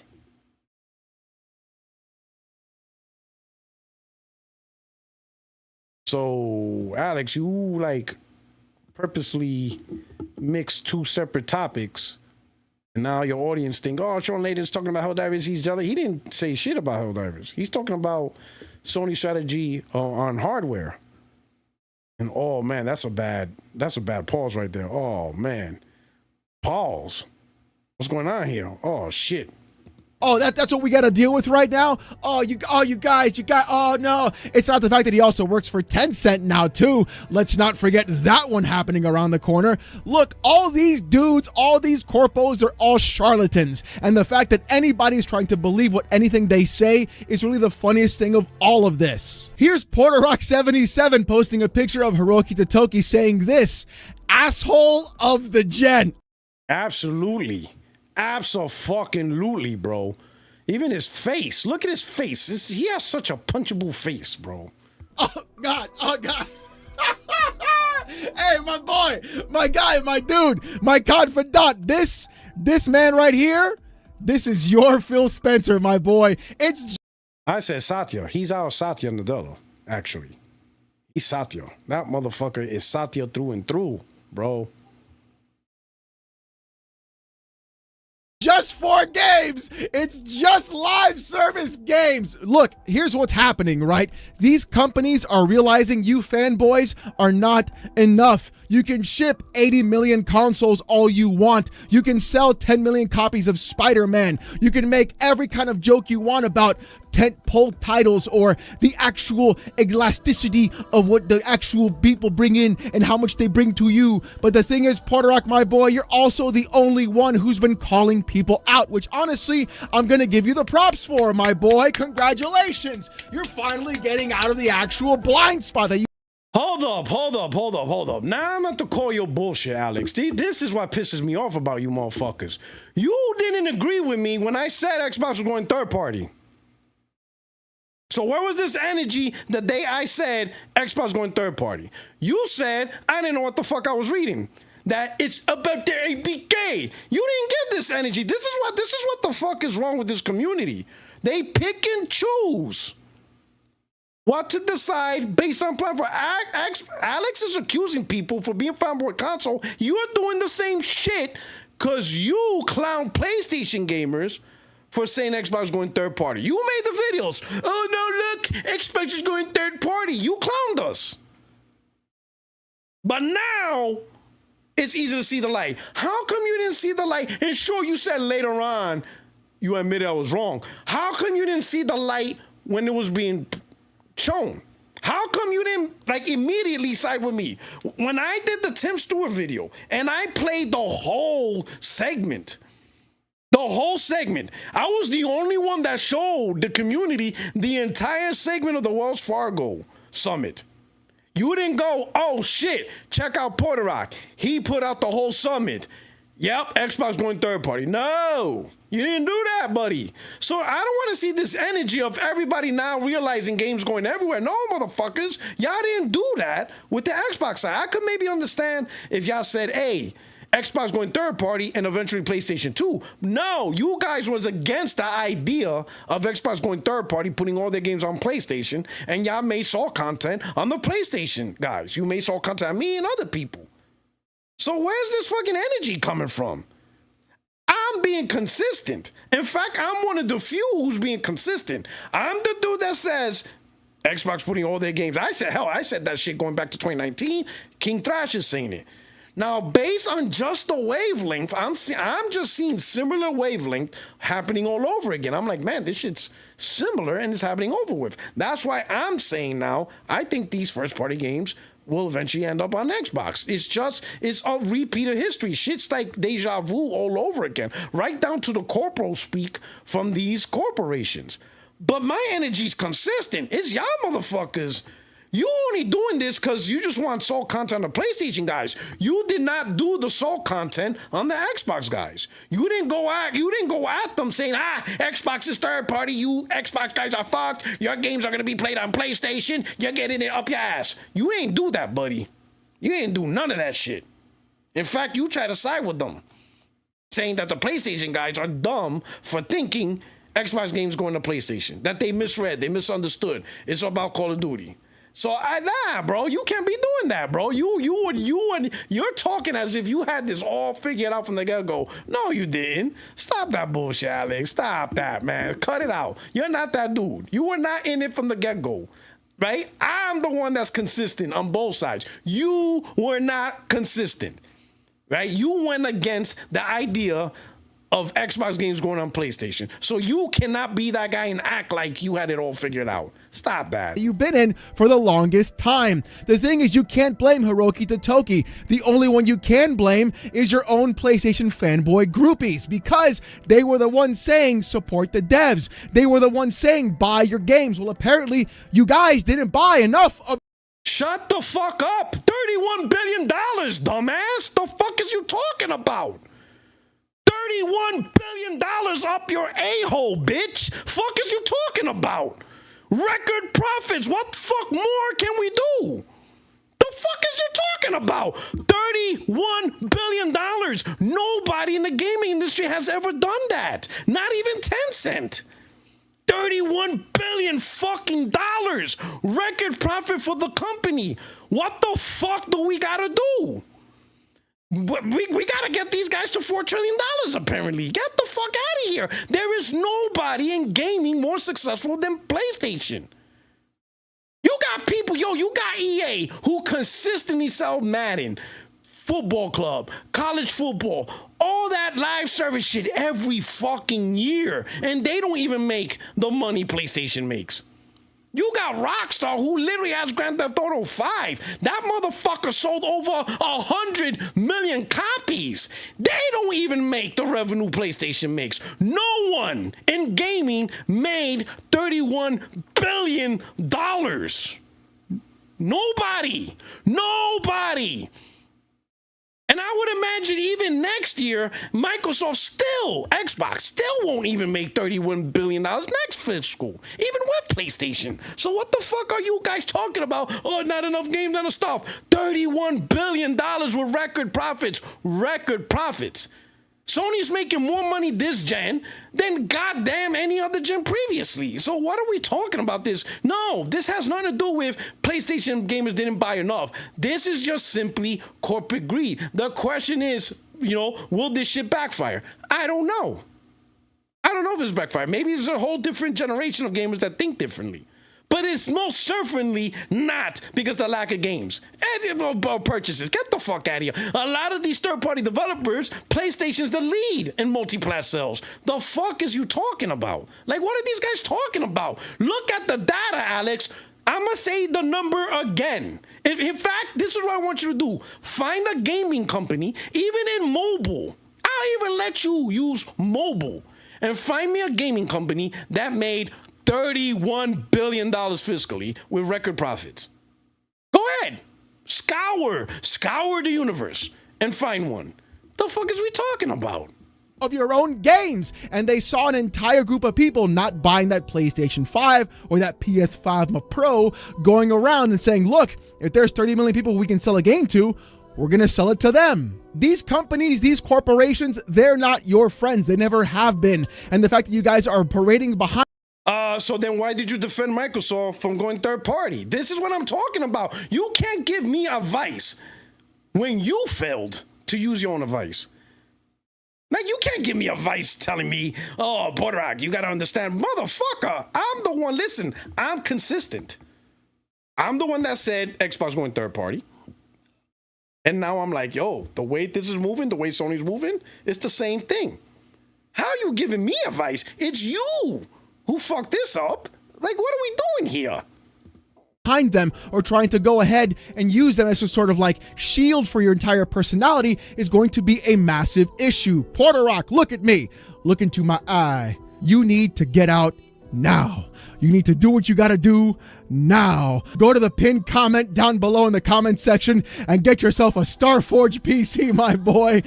This guy's always selling Starforge PC. I ain't buying your bullshit ass PC. Stop it. Stop selling that bullshit. My plastic box. You know what's funny? This guy tells people plastic box, are worried about plastic box. Yeah, he's always selling people PC. Why don't you just let people play what? I mean, isn't the moniker now play what you want to play on? So why are you selling people PC? Why don't you just let people play on the console they want to play on?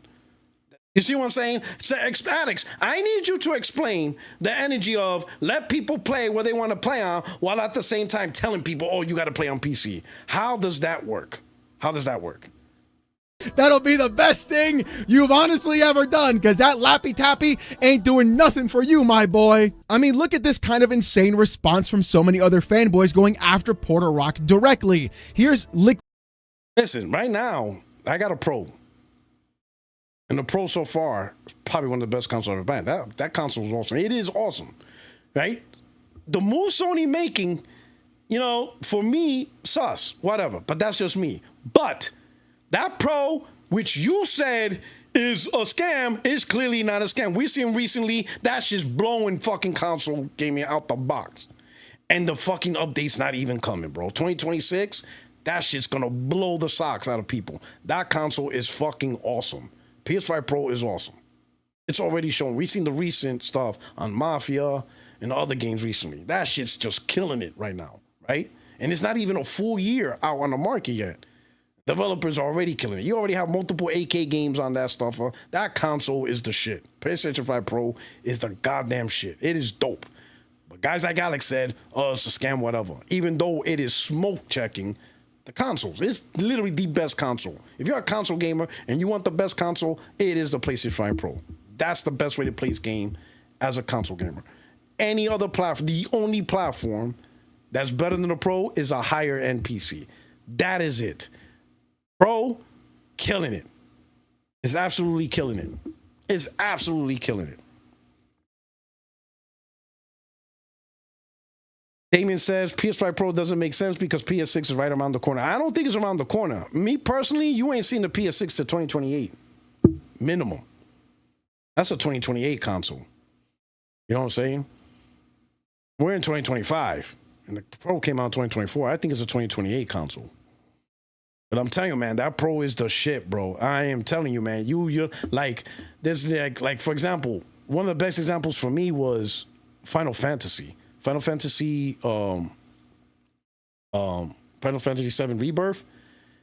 I'm sorry, but the performance mode on the base PS5, that shit's not good, man. It's not. It was one of the, and I already had issues. And if you follow my channel, I've been said this gen I have not been impressed with Square Enix's talent in terms of technology, right? In the tech, you know, performance, graphics, stuff like that. But Final Fantasy Rebirth, you know, on performance mode, that shit is ugly, bro. That shit is ugly. That's why they had to do the update where you toggle soft imaging or sharp imaging, because they try to figure out something. It is an ugly image. Like the 4K 30, the game is beautiful. 4K 30 is gorgeous in the PS5, but it's 30 frames. I'm not playing that shit 30 frames. Playing on the Pro alleviated that problem for me. Absolutely alleviated that problem. 60 frames with gorgeous visuals. Gorgeous. And that was right off the rip. Day one launch of the console. A lot of these games, gorgeous on that stuff. Crazy. I played Callisto Protocol. I don't have an 8K TV, but you could play that game in 8K 30. Crazy. And the game is gorgeous. My only issue was the loading time, but that's because it's a PS4 build. Obviously, the game was made for PS4. So the loading screens, what I mean, you know, the walkways, the hallways, stuff like that. But yo, PlayStation 5 Pro, that motherfucker is a beast. It is awesome console. If you're a PlayStation gamer, I'm telling you. Now, if you're not all about the graphics and you're just cool with things off, PlayStation 5 is fine. But if you are tired of choosing performance mode over quality mode because if you have a preference of 60 FPS, but you will still love the quality graphics of the quality mode, I'm telling you, the Pro's the answer. You ain't got to worry about that shit no more. You play your PlayStation games, that shit is crazy. Now, of course, PC has it. You know, right now, you know, if you're willing to wait, there's nothing wrong with that. A great end PC will give you even a better experience, especially if you get a high-end PC. There's nothing wrong with that. But if you are a console gamer and you play on consoles and you want them quality graphics at 60 frames, I'm telling you, PlayStation 5 Pro, that's the way to go. You cannot beat that console as a console gamer. You will get the best experience. The shit people want, like, oh, I want the absolute best experience. Yo, I'm telling you, Pro delivered that shit. Better than any mid-gen refresh. That console's fantastic. Liquid Snake 2 saying this. Welcome to console. Man. They clipped this guy, him too, bro. I'm telling you, man, this solid Liquid Snake, bro, you fucked everything up, bro. I'm telling you, this dude's an op, bro. Yo, we need to see your PSN, bro. Yo, you see this cat? The man, he shows us the PSN. We got to demand his PSN. I got to see his PSN. Damian Henry, thank you for the super chat. Steam Deck is the greatest console ever created. Oh, snap. Oh, snap. War 2025. We don't give a single fuck if every single Sony game goes to Nintendo Switch 2 or delayed to PC. The only thing that matters is single-player games of any size. I'm telling you, this guy's a fucking op, bro. He's an op. I'm telling you. Next time I see this cat, I better see his PSN. And listen, if I see this cat on my timeline, I'm going to be like, yo, tell me your PSN. If he replies with the typical Xbox fanboy, oh, I'm not giving you my PSN, you stalking or whatever. You know the Xbox bullshit, right? When every time you ask for the gamer tag, they come up with some bullshit, acting like we're asking for their social security number. If he replies like that, that proves he's an op. If he's an actual PlayStation guy, he will go, bam, here's my PSN. Liquid snake, liquid dick, suck Totoki off, whatever he calls himself. But when I see this guy, I'm just going to be like, yo, what's your PSN? Let me see your credentials. If he does not immediately answer with, my PSN is this, he is an op. And I will screenshot it and I will expose him on this channel. He better show me his credentials, because that only Xbox ops be denying that shit. So we're going to find out. Watch, I'm going to catch this dude. He's an op. He's making us look bad. I'm going to catch this dude. I'm going to catch him. Let him catch me. Let him come back on my timeline. I'm going to ask him, yo, bro, what's your PSN? I want to see how much PlayStation you play. If he comes back with anything but his tag, boom, op. Promise you. And I'll make a video on it. Going to the dead platform. Oh, wait a minute. Hold on. Now Xbox is the dead platform. 30 million units is a dead platform. This is something I love to see like all the time. This kind of like weird sort of like tumble around themselves trying to go through. Well, you guys, look, as long as it's not like the single player games going to a dead platform. Since when is Xbox a dead platform, my boy? Do you not know what's happening right now? Everything is an Xbox. Everything is on there. Their entire platform is literally everything. So there's nothing dead about it. In fact, your PlayStation now that you guys have paraded around for so long talking about this is an Xbox too. Guess what? Yes, that's part of their platform. So oh man, this guy bit into the bullshit, bro. This guy bit into the bullshit, bro. This is crazy, bro. It's crazy, bro. Like like you might as well call everything an EA platform. Like what? Is everything? No. I'm sorry. My console's an EA console because it plays Madden. Like what the fuck is we doing here, bro? Like third-party publishing don't own platforms. Like that's not how it works, my guy. Right? Like which platform is which? Like who actually owns the platform? I mean, technically speaking, if you want to argue platforms, then you can argue Xbox and PlayStation and Nintendo is the Epic platform. Because Fortnite is like literally the most popular game being played. And it's on PlayStation, it's on Xbox, it's on Switch. So are these epic platforms? Like, what the fuck is we doing, man? This is, I'm telling you, Alex, this is why they call you an Xbox fanboy, because you talk like them. Not because you don't own the console, but you talk like them. You talk the same shit we Bleed Green podcast be doing. This shit is wild. Literally, you going around and saying something so ridiculous truly goes to show you have nothing of substance in your own head. And with the rumors going around of Steam as a storefront being available on the next generation Xbox hardware, it doesn't matter if the games are ported onto Xbox on their own, or even, shall I say, directly. That's two. It's going to be available on that console or PC, shall we say, through Steam itself. So literally, everything we're talking about is literally happening because PlayStation said, well, what's the difference? They're going to get the game through Steam. Might as well just put it on there right there and get the 70% from them. See, this is why I said we gotta, we should have always committed to the exclusives. This half-ass strategy, whatever. It's Totoki. Who gives a shit, right? But you know what? Puertorock caught that tweet too. Let's see what he had to say. Puertorock said, see, this is the fanboyism to the extreme. Every game can go to any platform. This is gonna piss me off again. PC, Nintendo, and whatever else is out there, just as long as single-player games don't go to Xbox. That's the new definition of exclusive and not being third-party. Laughing, crying emoji times 2. Ladies and gentlemen, he's breaking the conditioning. He's getting free. He's going to get out of the Matrix. My boy, please take the red pill. You know you want to. Go right ahead. Free yourself from this chain you've attached yourself onto. Become part of it. You know you need to, my boy. Look, it's just the funniest thing watching these dudes who paraded Puertorock around for so many months and years talking about he's the guy, he's the GOAT, he's true why PlayStation is so great, and you guys are turning around and literally eating your own. Going out sad, bro.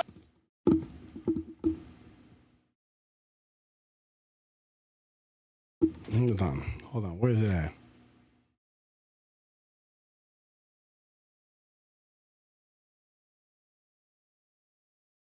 Let me see.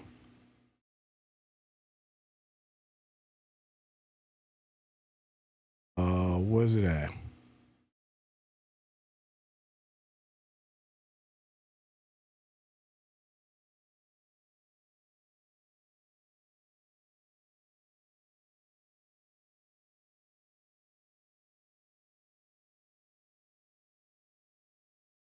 Oh man, I'm just trying to find an old tweet.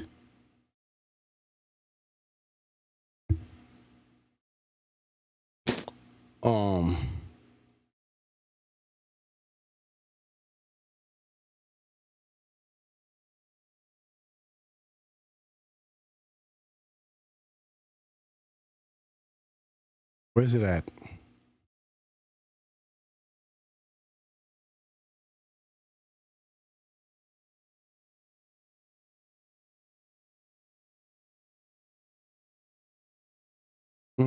Can't find it.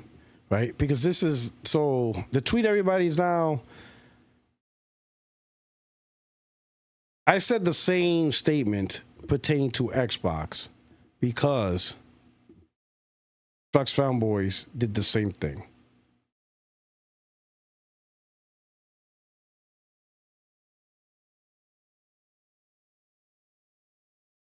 They tried to say Xbox games was exclusive as long as it's not on PlayStation.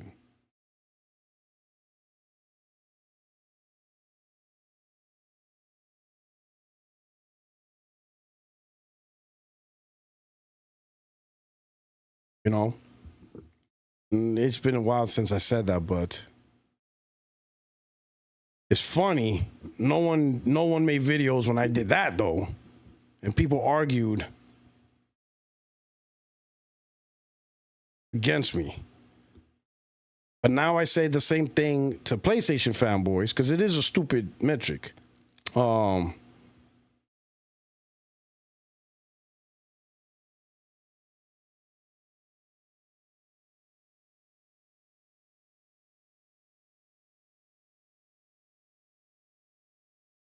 shit! You know what? Let me show this though, because this is exactly what's happening. It's funny, bro. This is literally like this is deja vu, bro. Me, Xbox games coming to PlayStation based on Tim Stewart and Satya Nadalla's statements to investors and shareholders. Them. He doesn't know what he's talking about. Pure fanboy, that Puertorock. Clearly, they are speaking on COD and games that were already made for the platform. Future new games are exclusive to Xbox ecosystem. After Xbox announced first-party IPs coming to PC, them. Yeah, I always knew the industry was heading in this direction. Soon there will be no exclusives. You play Xbox games on PlayStation games. It was such an obvious thing to see me. And I'm just standing like, yo, I was like, yo, it's just like, the fuck is we doing here, bro? Like, the thing about this is the lack of consistency. Like, man, these guys are talking as if they didn't fuck up in the beginning. Like, yo, this shit's wild. Bro, going outside watching PlayStation fanboys act this way about literally a game that they didn't even support as good as PC gamers did, go onto a separate platform, really is the funniest part about all of this. Literally watching the Helldivers 2 main account tweet this out, talking about, hey, our game's coming out to Xbox Series X and S, with almost 1 million views at the time of this recording, and 15,000 likes, people excited about playing the video game, an entire group of people that never got to play the game for the last year in the first place, and you clowns still want to talk about my exclusives, my single-player tentpole titles. You guys are literally brainwashed. You clowns go on Twitter, you harass journalists, you harass YouTubers, you go after people that don't have the same opinions that you do, and then you call them liars, shills, grifters, frauds for calling you out. Yet here we are watching your entire online persona and world crumble in front of you because PlayStation said, hey, there's money to be made on Xbox, and Xbox said, hey, there's money to be made on PlayStation, and the entire thing is just crumbling all around. It's so great watching every other person be excited about playing video games for once and not have to worry about console fanboys in their 30s and 40s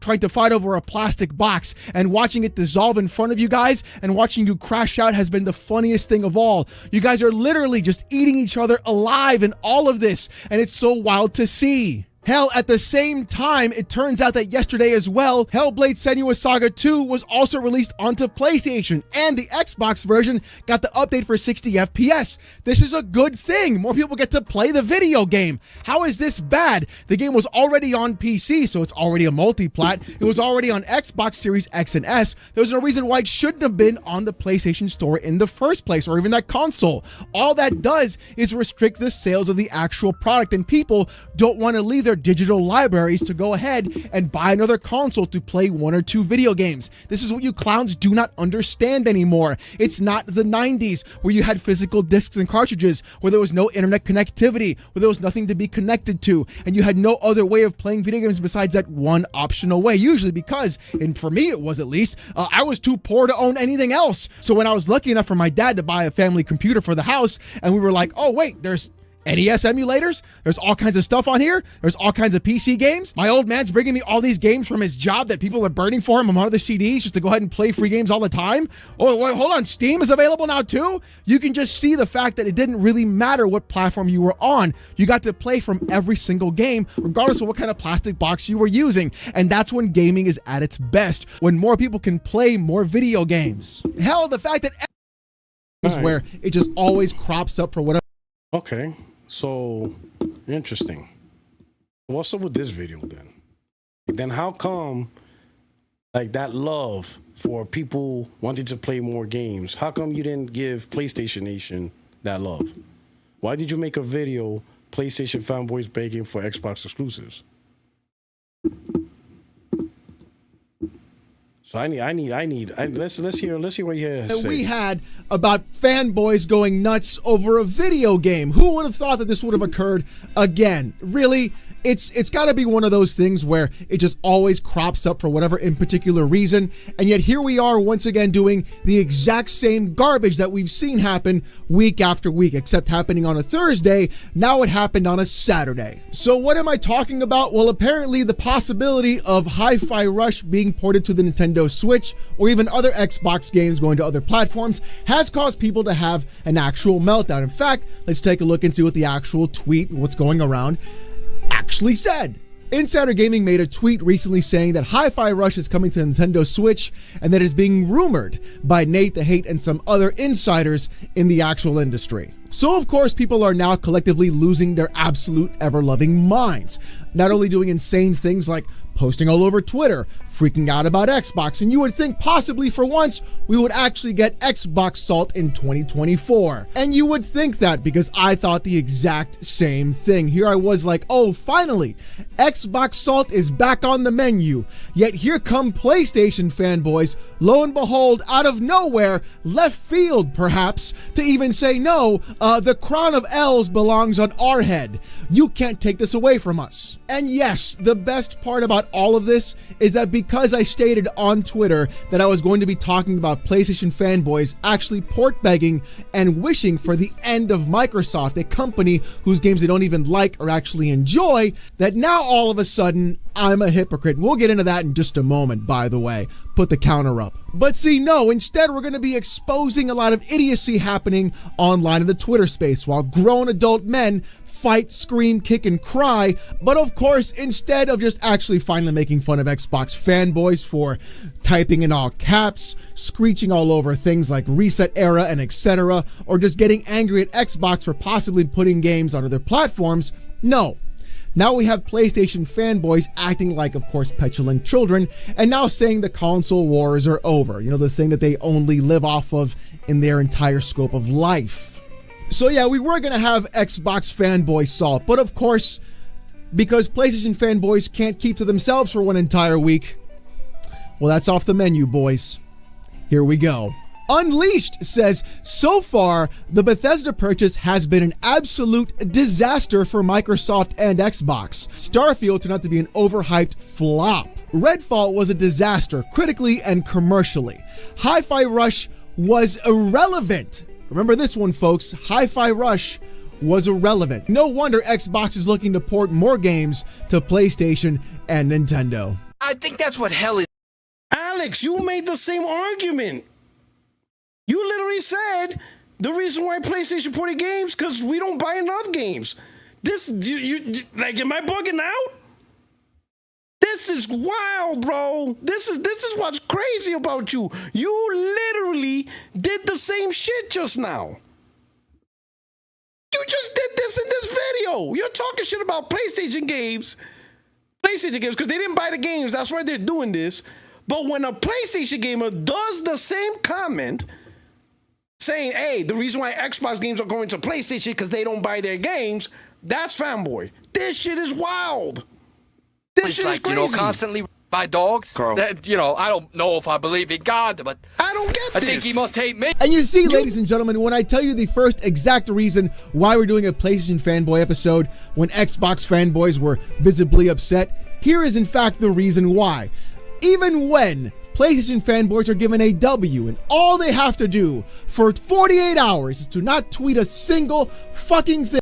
They didn't do anything wrong because you literally did the same thing here. You literally did the same shit, Alex. You literally said Xbox, PlayStation's putting games on Xbox because PlayStation games don't buy games. So what's the difference? That's all he's saying here. That's all he's saying. He was just more specific on what the games were. He was just more specific, right? And clearly Hi-Fi Rush was irrelevant because they got rid of the studio. So he was right.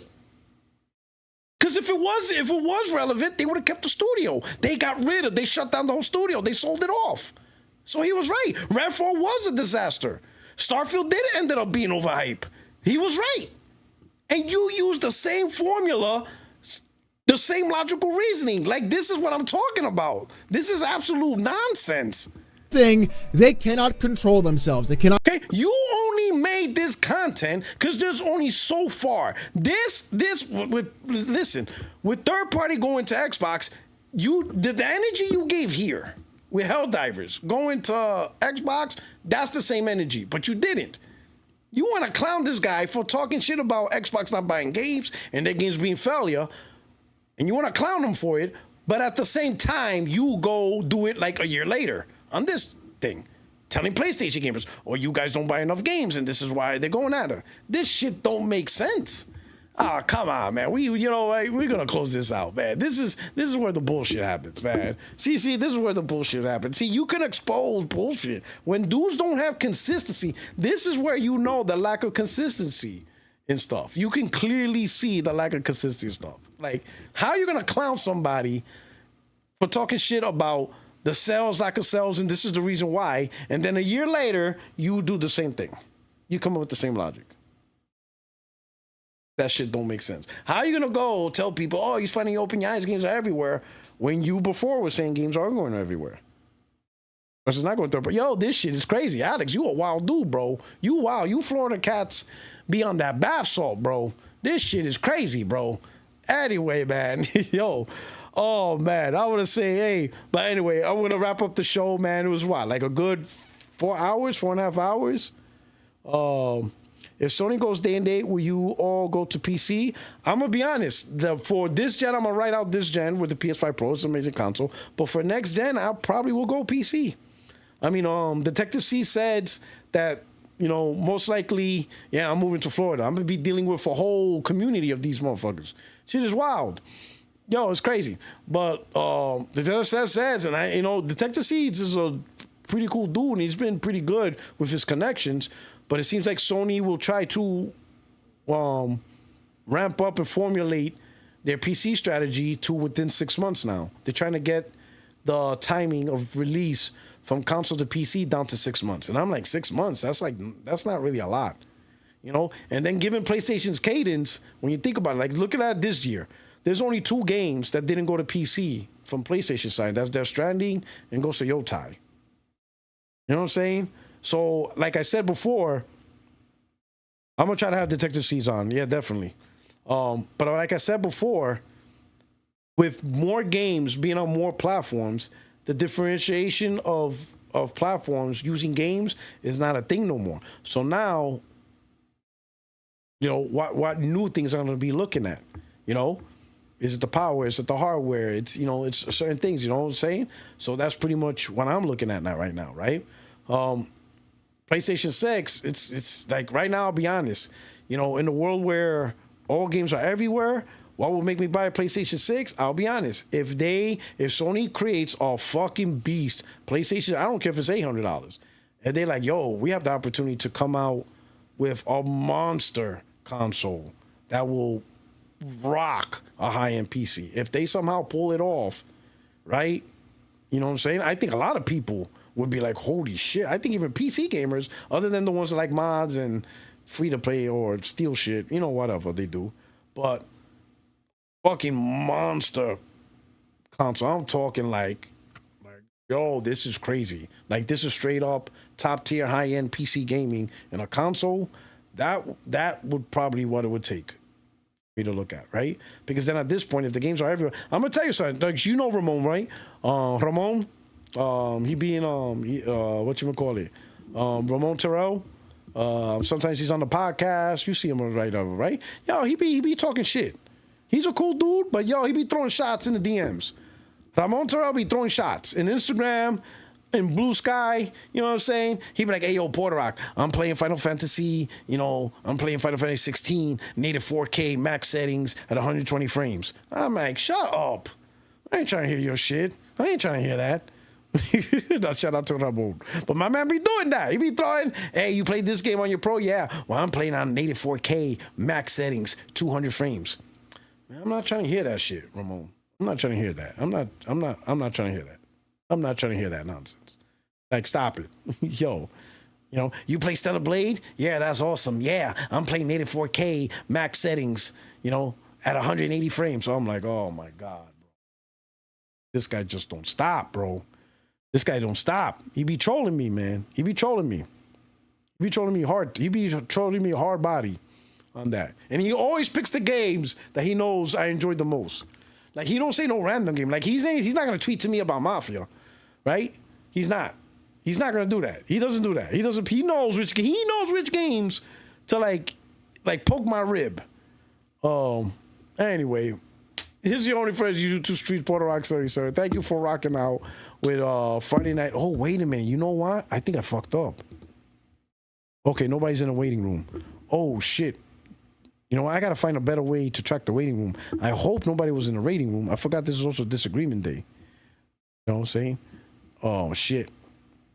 Man, I got to find a way to better track Disagreement Day. I got to make sure, I hope nobody was in the room. Was anybody in the room? I hope nobody was in the room. Yeah, they probably left. They're like, fuck this guy. Shit. I apologize if you were in the room. I'll find a better way. Maybe use an app or something, but I will find a better way to better track the room. Maybe I could use my phone, yeah, because I could use my phone and track on my phone too. But I will find a better way to track. Let me see right now. Hold on. A second. 1 minute. I gotta do a better job. I do. I apologize. I absolutely apologize.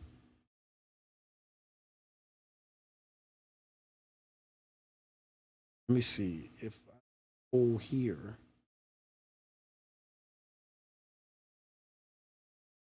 Yeah. Yes.